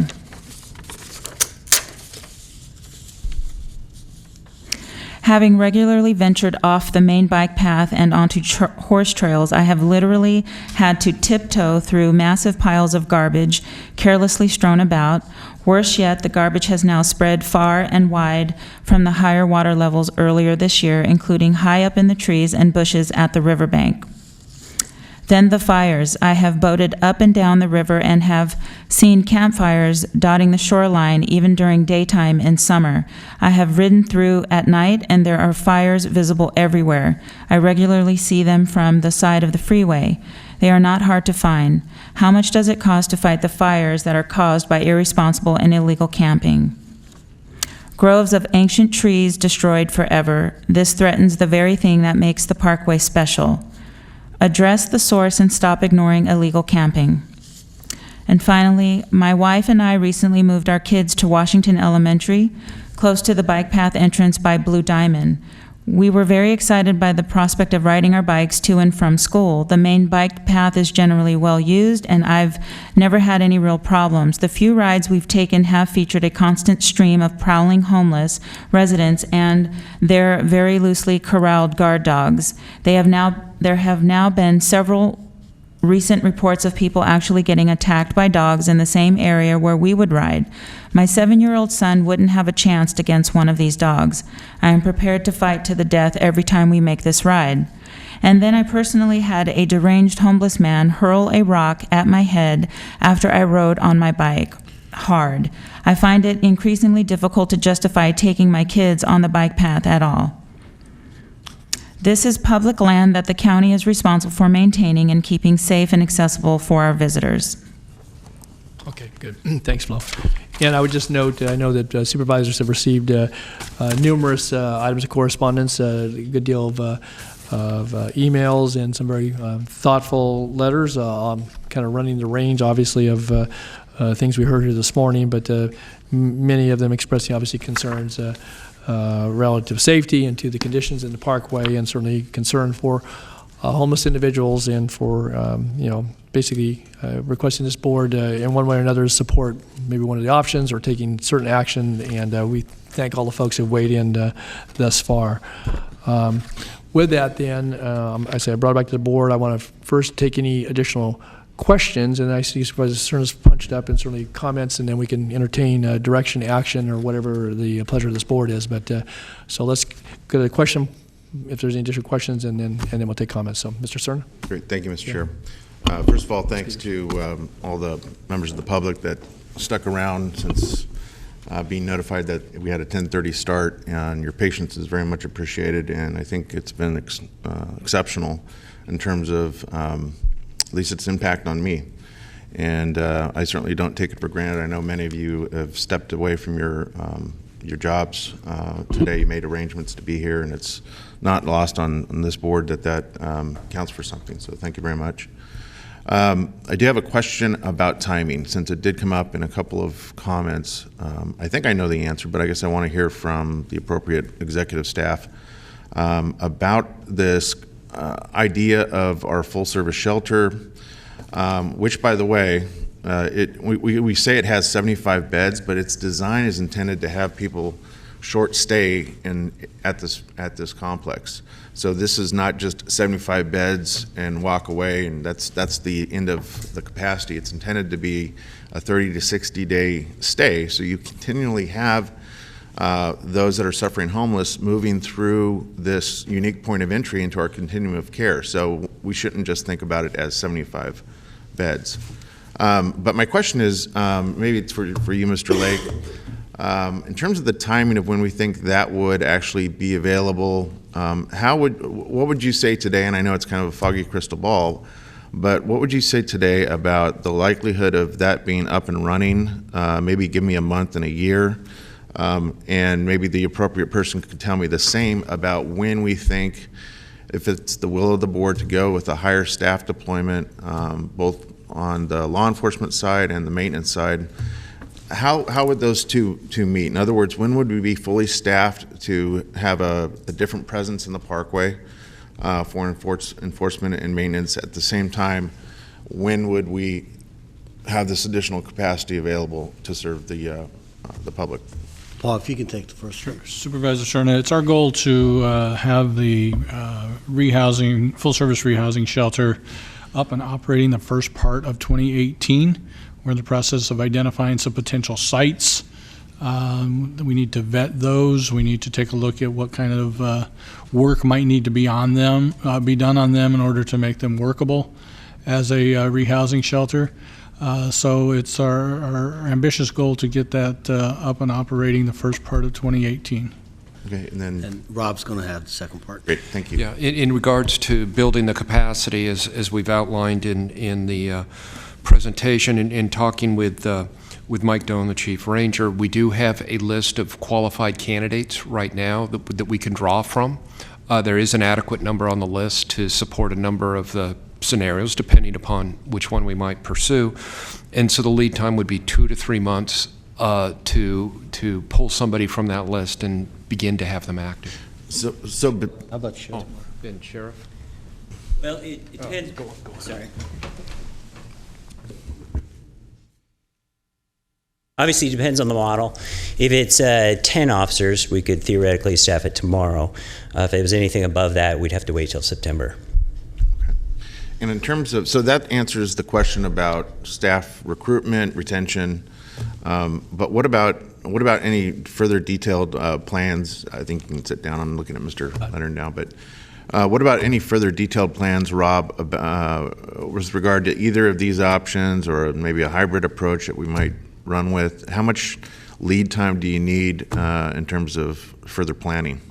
Well, I think if we were to move forward, there's the fundamental issue of staff capacity, and so we could move forward with any hiring process there while we would be refining any plans. We don't need to do these things sequentially necessarily. Mm-hmm. Right. We could refine the plans. It's pretty straightforward in terms of the illegal camping team. We have the model established, the operational model established. It's a matter of laying it into the schedule and then getting the organizational capacity lined up to fill the schedule. The lead time associated with any equipment purchase is not terribly significant.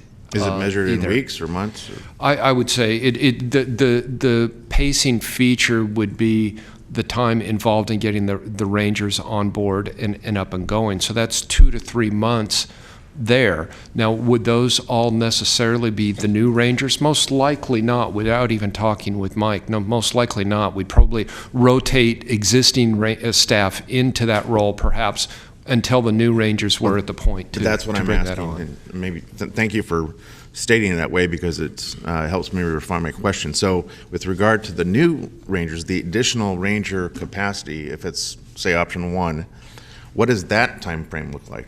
I got to believe that's longer than 2 to 3 months. The additional capacity. That's the additional. To Mike, would you? Yeah, 6 months is what Mike suggests. Okay, so it sounds to me that knowing that without even really having to think too hard about designing kind of the simultaneous efforts, that there's gonna be a confluence around the first quarter of 2018 for both. Would you agree? I suggest that's an accurate conclusion. That is correct. Okay. All right. Thank you. Okay, we're still doing questions. Thank you, Ms. Cernan. Ms. Peters and Mr. Kennedy. Thank you. I wanted to ask a couple of questions. In looking at the staff report, it appears that CalExpo, as an organization, owns, well, obviously they own a big chunk of the parkway, and they do not provide any illegal camping enforcement, debris removal, fire, or other emergency response outside the immediate grounds of CalExpo. Do they make, if they don't provide those services, do they make a financial contribution to the management of that area? No, they do not. They have a budget. Have we ever asked them to make a contribution, because that's where a lot of the fires are and a lot of the tent cities are? We could certainly pursue that to them, with them. The conversation has been pursued in the past. The one thing that they do fund is the cost for pumping water into Bushy Lake, and there's some other associated minor operational issues which they do contribute to, but we could certainly open up that dialogue with CalExpo again to see if they could provide resource to support that area. It's too bad we had Rick Pickering here earlier. I thought about saying something, but I didn't want to embarrass him. We won't give you your Happy resolution until anniversary. you, yeah. He just texted me he wants his pass back. Oh, he wants to pay? Pass back. And then the fiscal impact here that is discussed in the staff report mentions a number of potential funding sources. I think we ought to add CalExpo to that. We don't have control over that as we do some of these others, but has any request gone forward to solid waste or regional sand yet? Yes, there's an active dialogue with solid waste as we develop this, and then I'm aware of from the district engineer that there's active dialogue going on in that forum with the board. For the regional sand, that's what Rob means. So we are in discussions. Solid waste is us. So Right. we are looking at that very closely. We're looking at the neighborhood revitalization fund. We'll add CalExpo, and what we believe, I think through Supervisor Cerna, is that regional sanitation subcommittee has taken a vote that's supposed to come tomorrow, Supervisor Cerna? I believe it's the 26th. Not tomorrow. 26th. Not tomorrow, it's 26. 26th. Yeah. Okay. So we are pursuing all the different fiscal components, including looking at the general fund as that closes out end of this month, what kind of fund balance we have. So all those options are on the table for us at this point. Supervisor Peters, if I could, I'm part of the committee that was formed to look Oh, at on regional sand? the non-rate, non-fee revenue that regional sand has. And at the last committee meeting, I made a suggestion that seemed to be taken pretty positively by my colleagues and staff, and that was to set a $500,000 per year floor, if you will, on what would be contributed annually specifically to American River Parkway cleanup. Mm-hmm. It could possibly go as high as $1.25 million, the way it's currently structured as a draft policy. It just depends on how subscribed it gets in any given year. Yeah. But I thought it was important to have that floor in place so we know at least what a minimal amount of money that we're working with each year. The Solid Waste Enterprise Fund is the strongest nexus I can see for possible funding sources. I don't know that we have the ability to go to the general fund. I think that's would be extremely difficult, but before we go any further, I'd like to know where we are on these 3 or 4 different potential fundings and what it adds up to. I don't know what might be available in solid waste. I mean, I know it's a fairly successful organization. I also, well, we mentioned working with the district attorney to make sure all of our ordinances connect to other jurisdictions in the county. And I would also like to have a discussion on the illegal camping ordinance and the lack of one in the unincorporated area. I was surprised to find out that there isn't one, but there is one in the Parkway. So why wouldn't that all transfer over? Just as a clarification, the illegal camping ordinance is City of Sacramento's. Oh, they have that in their portion of the Parkway. Their portion. That's correct. And then in the county portion of the Parkway, it's a permit is required for overnight camping. It's not that's our basis. But the essence of your question, I get it. That component that Rob just described is strictly for Parkway. If you get into the communities, your question, I'm understanding to mean, is do we need to look at an illegal camping ordinance for our unincorporated communities? I don't know enough about what ordinances might already be in place to help, and if an illegal camping ordinance would be more help in the unincorporated area, because that's my conundrum on this is, I mean, I'm in favor of cleaning up the Parkway and getting illegal campers out, but the conundrum is saving the parkways and the neighborhoods. I had many organizations and individuals get in touch with me over the break, and they're very worried that this proposal would push homeless into the neighborhoods. And, you know, some people say, oh, well, their neighborhoods are already full of homeless. Well, picture twice that many, or 3 times that many. So I don't know what in this proposal responds to their concerns. And if you have an answer to that, I'd be interested in hearing it. I think what the component that we have in there is a hot team working with the sheriff and the unincorporated, so to enhance their activity, but does not address the illegal camping ordinance you were asking. It's the hot team will be that's the plus up to help address the homeless Option 1 issue. has that at different funding levels. It Different doesn't have it funding in the $3 million, but the $4 and $5 million, you have an additional hot team in the unincorporated area. It adds a second one. But, yeah, I'm trying to find it in here now. Which is 11, it would add 11 officers, right? Rob, is that correct? Oh, it was. Which is where we're Put your where we are microphone on? using rangers. I'll pull it out.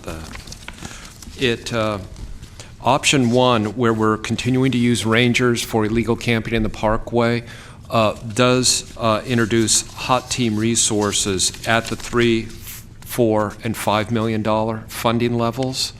And so we do get additional support in the unincorporated area at $3 million in option 1. We would see 1 illegal camping team, 3 debris removal teams, and 1 additional hot team in the unincorporated Okay, so the debris area. in this proposal, see, you've labeled everything regional parks in here, so that's what makes me try and understand. I'm confused to find out what applies to the unincorporated. I see 1 sheriff hot team, and that's the only thing that is labeled unincorporated. So how much of the waste management funding would be supplied to the unincorporated area? We saw all those pictures, as Phil mentioned earlier, of trash in the unincorporated area and illegal camping in the unincorporated area. So it's just hard to understand looking at this what the split of resources is. Okay. I could bring it back up onto the screen, or we could report back as you may see fit. The table on page 11, which Maybe we I'm display looking it. at. yeah, let's if we could Let's bring display the it so we can PowerPoint. all talk to you, because those are fair questions, and yeah, come on, Rob, let's do this. That's what this is about.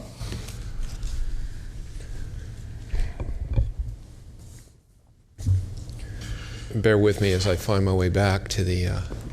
There you go. Okay, so. Is that the exact same thing that's in our book? Correct. Okay. Correct. Same thing that's in your in Staff report. the staff report. So you could see at the $3 million level. I'll start at the top. We have one illegal camp team, 3 debris removal teams. Moving down. Hey, wait, stop. it says regional parks. That is correct. So Those that are is- resources dedicated to the parkways, and they Okay. are regional park resources. They are in the parks organization in contrast to the sheriff's organization, and they are focused on the parkways, not the unincorporated communities. And then moving down to the third highlighted or yellow line, you see the sheriff hot unincorporated area. At $3 million, there's one additional hot team additive to what we have now. And then moving down, you see the waste management resources that would be requested to support that level of hot team support. It's not highlighted in yellow, but you could see the waste management cost in millions. It would be $395,000 at the $3 million scenario. That's neighborhood. That's not additional. That's parkway. neighborhood. That That's is not parkway. That is all neighborhood and commercial corridor. So $400,000 from waste management for debris removal? Is that what you're saying now? We're saying that's what the waste management cost would be, whether that's funded by waste management. I mean, Or the above items? Any of the above items. What we're saying is this table doesn't identify what the sources of funds are. This identifies at a spending level of $3 million, for example. Here are the resources. Let me get more to the point here, because you're giving me information that's not helpful. So here's where I see the conundrum here, because I want to clean up the parkway. I don't want people to feel safe on the parkway. I use the parkway like everyone else. I understand what's going on there. Is looking at this, you've got 4 people, illegal camping teams, not people, but 4 teams scheduled for debris removal and illegal camping removal, and you've got 1 sheriff's hot team. I don't see a line that says unincorporated area debris removal teams, I guess, to be more to the point. So where does that fit in here? Okay, that would be in the waste management cost. There's no waste management cost associated with the parkway. That's all debris removal. The hot team model. Why doesn't it say that? Sorry, I was up all night thinking about, well, where the blankety blank is the debris removal for the unincorporated area. Okay. It is that the hot team model. With this portrays You just filled in the blanks. The Rob, hot team model, and it fills in the blanks reflective of how they stock their resources. So you can see it's 1 hot team, which would be 5 FTE deputies, and with the $395,000 cost for waste management. That would be the community component. Community cleanup. And under the $4 million scenario, you'd have 11 officers, and you'd have 2 teams, waste management. That is correct. For the community. Correct. So the waste management FTE down there under ongoing costs, that is the community cleanup? That is correct. Well, if we're going to do this, that's not a fair balance of resources, in my view. Okay. Not when you've got teams up here and an individual. You said 1 FTE down here in waste management FTE. Yeah. Todd has something to offer here. Is waste management in a room? Is waste management here too? No. Well, Todd's waste management? No, he's sheriff. No, Penrose's going to answer that. Oh, okay. Yeah. So just to kind of put it in context, the team of 5 deputies, the 5 FTEs to the Sheriff's Department, one of those supervises a work release crew, which would do the initial cleanup. And then our biggest hurdle in the Sheriff's Department is not having a full-time FTE from waste management. So we can clean it up, we can abate illegal camps, but without that support service, we're not very effective because we're only doing it once every 2 weeks. So this model would essentially make this a fully committed team to abate illegal camps, full-time, if that makes sense. Oh, yeah, okay. I think I understand the sheriff's contribution to this here. Supervisor? Mike? Just in terms of the solid waste component of it, what the hot team provides for is we have then solid waste has a dedicated truck, a special boom truck to pick things up, and a dedicated person that's there every day to be available to the hot team that's doing the cleanup and bringing this out to a pickup area. So you don't need the same number of bodies that you may have if you tried to compare to how the debris is managed in the parkway. It's managed a different way under the hot teams method, which has the 4 sheriffs and the work crew making these piles. And so to make his team work to be able to do pickups every day, we needed to then have an additional truck for waste management and an additional person each day. That's the kind of the distinction. Okay. I'm getting there then and understanding. So the one waste management FTE is part of the sheriff's team? Correct. They're not separate? No. Okay. I get it now, thank you. Okay, yeah, so it'd be they'd be a complete unit, the sheriff and the waste management all together. Okay. And so you would, just while you're there though, so you would have two, under the scenario, you'd have 2 units of that where you'd have user-friendly. 2 dedicated waste management. Would you be able to deploy 2 teams of your work crews under that scenario? So you'd actually have your work crews who help with the debris, I guess, collection and not the disposal part of it. You'd have the. But that's probably a truck driver. Yeah, it may be, but I mean, but you also have this second work team because you employ work crews, either folks that are doing their time served and so forth. Maybe describe that, Todd. So correct. So because you'll double up on that. I mean, you have one of those. This is by an additional one, and actually by a third one, correct? Because we already have a hot team. Correct. Without the dedicated solid waste personnel. Correct. That's an existing one. What this represents at $3 million for the hot team, it will be 6 FTEs will go in. 5 are sheriff, 1 is coming out of waste management, and another truck. You scale up to $4 million, then it's 2 hot teams, which is 11 personnel in the sheriff's office. 2 additional hot teams. Higher, yeah, additional, and then 2 with the solid waste contribution. Plus, you get the volunteer workforce, the ones that necessarily don't volunteer, but that's part of their community service. So you get those. So you would have 3 teams of, right, Todd? Close. So I think it's a little bit of a misconception of the actual current hot team. So camp abatement is about 1/3 of what they do. They're kind of dedicated to a bunch of different stuff related to homeless. Obviously, 10% of our 250,000 calls for service a year are related to homeless complaints. So it's a high workload. So they can't be completely dedicated to just camp abatement. The way these teams are going to be designed is that would be their sole purpose. So obviously, they're going to be a lot more effective as far as the number of camps they can contact, the number of debris that they can collect, and so forth, because that would be their sole purpose, as opposed to the current hot team, which has to divide its attention across multiple disciplines. So, well, how would that change? If this section is all about the unincorporated area, they're not going to go buy a pile of trash and not stop and pick it up.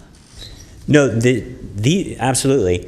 And so these teams, as projected, what they would do, currently as it works right now, we identify illegal camps. We go through the Marin process of notification.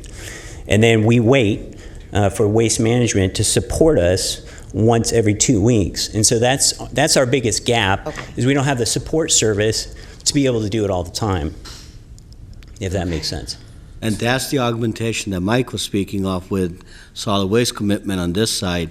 It takes care of the issue that the sheriff has, that there's a gap in it. So you'd have daily response. Mm-hmm. Correct. Correct. So then relating this back to budgetary item, sorry, Patrick, I'm just trying to understand this. Mm-hmm. So when you're talking about fiscal impact and you're talking about a transfer from the solid waste enterprise fund, is that this $400,000? It could be more than that. It could be more than that. That's just an expense that we know to augment the sheriff's work, that we need to put more resources from solid waste to pick up the trash. So that's the expense we're showing you. On the revenue side, of course, there'll be that one, and then is there any other revenue that we can transfer over? Okay. For the moment, yield the floor Okay. to Supervisor Kennedy. All right, Mr. Kennedy. And Ms. Ross is in the queue. It was quite a while ago that I punched in. Are we asking questions now or making Yes. comments? What? Still Wake questions. up. Still questions. Okay. So one of the questions that I have, or that I would want to find out, is related to the Solid Waste Enterprise Fund. And if we're going to go in that direction, I'd like to get a clear understanding of how that's going to impact the rest of the programs that, you know, we all, 5 of us, utilize the illegal dumping pickups a lot, and so I'd like to know how that's going to be impacted. Another one, I guess the primary question is we did approve, when we approved the budget, we approved with the understanding we'd be back today to talk about this, but we did approve a plan, a $450,000 roughly plan that, you know, some felt wasn't aggressive enough, and I think that there's pretty much unanimity about that up here. Is this supplanting that? Is this the intention to supplant that or Addition, augment I it? think. Augment it. Oh, okay. That's considerably different. But the expenses, that would, the 500,000 that we approved is spent on different things than, I mean, there's some debris removal. It's but- a standalone plan. It's a standalone plan. There is debris removal. There's some overlap with it, Mhm. but it's not the heavy debris that we're talking about here and the visitor experience with it. For instance, if I could, Microphone. the 500,000 that was in the recommended budget, if we were to go with, say, option 1, 5 million, in that 5 million is the 500,000 that was appropriated originally, right? No. No, it'd be 5.5 at that point. Okay, all right. That's why I asked the question. Does it doesn't necessarily have to be that way? No. I didn't think so. No, but we're implementing that plan, given the guidance we got in June. So Okay. whatever you do Well, here. it That's an adds to- important piece of information, because that changes this plan too. I mean, it doesn't change the plan, but it changes the way I feel about it. Okay. You might want to see an integrated version. Well, yeah, and I mean, when we get to comments, you'll understand what I'm talking about. The other thing, Mr. Gill, you might want to also, when you're looking at funding sources, we talked about CalExpo, some others, but nobody's talked about the state of California. And I did speak with Assemblymember McCarty, who said that he's trying to get funding to support these efforts through the state. So you might want to have that. We'll make that outreach. Okay. Guess that's it for now. Thank you. Okay, good. Thanks, Mr. Kennedy. Ms. Frost. I had the same question about the solid waste, so just say ditto on that. And I wanted to ask about the true-up.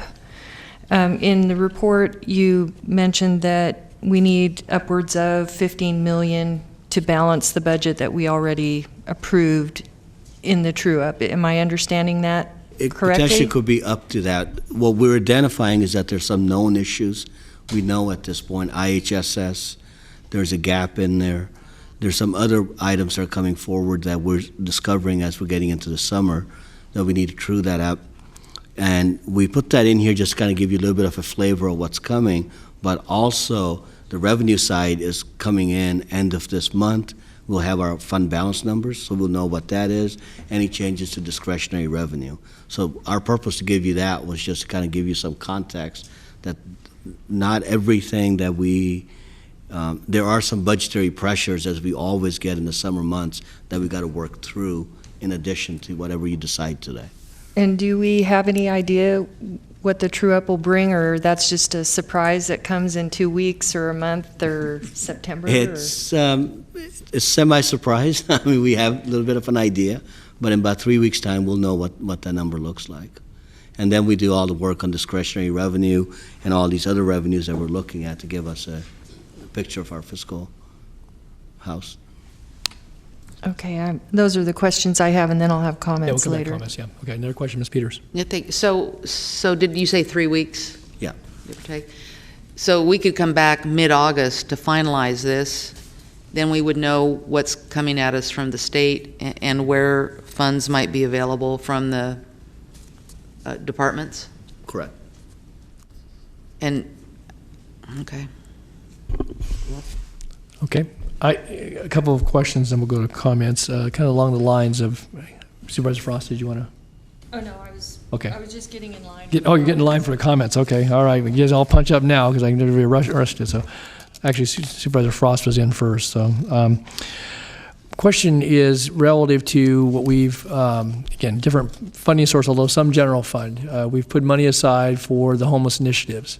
Hearing what Mr. Lake put forth this morning or this afternoon about how coincidental that may be to anything we do here, I don't know, did you only budget for a 6-month startup on that? Did you, because that is general fund, and That's correct. We only budgeted partial year for the housing shelter plus any anticipated capital costs. And what was the partial year? 6 months for the rehousing shelter.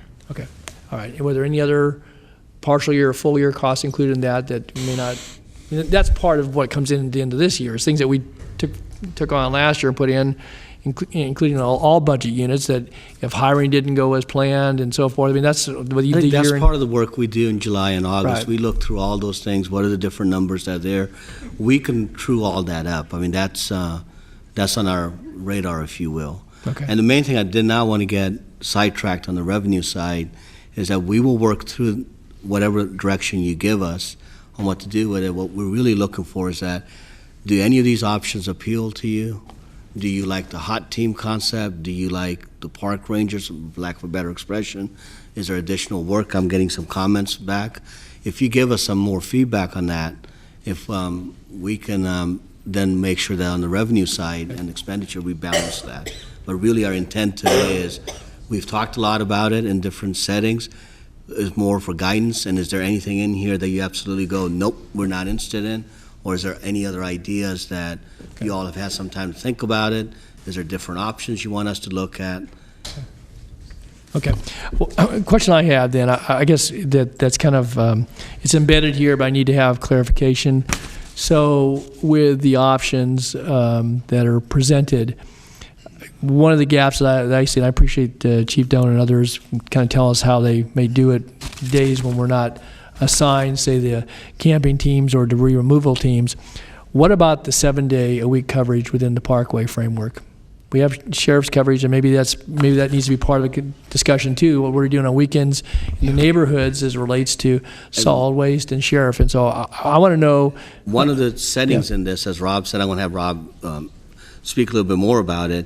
The options we've presented to you are 7 days. They are 7 days a week. 7 days a week. Yeah, that's correct. One of the fundamental goals in each of the options that we developed was 7-day-a-week coverage in the Parkway for illegal camping and debris removal, and also 7-day-a-week for hot team support in the unincorporated communities. So for the $5 million option, just go to that one. Then we get 7-day-a-week coverage by the full teams, or do you get some? There must be some overlap. There is overlap. So tell me the mechanics quickly. 7-day-a-week is provided in the 3, 4, and 5.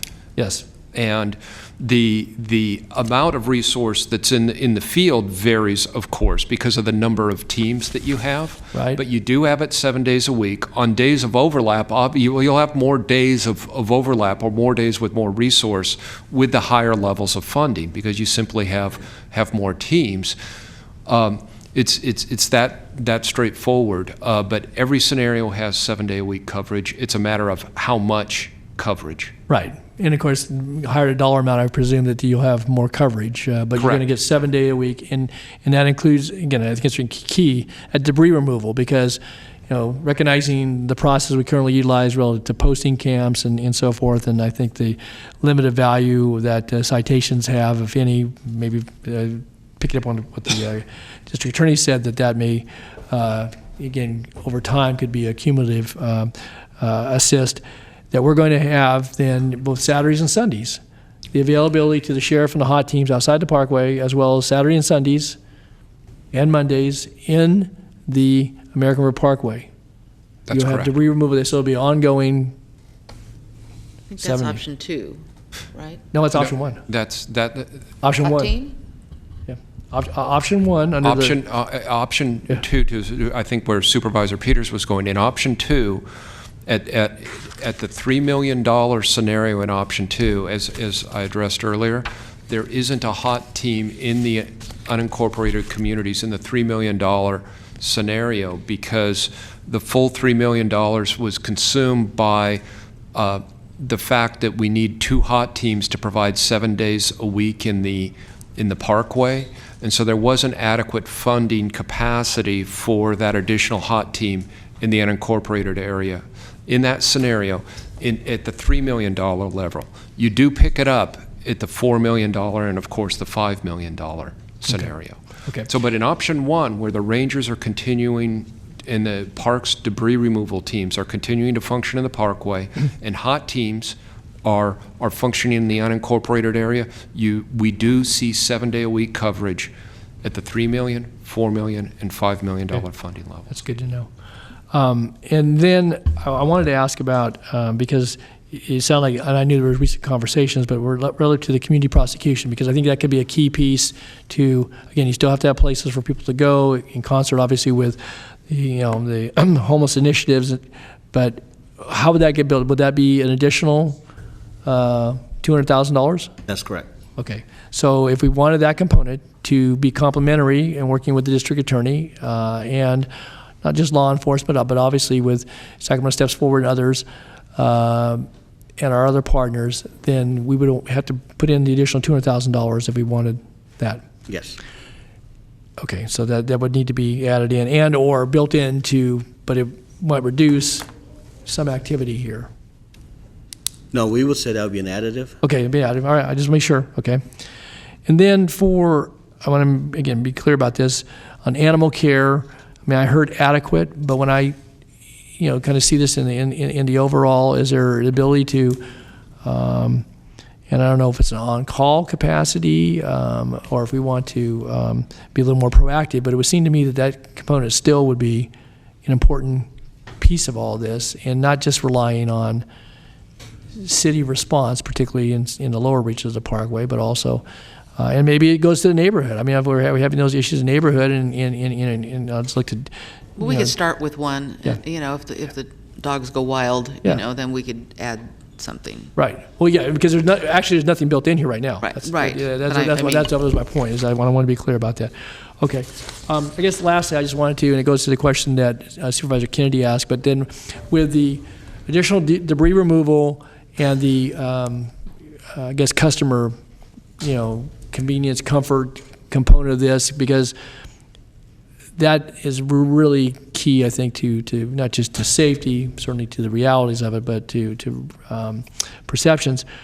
How does that debris removal team then fit with this? So it's already been funded. Is it already assumed under this, or is it beefing that up some more? It would be additive to. We have the team that was approved with the recommended budget. Right. The teams that are identified in each of the scenarios are additive to that. We didn't absorb that into this. Okay, but that's reflected here. So that we have one regional park debris removal team, or 3? There are 3 identified in. I'm looking at option 1, and there are 3 debris removal teams identified at each of the. Right. And so where does and the they're funding all go? additive to what we currently have. So we would end up with 5? Because we had one, we added one. That's correct. And we would add 3 more, so we'd have That's 5 correct. debris. So we'd have 5 debris removal teams. Okay, I just want to be clear about that. Just a little bit different variation. Okay, all right. The one that we adopted in June. Yes. We already have. We already have that in. I know. That's different than this debris removal. This is Different really kind cool. of debris removal. Yeah, they're deep in the bush. They're getting stuff out. Good. The other ones that are in there is more closer to the parkway. Yeah. And they see trash, litter, stuff that's in there. They're picking all that up. And when they see camps or they see heavy duty, lack of a better expression, they're calling the debris removal team in. So if you go with option 1, any one of these things in here, you will end up with 4. You will add 3 to one that's already existing, and you'll have the visitor experience and debris removal on that side. Mm-hmm. Okay, all right. So I just want to be clear. So again, it's additive, and it's not reflected here in this chart. You look at this chart, it's kind of invisible to that. It recognizes it's there. Correct. Our assumption coming into this was that whatever is in the budget stays as it is. We were not horse trading within the budget. Okay. We kept that pretty much where it is, constant. And then if you wanted to augment the budgets, here's your options to go forward. Okay, and as we get some clarification around this, I guess to make this last point, is that then I think it's important because as we talk about homeless initiatives and the additive portion of that to what we already do, what's already out there, I think it's important here to understand that we're building upon what's currently there or already been approved and more recently in budget, that ought to be clearly understood in whatever chart is ultimately put out there. Last, a funding source then that I would suggest we take a look at. I know revenues come to this county, helps with some of our neighborhood issues, may go to some of the questions that Supervisor Kennedy had relative to neighborhood, illegal dumping and so forth, but the SWA dollars that come to the county that are utilized, and again, that may if that be a source we want to retain, continue to do what we want to do, maintain those levels of activity and response in the neighborhoods, but there may be some of that that flows to, because it can be used for a general fund source as well, and maybe it goes for code enforcement or other things. But I would suggest that as we're looking, kind of scrubbing this down, again, without taking away anything, certainly not with an acknowledgement by this board of, if we were given that choice, I just want to suggest that SWA funding would be a source. So, okay, with that, I have all my colleagues punched up, so that means I'll go last, but we'll go back. I think actually Supervisor Frost was in before Supervisor Kennedy, and then got erased. Either way. Okay. If you want to go first, or? Oh, somebody choose. Okay, we'll yield to Mr. Kennedy, then Ms. Frost, and Mr. Cerna, then Ms. Peters. So. Okay, so just in no particular order, just some notes that I've been taking. It seems like, first of all, I like the goals for the program options as outlined in the presentation. I think that those very succinctly say what we all want to accomplish here. I think more specifically even, and I think Mr. Leonard said it, one of the other specific things we want to accomplish here is additional eyes and ears. I think that's incredibly important, and it helps us get away from being a complaint-driven system, which I think we all agree isn't working, to a proactive, aggressively going out there and solving problems. And I think that is, the complaint-driven is just not working.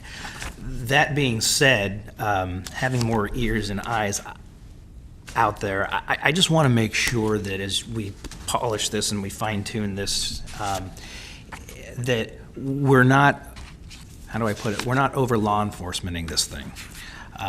And that where we don't necessarily need sworn officers, we're not putting them in here because, as was pointed out, they're among our most expensive employees, and I don't want to, do a feel-good thing by putting more sworn officers with guns out there at the expense of putting more eyes and ears on there that would be more appropriately placed. Does that make sense? Yes, it does. Okay.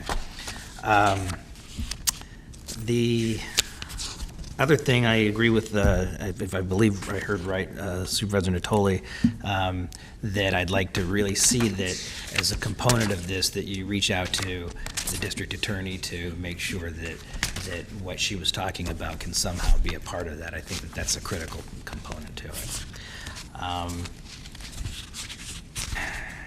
Then I guess just the overall point that I want to make, a lot of people have made the statements that, we're not pitting Parkway against homelessness and all that. Well, unfortunately, we live in a world of limited resources, so we are always pitting everything against everything else. I mean, it's the decisions we have to make up here. We can't write blank checks. So I just want to, say that yes, this is an extremely important issue, but at the same time, if we're short-shifting mental health, if we're short-shifting the programs that we're trying to put in for homelessness, we're not helping the Parkway one bit. So that's something that, as we go forward, I just think the public needs to be very clear on, that we are putting programs against programs. That's just the nature of what we do. So, thank you. Okay. All right, then Supervisor Frost and Supervisor Cerna. Okay, I just want to thank everyone who came out and contributed to the discussion, and thank Supervisor Cerna for bringing it to the forefront. It's a tragedy that people are afraid on our Parkway, and I want to solve it. I've been out on the Parkway. I've talked to some of the homeless people out there, and I'm sympathetic to the problem, and I know it needs to be solved. But homelessness is very complex, and there are many solutions. There's no cure. And so I guess I keep coming back to that. I keep reading, news and hearing news about how the county needs to step up, and the county is spending over $55 million a year. Our staff in so many different departments have invested time and personal energy, have donated their time off the job, and we have been trying very hard. In the point-in-time count, they talked about what they felt were the possible reasons why we have this exacerbation in our homeless problem, about bad weather, and homeless is growing statewide, and how state policy is impacting homelessness. Bad housing market, the economy is impacting it. So it's not our fault, but it is our problem, but it's everybody's problem. It's the entire region, the businesses, the community members, the government. And so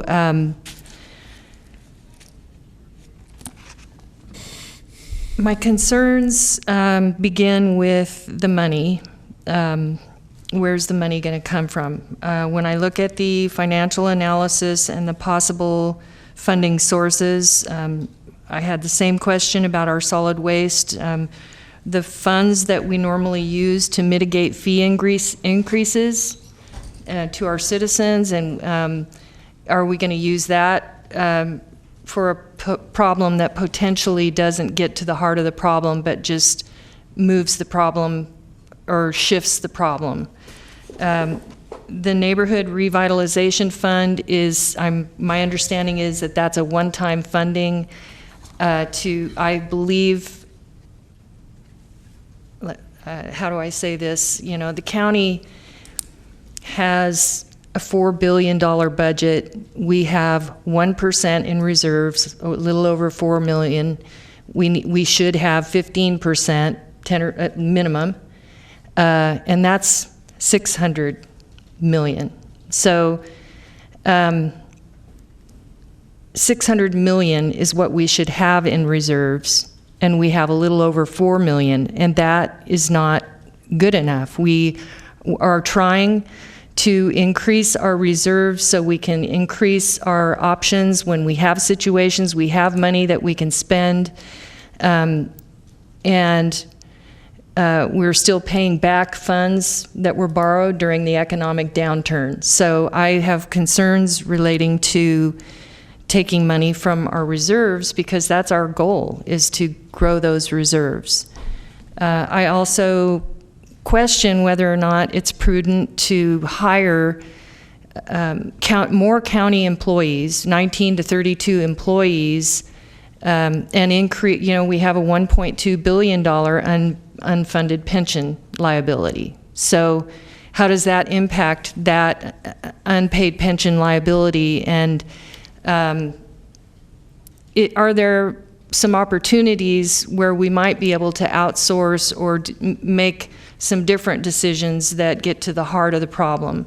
The next thing that comes to my mind is I'm very sympathetic to those who are out there and homeless, who have mental health problems, who are physically ill, who need help. Maybe they're addicted and they don't see a way out.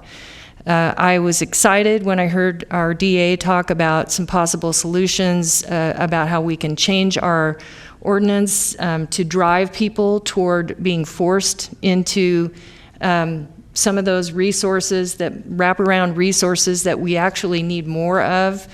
And I haven't forgotten, it was, I think, less than a month ago that we voted to increase our spending around the whole homeless issue by over $6.5 million. So We hired an expert to come in, and for 14 months, our staff have been working on a plan on how we can target and get to the heart of the problem and find solutions that will transition people out of homelessness.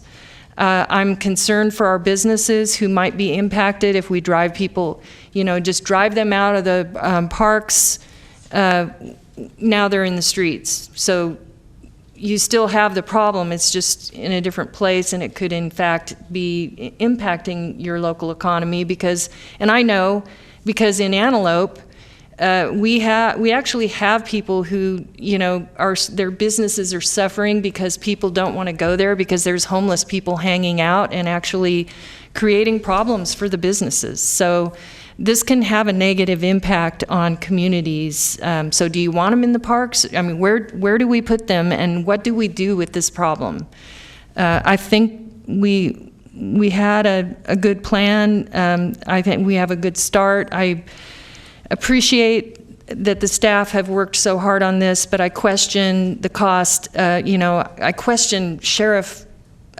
Do we have sheriff patrol picking up garbage at the Parkway because it's not safe to pick it up? Why do we have top paid gun carrying people picking up the garbage? They're not the ones that are picking up the garbage, and their hot team has a waste management person that does that.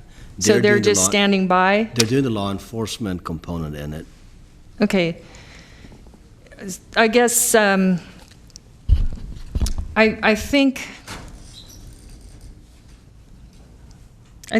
what I'm trying to, I guess what I'm trying to say is that, I'll just bring it down to, I think we should look at what would be the cost for outsourcing some of the garbage removal versus hiring employees that we have to have on staff and pay pensions to, and that are going to increase our base budget and make it even harder for us in the future to have more money for these kinds of resources in specific psychiatric and mental health and medical and all the things we need in order to get to the heart of the problem. And then second of all, I don't see sustainable. I'm not sure that this is sustainable funding. The regional sanitation district has about $3 million a year that they're able to use. $1.25 million of that is non-rate fee income, but that money normally goes to parks and failing septic systems and air quality, and they usually put that money toward different things at different times. So I'm not sure what the will of that board will be. I serve on that board. I'm not sure what the will of that board will be when the time comes to say we're going to allocate a base amount every year and it's going to be dedicated to that one thing. That limits what they can do with their money. And so I guess I'm not saying I don't want to solve the problem. I think it's an important problem, but I want to solve it in a way that is going to be with wraparound services. We haven't given ourselves enough time. We have a plan that we approved in our budget. We haven't given ourselves enough time to see that plan come to fruition and to begin moving people out of the Parkway. We don't have everything in place to have a place to put them. That's number one. And number two, I believe that we have some big challenges with, reduced funding from the federal side for in-home IHHS.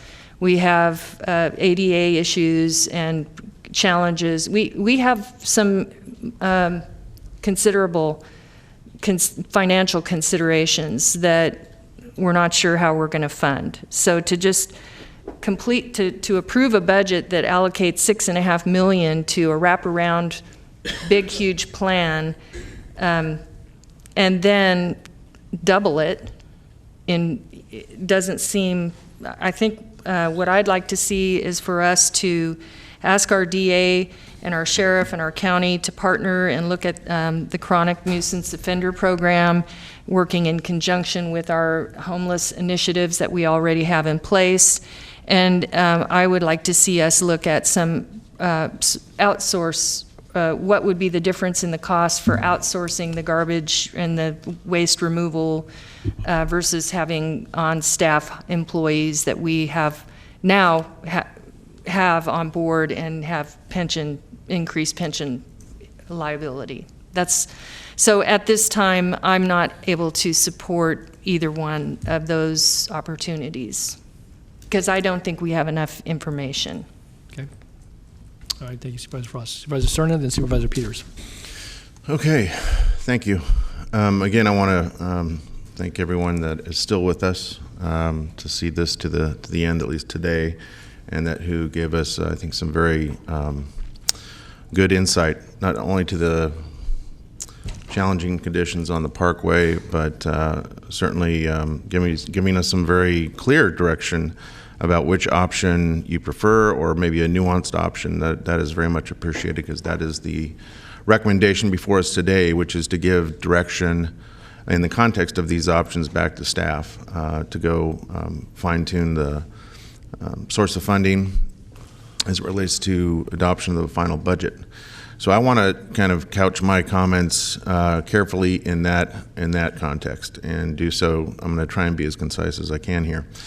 I do have one question, and forgive me, Mr. Sheriff, for not asking the question when we did the round of questions, but I think it can be quickly answered.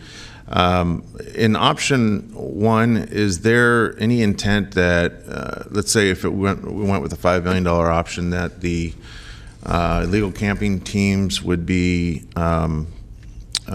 deployed in beats? The only time I see in the board letter about this concept of dividing the Parkway into beat sections is in option 2. So I just wondered if that's something that was implied would also be applicable in option 1, or it could be used or could be applied in option 1. We could certainly look at how we might deploy rangers, and I'll say the term broadly, because it could be rangers, or it could be the illegal camping team, the Parkway response team. We could take a look at both and see how they might be assigned. Okay. It had not been contemplated, though, in option 1 that beats would be assigned, but we can look at that as part of a report back. Okay.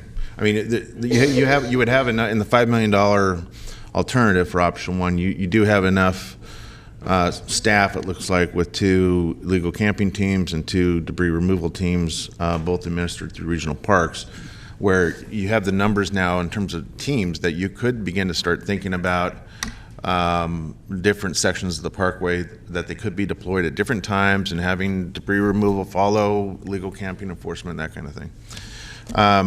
So thank you for that. It's helpful.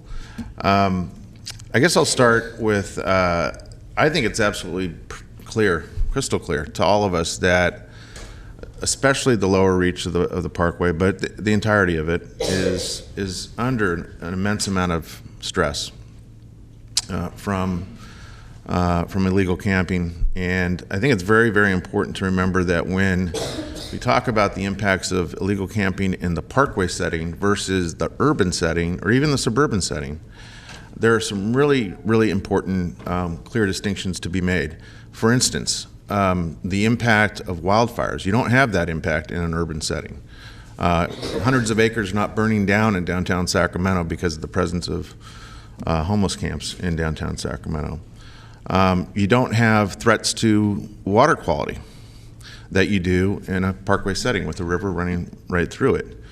I, quite frankly, I've said this before in the past, but I'm actually surprised to date that we aren't facing some kind of water quality lawsuit for what actually ends up in our rivers, both the American and the Sacramento, because of the impacts of illegal camping. And then thirdly, last time I checked, there weren't special status species growing in downtown Sacramento, midtown Sacramento, or East Sacramento. This again is what makes our Parkway a very, very special place. And so I think we need to think carefully and keep those those unique aspects of what the Parkway is in mind before we go down a particular path. With that said, I want to thank staff. I think this has been a good way to understand proposed augmentation, giving us two options. I think that have a different cost consequence is what we asked for when you last heard us, and what we've been given in the course of the presentation, and I think what those that have chosen to address this board have been able to understand and reference easily does the debate good. So with that said, I guess I'm interested in the comment that was made about option one being the less expensive alternative. I think it's clear, especially given the commentary from people here in chambers personally today and through the cascade of emails we've been receiving, there's been a lot of mention of pursuing the highest funding level. And I'm interested in that too. It's not for the sport of pursuing the highest funding level. It's because I think that's what best matches the order of magnitude of the problem on the Parkway. In fact, I would argue that it's not nearly enough, but it is one of the alternatives that are in front of us today. So I'm interested in the $5 million alternative for option one.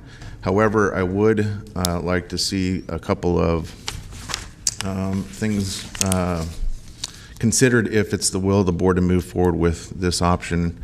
And that is what has already been made mention of by the board, looking to work collaboratively with the DA, especially as it relates to, and what I mentioned earlier, the chronic nuisance offender program and how that might be administered effectively in our full service shelter.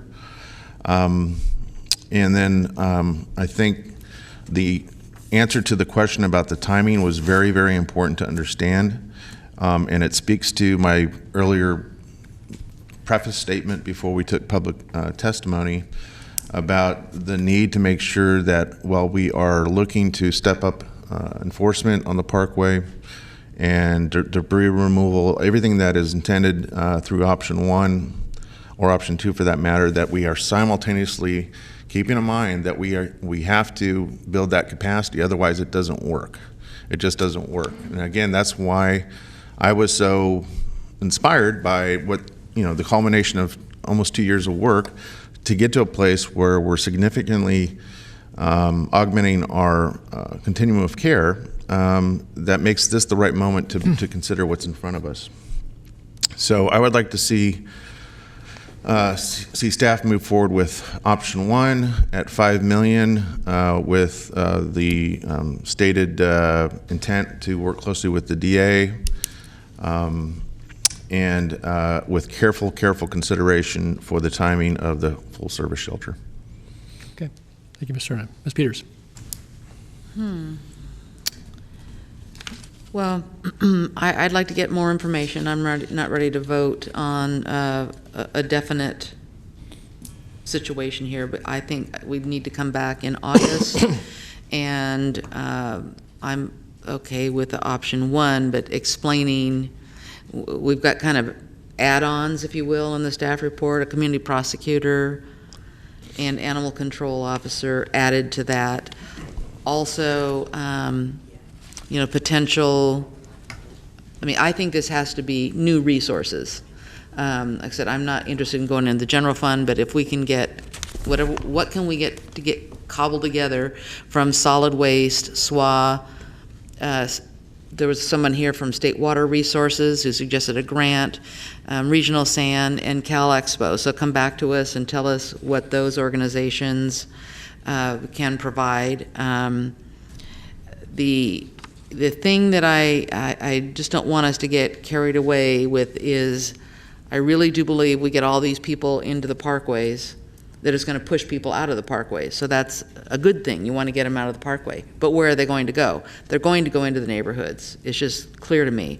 Unless you've got a stop gate where people that are going out have to see a social worker or a navigator or whatever their title is to connect them to services, to put them into the shelters that we approved in June. This is it's a good customer resource, if you will, for those programs, because these are some of the most difficult customers, which we're planning to put into those to the things we provided in June. And if we can get these folks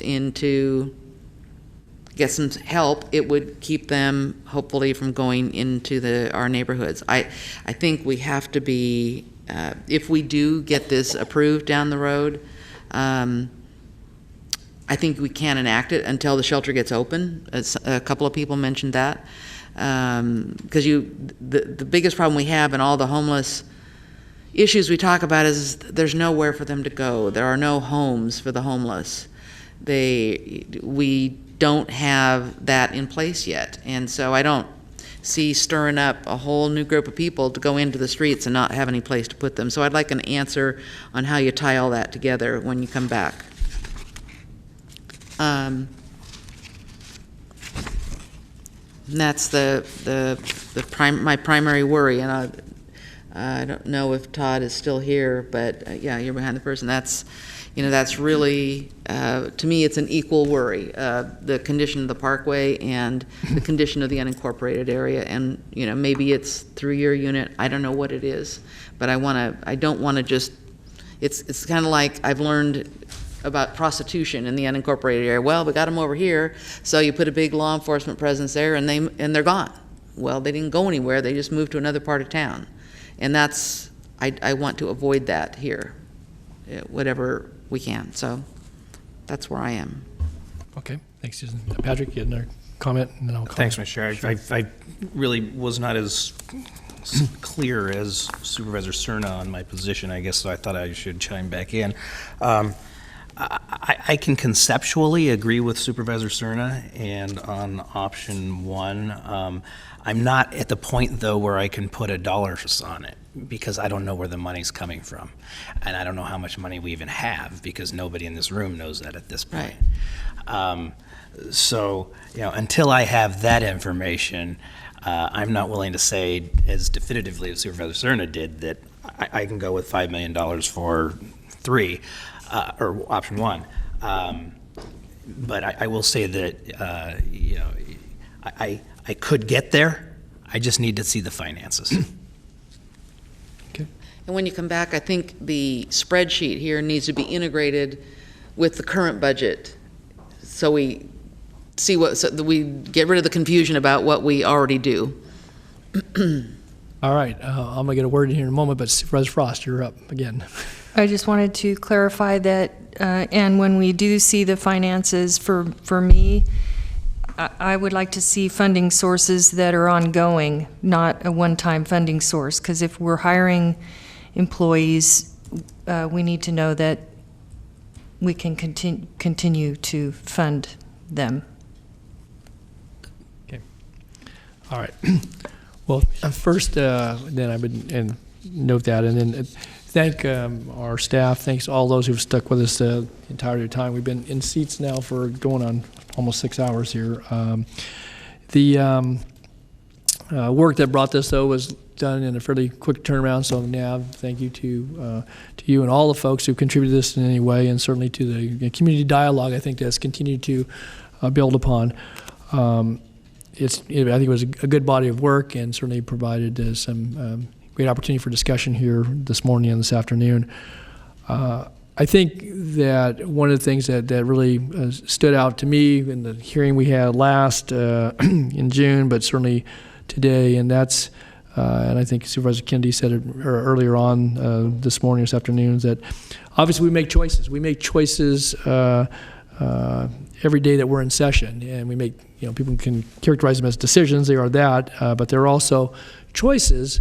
And I think the choice that we've been, kind of put forth on the table here today has been not so much between neighborhoods and our parkway or parkways, nor between people meeting people's needs and beefing up support for the parkway, but it's a quality of life choice, and many of the things we do relate to that, to the quality of life for individuals, but for residents and their collective families and the collective communities, and certainly in the broader community. And there's no question for how much hours we've logged just this year on talking about homeless initiatives and our approach to trying to, I think, better certainly the situations for folks, but also be able to accommodate some of the numbers. And I think they were highlighted again yesterday in the point in time count and those numbers there, and our ability to actually make a difference and do something that actually has substance to it besides just turning people in and out of a particular part of the system.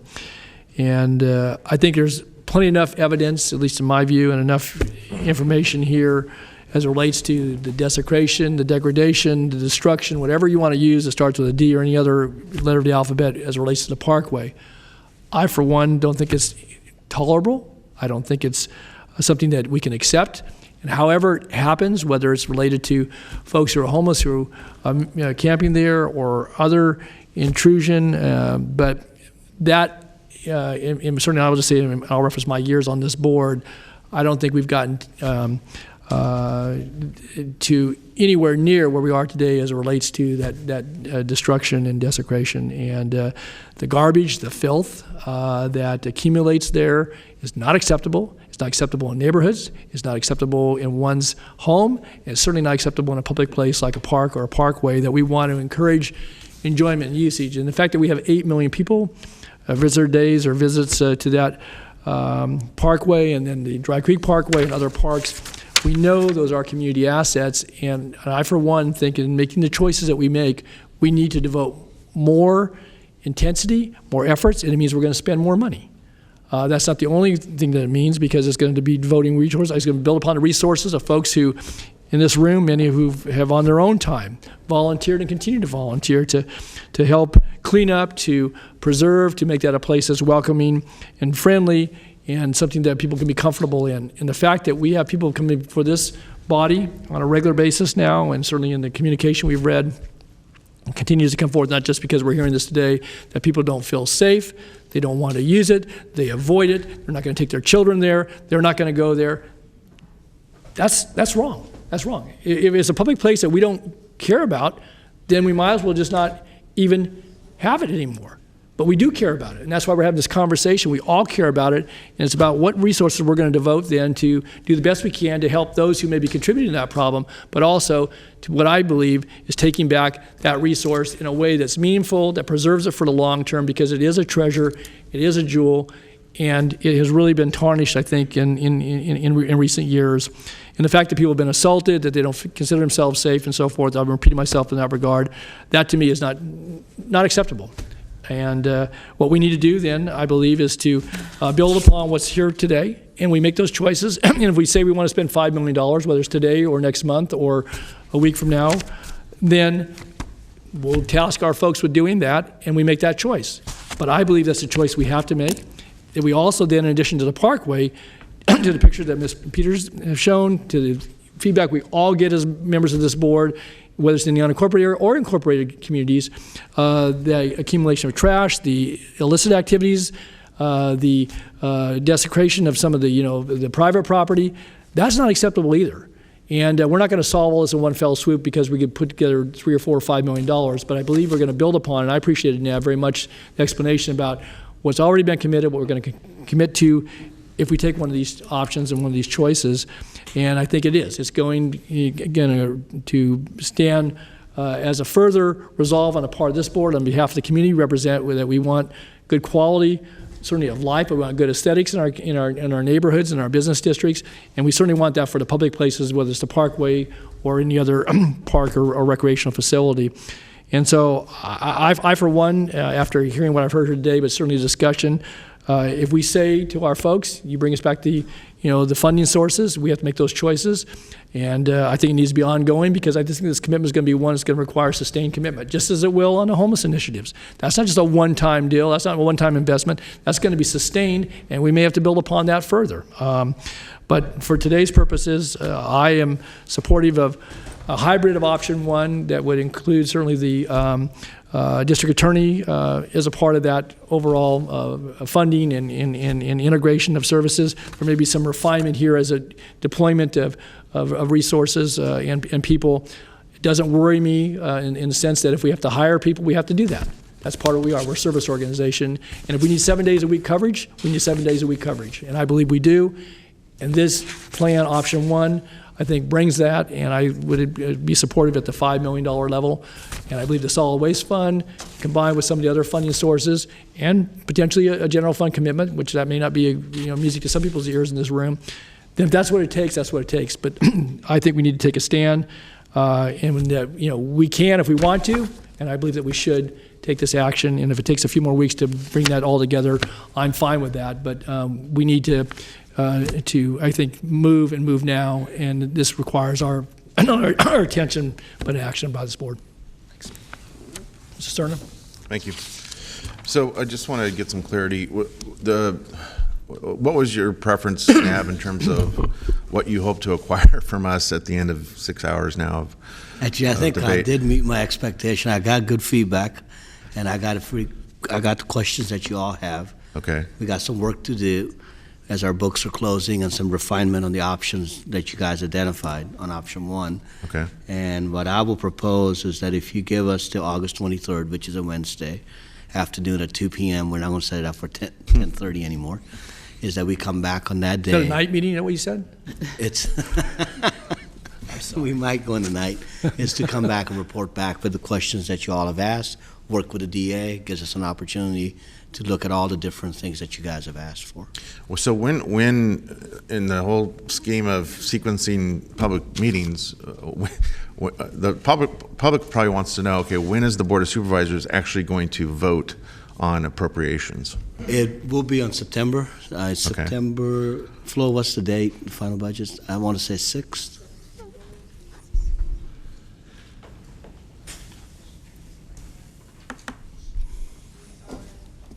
Voting on September the 6th and 7th. That's our final budget hearing? Yes. Correct. We would like to conclude all this. If there's anything we missed the mark on the 23rd, you got any more questions, give us feedback, but our proposal will be on the 6th to have this in front of you, whatever iteration it comes in.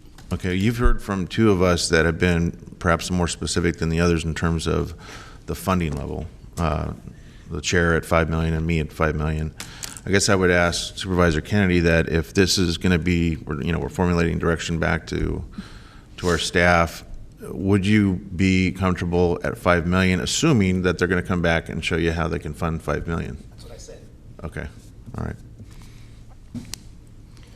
The way I just want to be clear is that what we are going to do, you have 3, 4, and 5. I understand there's some desire on the 5 side, but we are going to show you what the different funding levels that we can get to with those 3 target numbers we have, and then it's the board's option at that point.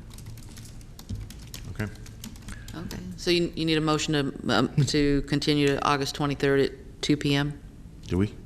I don't think so. No, I think I got the direction I needed. All right. Okay, so for those that are still with us and those that may be watching. Haven't passed out? Yeah, right. That August 23rd, 2 o'clock will be the report back that will be all-encompassing. At that point in time, you would presume that the board would take action that would then roll into the September 6th budget deliberation. But you're going to know what those funding levels. You're going to have an answer for us. We can be poised to take action to give direction, then to incorporate that into the final budget and begin. Or if there's anything else that's missing at that point, bring it back. But the final date for this is September 6th for us. Okay, and I just want to clarify, in the meantime, I think one question that we were asked about the existing funding that you approved, that's proceeding. We are going to go ahead and start implementing what you all told us to do in June. So that is not on stop because of this. That's continuing as we are.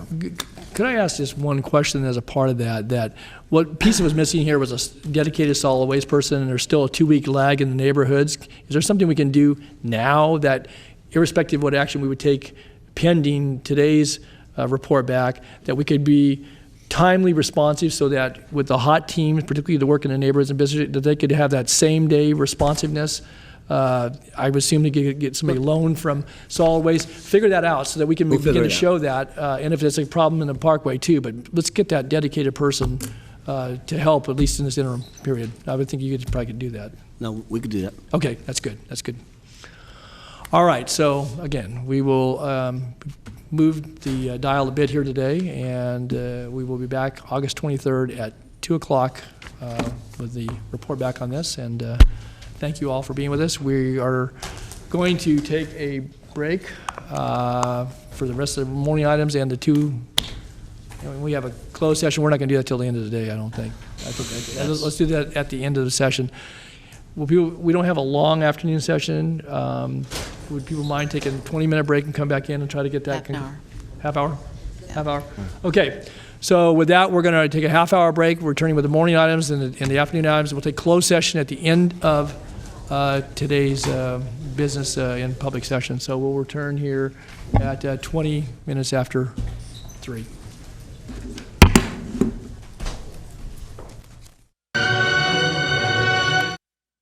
Good afternoon. Going to call back into session the Sacramento County Board of Supervisors meeting, July 11th, 2017, and thank folks who are here for your 2 o'clock items. And obviously, we're still in the midst of hearing a morning item, but we're going to return this afternoon, complete the morning agenda, and certainly go back into the afternoon agenda. And I don't think it'll be real long, but appreciate your patience in any regard.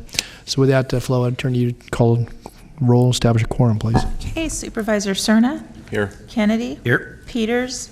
Frost. Here. Natoli. Here. And you have a quorum. Thanks. And I understand Supervisor Peters will be joining us. She is trying to conclude a telephone call of great importance. So, okay, with that then, if we'll go back to the morning items, I know we held over a few of those, and then we'll proceed accordingly. So, Flo? Okay, so we're going to start with item 66.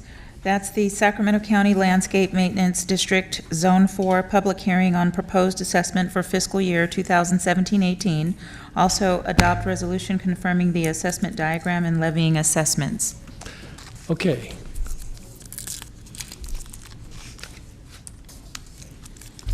Good afternoon. Good afternoon, Supervisors. I'm Ken Wick. I'm with the Department of Transportation. I have a brief presentation on the Landscape Maintenance District Zone 4 assessment. If someone could bring up the presentation. They're getting it ready in the back. I'll pull it up in just 1 second. Who's talking? As that's loading, I'll say. From Transportation. Somebody else was talking. There you go. Oh, I think Flo was trying to get the item up. So. Yeah, I'm sorry. I was just letting him know that they were working on his PowerPoint presentation in the back. Okay. Gotcha. There you go. You're all set. Good. Here we go. Okay. On May, let's see if it works. Good, it works. On May 23rd, May 23rd, 2017, the Board of Supervisors approved the engineer's report for the district and adopted a resolution of intent to levy and collect assessments. The resolution set the public hearing for today. Therefore, the purpose is to conduct a public hearing on the proposed levy and adopt a resolution levying the assessments. And the board action requested per the resolution is to confirm the assessment diagram and to levy the assessments for fiscal year 2017-18. A little bit of background: the district provides funding for maintenance for roadway frontages, roadway medians, and the district maintains about 2 million square feet of landscape areas. This is the assessment diagram, or one of the assessment diagrams. And a little bit of background: the district was formed in 1994 and is currently comprised of 19 different geographical areas. The red areas in the diagram. And the landscape areas in the Antelope area constitute about 90% of the district. The district is maintained through a full-service maintenance contract, which fertilizes trees and shrubs, prunes trees and shrubs, mows turf, removes debris and weeds, replaces trees and shrubs, manages and repairs irrigation systems, and improves aged landscape areas by replacing plants, irrigation systems, things like that.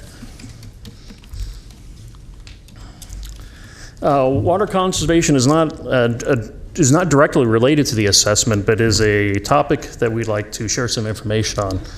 So, staff closely monitors the irrigation application by the contractor. The irrigation is applied to promote a healthy appearance, and we do focus on the health of the trees, a major asset to the landscape district. For conservation efforts, we do mulching to conserve moisture. We also do retrofits or landscape retrofits, including drought-tolerant plants. And we do contractor oversight of the irrigation, the mulching, and the retrofits.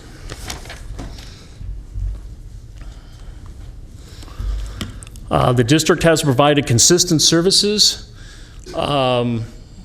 with the same assessment rate for the last 23 consecutive years. Those current assessment rates are $42.50 per parcel annually for residential properties, $66.51 per acre annually for commercial properties. The total assessment will provide a revenue of $500,000, and Proposition 218 limits those rates, and a ballot process is required if you want to raise the assessment rates. The revenue collected through the property assessments alone do not provide adequate funding. The assessment funding has not increased for the last 23 years due to Prop 218, which passed in 1996, I believe. And the proposed road fund contribution for fiscal year 2017-18 is $385,000 to bridge the shortfall. The Department of Transportation has retained Harris and Associates to analyze the district structure and to make recommendations for restructuring and assessment rates. These recommendations on district restructuring are anticipated by the end of 2017. Therefore, we ask the board to conduct the public hearing to hear testimony and to consider written protests in regard to the proposed levy assessments.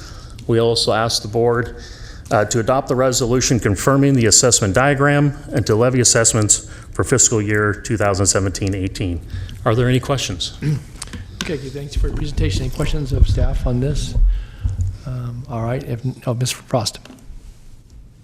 When I was on the city council in Citrus Heights, we reviewed some of our public areas and tried to find ways to save money on that landscaping by making changes. Are we doing that kind of stuff at the county?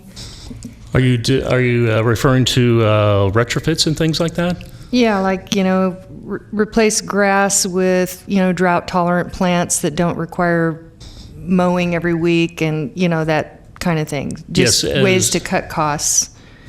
Yes, excuse me for interrupting. Yes, so the simple answer is yes. So we're replacing, or when the plants die or need replacement, or the trees, we're focusing on drought-tolerant plants. And when the irrigation system needs to be retrofitted or upgraded, that's going to be, something that's modern. And also I know there's a difference between turf and shrubs and trees, so we can install landscaping or irrigation system that can, handle or water those differently. I think hopefully that answers your question. Yeah, I just wanted to throw it out.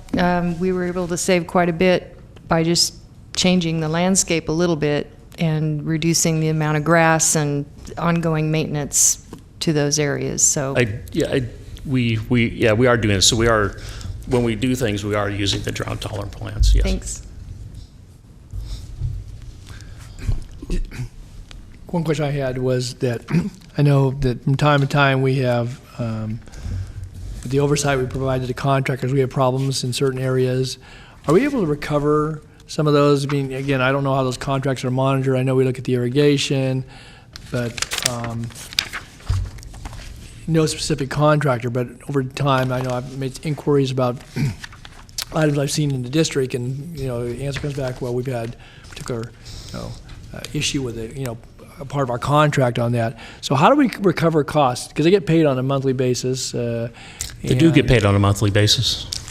So if they're not performing, the first thing you do is, send them what is the issue. I think in the past, it has risen to the level of non-payment. So maybe if that's your question, that it can go to that level. Okay. Well, again, I think it's important because, again, that's what we're contracting for, and if you lose large trees, if it were that severe, then that has additional consequences. But if weeds aren't being mowed, or there's some aesthetic elements that need to be cared for in the center medians, if that's the case, or from time to time things get hit in the roadway, they get in their contract and they get reimbursed for replacement plant materials and so forth. All those things need to be done timely, and I know obviously that's what you and your shop oversee. And again, if they aren't performing, then give them a chance to correct it if it's not too severe. But they certainly need to give us the value for the for the cost allocation and reimbursement we're providing them for. So to answer your question, excuse me, staff is out there regularly or on a routine basis inspecting these locations and providing or monitoring the irrigation, like the weeds, and sending them notification to make sure they're performing. The question regarding down trees, if there's a vehicle accident, then we do pursue recovery of the tree. Right, from the motorist, if in fact you know who did it. So, okay. All right. Any other questions? If not, then thanks for the presentation. I'm going to open the public hearing and ask if anyone wishes to address this item 66, the assessment diagram for Zone 4 Landscape Maintenance District. All right, seeing no one come forward, I'll close the public hearing, bring it back to the board then for a motion and action. Move approval. Okay. Chair would second it. Moved and seconded to approve the staff recommendation. Please vote. Unanimous vote. Okay, thank you very much. Okay, next item. Okay, our next item is 68, public hearing to proceed with projects and levy assessments in Zone 13 of the Sacramento County Water Agency for fiscal year 2017-18. Flo, let me just, again, Michael, if you would just bear with me, could we take the Florin P-bid item? Because I know we have folks in the audience that are waiting on that one. So if you just hold for a second, we're going to get a report out. So if we call that item, call the 67. That would be item 69. Yes. Okay. Florin Road Property and Business Improvement District, public hearing on the renewal of the district and the levy of assessments, tabulation of assessment ballots, and adopt resolutions renewing the district and authorizing the levy of assessments for fiscal year 17-18. Okay, thanks. Mr. Davison. Good afternoon. Bob Davison, Division Chief of the County Engineering Division. And I'm pleased to report that the manager of special districts conducted the tabulation of the ballots. And the result is that a majority of the ballots received were in favor, so there is no majority protest, and we did not receive written protests that would make a majority protest. So now at this time, your board may adopt the two resolutions that are before you. I do want to point out that in the resolution renewing the district, there's a couple of blanks that do need to be filled in. In Section 2, it should read, at the close of the tabulation, the board had received 0 written protest. And Section 3 should read that the board had received 93 assessment ballots totaling 59.71% of the total assessment to be levied, of which 75.87% was in favor of the assessment and 24.13% were in opposition. And so with that completes information that needs to be filled in there. Like I said, the result was 75% of the ballots received were in favor. And you may now, if you choose, adopt the resolution renewing the district and the resolution authorizing the levy of assessments for fiscal year 17-18. Okay, thanks, Bob. Mr. Kennedy, you want to? Okay. Second. All right, so moving second then to approve the levying the assessments and the tabulation, and acknowledging that in the resolution and adopt a resolution. Anyone wish to speak to this item? All right. Corey, do you want to come forward? A little slow. It's okay. Been waiting for a while. I broke my knee in February. Oh, as you did it today. Thank goodness I wasn't in. So I just wanted to say thank you very much to the Board of Supervisors and, of course, our Board of Directors and all the supporters. Sacramento County was a delight to work with through this process, so we're very grateful, and we're glad to move forward. We've got some big plans for 10 years. okay. So thank you Good. very Well, thanks much. for sharing the video this morning too. So get the Pink Panther working out there. So, all right, with that, please vote. Unanimous vote. Very good. Okay, now, Mr. Peterson. Now we can go to item 68, public hearing to proceed with projects and levy assessments in Zone 13 of the Sacramento County Water Agency for fiscal year 17-18. Okay, Michael. Good afternoon, Michael Peterson, Director, Department of Water Resources. May 23rd, your board passed a resolution of intent setting today as a hearing to consider proceeding with projects and levy assessments for Zone 13. Zone 13 of the Sacramento County Water Agency is a property-based assessment that is used to fund long-range drainage and water supply planning efforts. It does not fund capital projects or operational costs of either the drainage or the water supply maintenance operations. Collects approximately just under 2.3 million annually. The assessment doesn't change year to year with the other than when land use has changed, as it's a land use based assessment. So there's very little change year to year in how much revenue is collected through the Zone 13 assessment. Some of the key things that Zone 13 is funding includes the administration of the FEMA program, participation in the community rating system, and the National Flood Insurance Program. The large focus this year and last year as well has been related to groundwater management and the Sustainable Groundwater Management Act, ensuring that that the groundwater basins in the county will come into compliance with the state regulations on groundwater management. Overall, the budget between this year and last year has increased about $350,000. That's associated with the increasing effort related to sustainable groundwater management activities. Other than additional highlights in terms of the use of the funds, also this supports our efforts in the Delta, the water fix engagement on the Delta tunnels, and the petition hearings that have been going on with the Water Board in regard to moving the point of diversion for the Delta tunnels projects.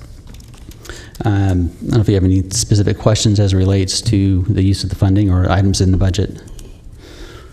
Okay, thanks, Michael. So what was your last point about the point of diversion, and where's that in the budget? Oh, that's under the legal services. I'm sorry, that's under the legal services. That's support. That 558,000? Yeah. Okay. General engagement from a legal standpoint with the Delta tunnels, the water fix, and that hearing process. Okay, so yeah, I was curious because all I saw was this Delta consultant, right? No, $50,000 line item up above, but I didn't know where. And I was. Other than staff cost, the primary cost for that is under the legal services. That's what I was referring to. Okay, and could I ask Nav or Krista? So, are we going to be having a closed session item potentially on Delta stuff fairly shortly? We will. As the state's working through and working with Michael in his office, we'll bring something to the board. Because I guess the record decision is anticipated shortly, and there's a window of time in which we'll probably have a legal response. In addition to anything we've been doing on the state water board, it's one thing, but certainly the federal decision, which is. Right, we're anticipating that and bringing that to close session. Okay, all right, okay. Because I know that County Counsel's office sent some information in advance of that before the board break. So, okay, all right. I don't have any. Questions? Any questions by board members? If not, then with that, I would open a public hearing. Anyone wish to address this item? Seeing none, then I'll close the public hearing, and I would move adoption of the resolution for Zone 13 for 17-18 fiscal year. Okay, move and second. Please vote. Unanimous vote. Thank you. Thanks. Okay. Okay, and then our final morning item is item 70, resolution of necessity authorizing eminent domain action to acquire real property for the Old Florintown Streetscape Improvement Phase 2 project. The heirs and devisees of and all persons claiming by, through, or under Vivian Josephine Whipple, deceased, located on the north side of Florin Road. The environmental document is initial study addendum. Okay, Mr. Turner. Good afternoon, Chair Natoli and members of the board. I'm Mike Turner, Chief of the Real Estate Division, and I'm here to very briefly introduce this item, which recommends board approval of a resolution necessity authorizing eminent domain action to acquire real property interests for 2 easements for the old Florentown Streetscape Improvement Phase 2 project from Power Inn Road to Florin Perkins Road. The project involves the installation of sidewalks, bike lanes, landscaping, and streetscape improvements within the old Florentown Main Street corridor. Improvements include drainage improvements, possible sewer connection, curbs, gutters, sidewalks, bike lanes, transit stops, decorative streetlights, landscaping, and other streetscape enhancements. The subject property is actually a 40-foot wide strip used as a private road to a number of parcels from Florin Road and from Florin Perkins Road. The parcel is 40 feet wide, approximately 890 feet long, and contains approximately 33,977 square feet. The property interests required for the project are an easement for public roadway and public utilities consisting of 1,600 square feet, and an easement for temporary construction consisting of 375 square feet. Both of these easements are located at the southern terminus of Edith Street at Florin Road. The county obtained an appraisal from an independent appraiser, and commensurate with that appraisal, the county presented an offer to the deceased owner's representative. As required by law, the county also informed the representative of their right to obtain an independent appraisal, for which the county will pay up to $5,000, subject to certain conditions. I mentioned that the owner of record of the subject property, Vivian Josephine Whipple, is deceased. County staff have been made multiple contacts with a representative of the owner's estate, and although he is amenable to the county's offer, he does not currently have the legal authority to convey the specified easement interest to the county. Consequently, an eminent domain action is necessary to secure the interest required for the project. The findings required to support the recommended resolution and necessity are set forth in the board letter for this item. If you have questions regarding the project, there's project engineer from Department of Transportation is here. Okay, thanks, Mike. Supervisor Punch Up. I just want to ask a question, though, going into that. So is there going to be an improvement? Anybody that's been on Edith Street knows the condition of that. It may be a private easement that, allows access to a couple of homes to the north there. So what is contemplated with this beyond the widening that would occur on the Florin Road frontage, but going back interior? Because I would think that there might be some benefit for the purpose by which people use that for access. At least the last time I recall being in that part of the county, that road was pretty rough shape. It's basically a kind of a private drive, graveled. Looks like it might have had some asphalt at one time, but it's not. So is there going to be any improvements as part of this project? Actually, the project engineer is here, Stan Sorensen. He can answer that in more detail than I'm able to. Okay.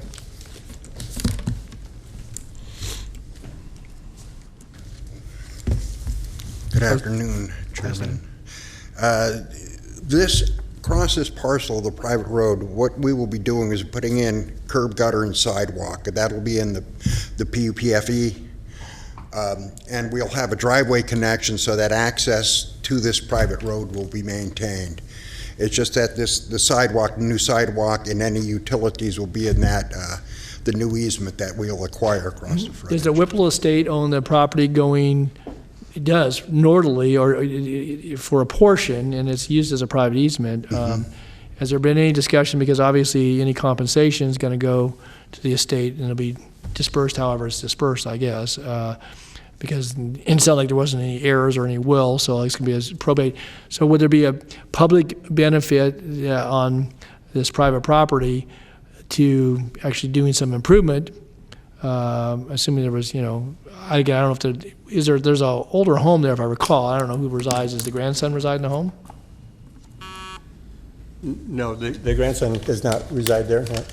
But does somebody lives in that home, or is it a home vacant since the lady's deceased? I don't know who occupies the home, There is a home on the property, right? Is this, or is it just an easement without any? The property in question is simply, it's a private road. It has no improvements. That's the only lot right there?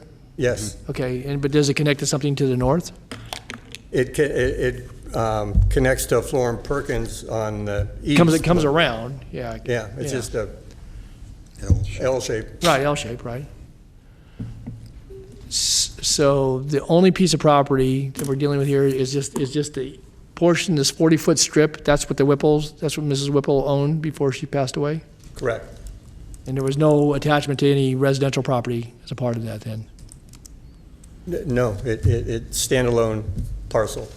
Okay, so it's actually standalone. Most of the roadway easement is county maintained already. I think roughly 1,200 of the 1,600 square feet is already essentially part of the roadway. So I guess maybe just ask a question more simply then, would it be smart to try to acquire the entirety of the parcel and bring it into the system and then maintain that? Because it does provide some public access. I guess that if it's just a remnant parcel, which I didn't know till you just explained that, why wouldn't we just look at acquiring the whole parcel? Otherwise, you're going to have a remnant piece that just kind of that connector between the public portion of the street. So why wouldn't we just look at acquiring the whole thing? And again, because it's going to go to the estate anyway. Would that not make sense?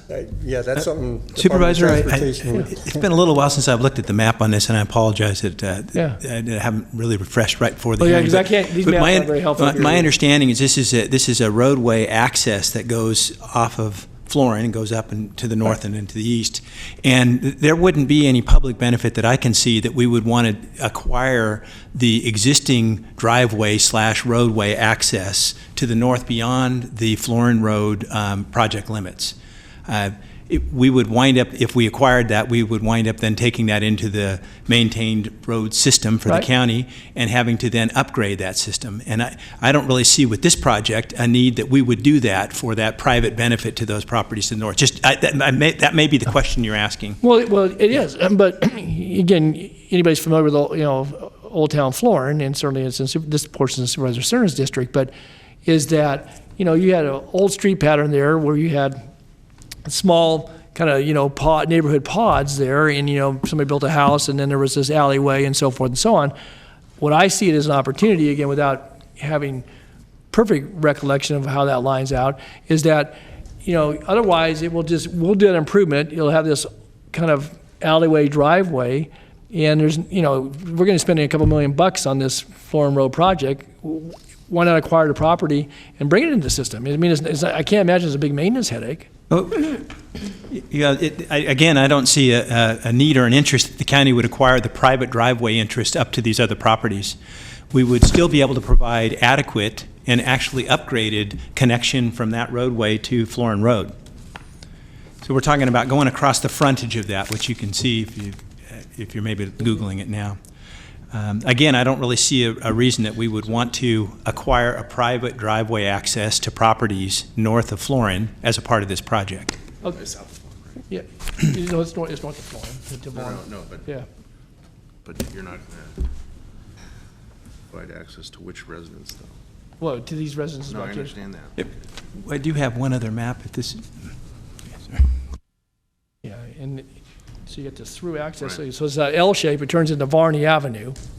Yeah, and you're looking at it, and there's a couple gravel sections there. But I heard there was public access in there. Is there not public access? So Varney and Edith, there is no public access? Those are both private driveways, and they access that wasn't properties. Kind of how I heard it explained, though. I heard that part of it was publicly maintained, but at the south end, maybe, right, at Florin? Yeah. Yes. Yeah, so short of what the distance is that we're going to be acquiring. We'd be acquiring 1,600 feet roughly, and we're actually maintaining about 1,200 feet in that same geographic area. So I guess my point being, when you have older improvements, you have very old, a setting that, that worked fine in 1940, maybe works okay in 2017, is that you ought to look at the opportunity to upgrade the system. Otherwise, it'll never happen. Because phase 2 has only been 15 years in the making, or maybe getting closer to 20 years now. I guess if there was an opportunity to do that improvement to get it into the system, it would be smart, in my view. Because at some point in time, we're trying to get water and sewer and have for a long time, and road improvements that complement that. You know, and there are properties that are served off of Varney and Edith. And, you know, and here you have an estate that's not going to dispute it, so why wouldn't you do that, even if you didn't make the improvement right now, I guess that would be my point. So, but I'm going to leave it to Mr. Cernan, and I guess Supervisor Frost had a question too, so. Sue? I just had a question relating to, since this is eminent domain and the grandson was not in the will or the trust, so he wasn't qualified to sign off on the property, but where does the money go? He's the only surviving relative. Does he get the money? Initially, the money would go to the state treasurer condemnation fund while county council files the eminent domain action. At some point, whoever, we're not 100% sure it's the grandson that is the sole heir. That would all have to be sorted out. Okay. So somebody would be entitled to at least the amount deposited. So we'll proactively try to figure out who that belongs to so they can benefit by it. Yes, yeah, mostly county council if the eminent domain action is filed. Yeah. Okay, I was just curious. Thank you. I had that same question, by the way, in the briefing, so. Okay. All right, I've asked my questions. Anything else? Okay. We have a motion. The item. Okay. Give a second to approve the item. Please vote. Unanimous vote. Okay, next item, please. That's the morning session. So now we'll go to the afternoon, evening session. Okay, so for item 72, it's the Garcia Rivera Time Extension Project. This is a request for a 5-year time extension for a vesting tentative subdivision map to divide 10.1 acres into 86 residential lots in the RD10 zone for a property located at 7361 Bradshaw Road in the Vineyard community. The environmental determination is an addendum to the mitigated negative declaration. Okay, thanks, Phil. Good afternoon, Good afternoon, members of the board. Leanne Moffett, your county planning director. I do not have a PowerPoint on this item. This site is within the North Vineyard Station specific plan. It's generally in the center area of that specific plan. It's approximately 10 acres. The project was initially approved by the board quite a number of years ago.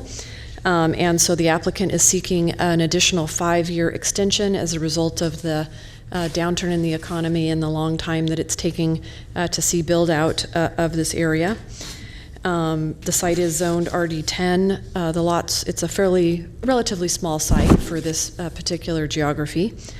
The CPAC vote had been 6-0, and the Planning Commission vote was 5-0 on the extension. And so staff is recommending approval. And as with some of the prior items, the rezone has been in effect for a number of years, and that original rezone did have the police CFD condition on it. So the item is ready for your consideration. Okay, project applicant, representative, wish to comment on this at all? Bruce? Yes. Okay. All right. Thank you, Bruce. Nothing else then? Anyone wish to address this? Seeing no one, then bring it back to the board. I would move the staff recommendation. Second. Please vote. Unanimous vote. Thanks. Your next item, 73, an extension of the urgency ordinance amending chapters 5 and 7 of the Sacramento County Zoning Code relating to accessory dwelling units due to recent changes in state law. Good afternoon, board members. Chris Bahuli, principal planner Chris, with the. do we need a presentation? I don't think, you were just going to talk about the extension. I don't think we need, there's no full presentation. I think it was just going to. I was just going to move for approval. Okay. All right, Chris. It's fine with me. Okay. All right, so we have a motion and a second to approve the staff recommendation. Thank you for the brief report, Mr. Bahuli. Anyone wish to address this item? Seeing none, then please vote.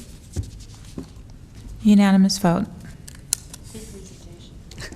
I will stay up here for the next item. Okay, Next got the next one, too. Okay, item 74, an ordinance amending the Arden Oaks neighborhood preservation area related to side and rear yard setbacks for non-habitable accessory structures. Sorry. All right, good afternoon. I do have a PowerPoint presentation for this item. Okay, we have a couple of speakers signed up as well. Okay. Good afternoon once again. It's my pleasure to present this item for your consideration, which is an ordinance amending the Arden Oaks Neighborhood Preservation Area. The ordinance before you is the result of about 9 months of collaborative work between county staff and the Arden Oaks Neighborhood Association to craft amendments to the NPA related to accessory structures development standards with the goal of establishing clarity while meeting the interest of a majority of the residents, or majority of the Arden Oaks property owners. As a reminder, this map shows the boundaries of the Arden Oaks neighborhood, which is located just east of Watt Avenue and north of Arden Way, and includes 278 properties.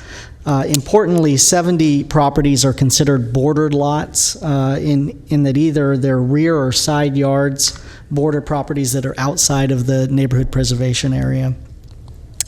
In October 2016, the board adopted a resolution of intention directing staff to amend the Arden Oaks NPA to clarify accessory structure development standards, including setbacks. The rationale for this action was neighborhood concern resulting from a planning director determination stating that because the NPA didn't address accessory structure setbacks, the zoning code requirement of 3 feet would be used rather than the NPA's primary structure, a rear yard setback of 35 feet. Pursuant to the board's direction, staff has been working on addressing the following areas: establishing development standards for accessory structures, clarifying development standards for habitable accessory structures or accessory dwelling units, and as the border properties outside of the NPA use the zoning code requirements, perhaps allowing yard areas along the border of the NPA to be regulated by the setbacks of the less restrictive zoning code. Planning staff sought input from the Arden Oaks property owners through a public outreach process, which included informational mailers to all property owners, 2 surveys, and 2 informational meetings. The second survey received a 55% response rate and was used to establish the contents of the proposed ordinance. I should also note that the 2 community meetings were very well attended, and at those meetings, staff provided information, answered questions, and provided clarification on the intent of the amendments. I want to spend a moment reviewing the key amendments to the NPA. First, the ordinance does not change development standards or setbacks for primary structures. It does expand the setback standards for primary structures to include habitable structures, including accessory dwelling units. The ordinance does establish a 20-foot rear and side yard setback for all non-habitable accessory structures. Second, the ordinance clarifies that non-habitable accessory structures includes all structures found in the zoning code and goes a step further to clearly delineate the structures commonly found in the Arden Oaks neighborhood, such as pools, sheds, and tennis and sport courts. Third, the ordinance allows properties along the border of the NPA that have a rear or side yard that is adjacent to a street or property outside of the NPA to use the less restrictive zoning code setback standards for non-habitable accessory structures. The proposed ordinance was presented to both the Arden Arcade CPAC and the Planning Commission, both of which approved the request by unanimous vote. Staff is recommending the board recognize the exempt status of the project pursuant to CEQA and approve the ordinance amending the Arden Oaks NPA. That concludes my presentation. I'm happy to answer questions, and I'm aware that there's Arden Oaks residents here to provide testimony to. Okay, questions first? I don't have any questions. Let's hear the speakers. Okay, sure. Okay, thanks, Chris. Okay, we have 2 speakers, Jay Freeman and Eric Kesteff.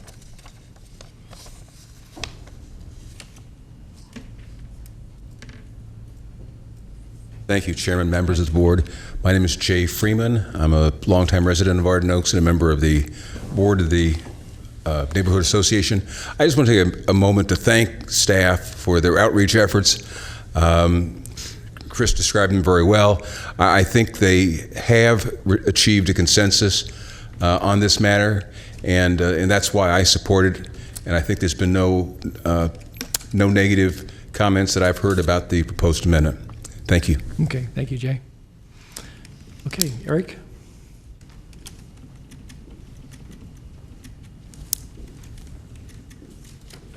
Good afternoon.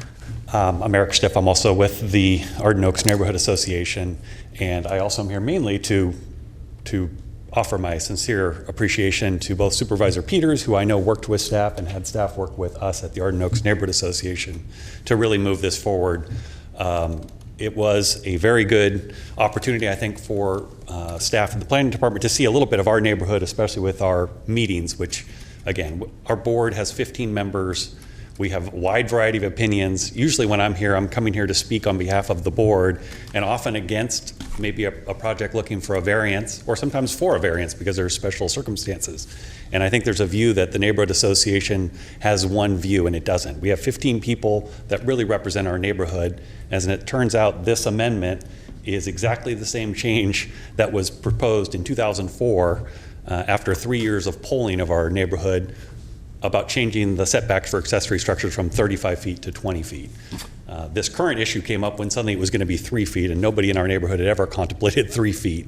And it turned a bad situation into a very good situation, in that now I think we're reflectively making a change that balances people that would like it to stay at 35 feet. Some people I'm sure wanted it at 3 feet. We have 2 people on our board that wanted it at 3 feet. But I think overall most people thought 20 feet was a good compromise, and I think this came up to a good result. And I mainly want to emphasize the fact that neighborhood associations like Arden Oaks Neighborhood Association, we all have full-time jobs. We have other things we do, but our overall goal is towards our neighborhood. We're not here against every project or for every project. We're here to try to speak for our neighborhoods.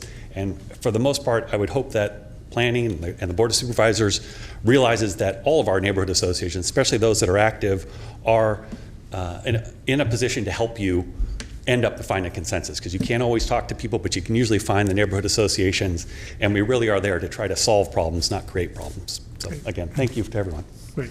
Thank you, Eric. Thanks, Jay, both of you, for being down here, for your work on your board as well, and thanks to colleague Susan Peters for her work and leadership in this regard too. So I'll turn to you, Susan. I don't have any questions about it. I wanted to thank staff. We had some spirited conversations in my office, and it all worked out fine, and they're happy and the neighborhood's happy, and I think they did a really good job of working with the neighborhoods. So thank you both very much for that, and I'll move approval. Okay. All right. Moving seconded then to approve staff recommendation with compliments to all the folks involved. Please vote. Unanimous vote. Have it. Good work. Okay. Next item. Okay, so now we're at item 75. This is the Ogden Ranch project, general plan amendment, community plan amendment, rezone, large lot tentative subdivision map, phasing plan, small lot tentative subdivision map, special development permit, design review, and easement abandonment for a property located at 8240 Bradshaw Road in the Vineyard community. The environmental document is a mitigated negative declaration. Good afternoon, members of the board. You actually heard this item on June 6th, at which time you approved the mitigated neg dec, the MMRP, and the general plan amendment, and continued the rest of the items for adoption today. This does create 205 single-family lots, along with a fair amount of open space along Laguna Creek and trails. And so the item is here for adoption today, and we do have an applicant representative in the audience if you have any questions. All right, any questions of staff? Applicant wish to address? Nope, okay. All right, with that then, Mr. Kennedy.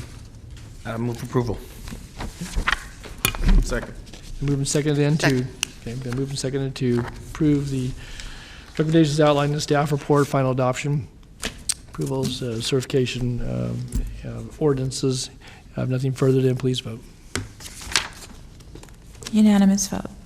Okay, that concludes the items. We have some appointments, and I know we have an off-agenda speaker as well, and we have supervisor comments, county exec's comments too. So, all right, let's take the appointments. Yeah. Nominations.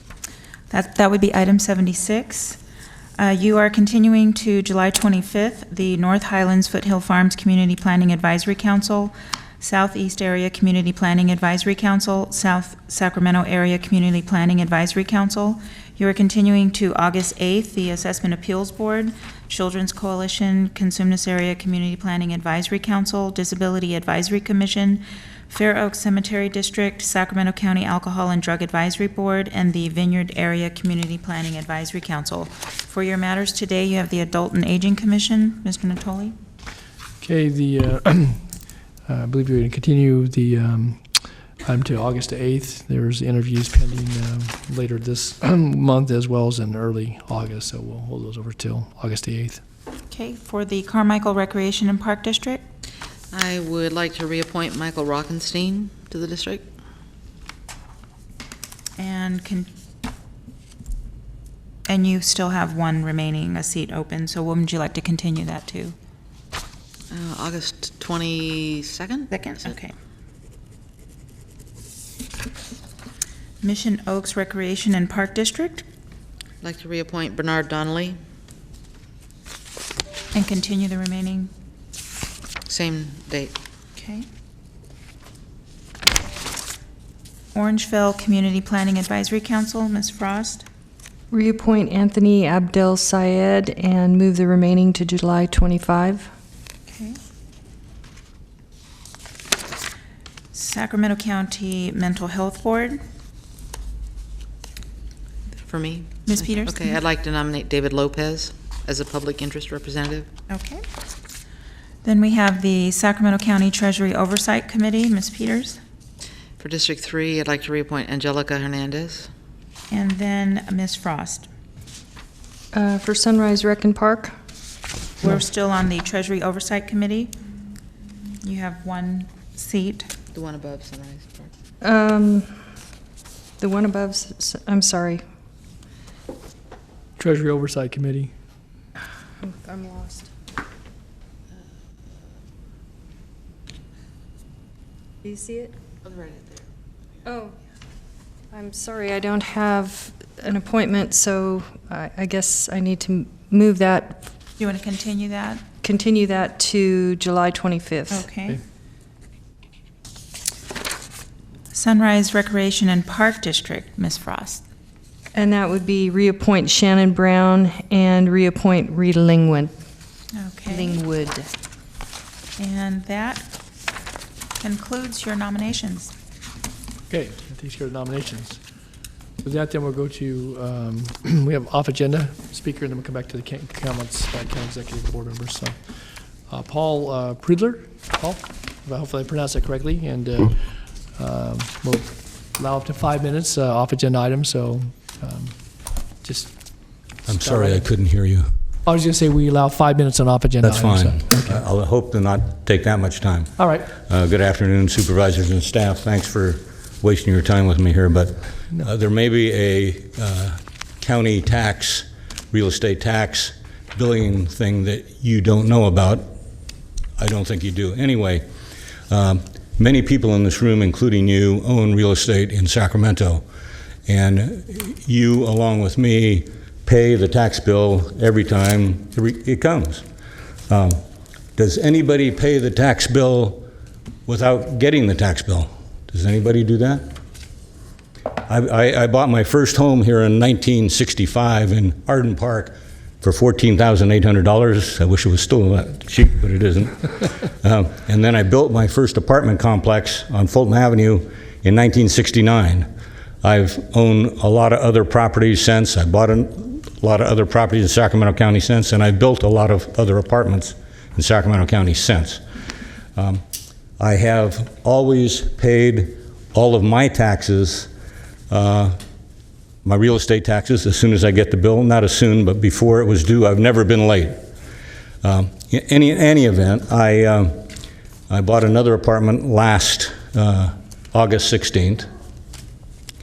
And when you buy them, you always know there's going to be a tax bill to be paid by December 15th.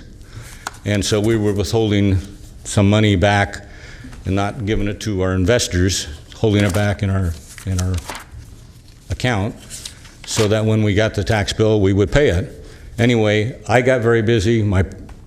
outsourced property manager got very busy, and we never got a tax bill, but we didn't notice we never got a tax bill until I received the tax bill on February 22nd. I called the director, I either wrote or called the director of finance, I can't remember right now, but they told me that we have to pay the tax bill whether or not we received it. And he told me he didn't mail it to me until February 20, I think it was like the 18th, but I received it on the 22nd. So anyway, we received it and we paid it, and in that bill was a, how much was it? It was $2,160.64 penalty because it was late. It was late, but I paid it like within 3 days after I received the bill. And I'm not complaining right now about the penalty. I paid the penalty. I always paid my taxes. This is the first time I had to pay a penalty, but I paid it. But the situation is this little yellow sheet that comes along when you buy a piece of property in Sacramento County. They send you the recorded deed after you, I don't know how long, maybe a week or two or a month after you record the property, you get a copy of the stamped recorded deed. In the back of it is a number of papers, and this is one of them. And in this paper, it says, for the first time that I realized it after all these years, that you need to pay the taxes whether or not you receive the tax bill. It's your responsibility, and you'll be late. If you don't receive the tax bill and don't pay the taxes, you will pay a penalty. It says it right here. But I didn't know that. I don't think you know that. And they told me they mailed the tax bill to the seller, not to me, to the seller who was dead in Hawaii. That's why I never received a tax bill. The director of finance told me that. So I paid it 3 days after I got it, and I'm not going to complain about me, but I don't think that's a good policy to have, and I don't think you would like that policy. I think, you know, if they don't mail the tax bill they had from August, the tax bills, I don't know when they come out. They come out like in October or November. They have to be paid by December 10th. But they had plenty of time. They mailed me the grand deed, but they didn't mail me the tax bill. They had plenty of time to send the tax bill. If they don't send it, it kind of seems like it's maybe a new way to get income for the county. I don't think that's what you people mean. Anyway, I just want to let you know about it, and maybe you could change that so that if they don't, someone doesn't receive the tax bill, they shouldn't be at least penalized, as long as they pay it when they receive it. Does that make any sense, or am I way off base here? No, and I think there is a time when the rolls close, and so that's when that's the mailing that we sent out. But I mean, recordation of documents, and that does get transmitted. Obviously, you got the bill, months after it was due in February, and I don't know what state law provides for. Obviously, it's pointed out in that chart, but I guess if you'd ask, maybe everybody here knew. I didn't know that if you didn't get the bill, you were then going to get penalized. There are some circumstances, seems to me, that where there are transactions, and you have to have a cutoff point for mailing, but then I don't know how many transactions occur after that. Well, I've done a lot of these, and I've never not received a tax bill. Okay.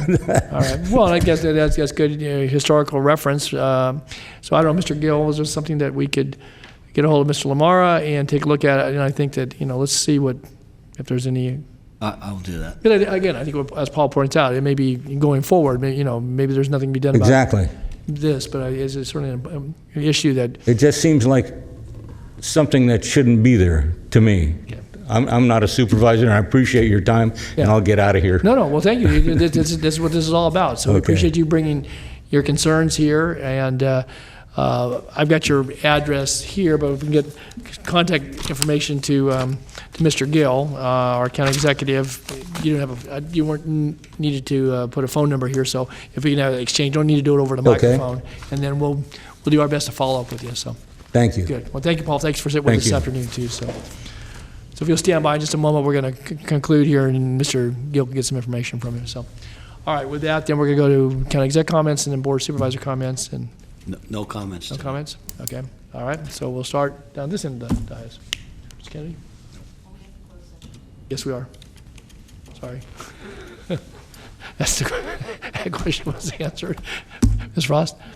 Okay, I just, very quickly, I know that we had scheduled, I guess, for next week, our board committee to have transient occupancy tax workshop, and some things, you know, the committee was working on that, but there was a change in the date that went out to the applicants that wasn't shared with board members, because as recently as this weekend, conversation with folks, I kept saying the 18th, you need to make sure you were available, and if we're going to do a new date, that needs to be settled upon so that all board members, even though the committee is going to be transacting the hearing. No, we did send out a cancellation flow, we are working on a new date. Okay, the cancellation went out when? It went out yesterday. Okay, that's what I'm saying. It was Yeah, after, no, absolutely, it was afterward. No, yeah. And that's fine, we were in a new date, it's just that, you know, if that cancellation, apparently that was, the applicants were told about it, and I actually had a bit of an argument with somebody. I said, you need to be ready on the 18th. Oh, no, it's being continued. I said, continued when? They said, we got a notice back in June about it being continued. I said, our board left the session saying it was going to be on July 18th. Don, this is the classic situation where when board members get involved, the dates in the staff reports get amok. So this week, when we did decide to push it off to the end of August to get all the work done, we should have notified the board. That's fine. I forgot about it. So as soon as Monday morning, I asked Flo to send out a notice. So. My apologies for that. That's why I was arguing with somebody on Sunday about it, and I kept telling them they needed to be here on the 18th. They said, no, we don't. I said, how do you know that? It's okay.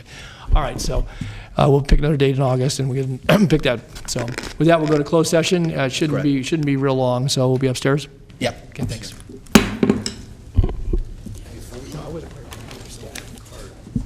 I don't either. But I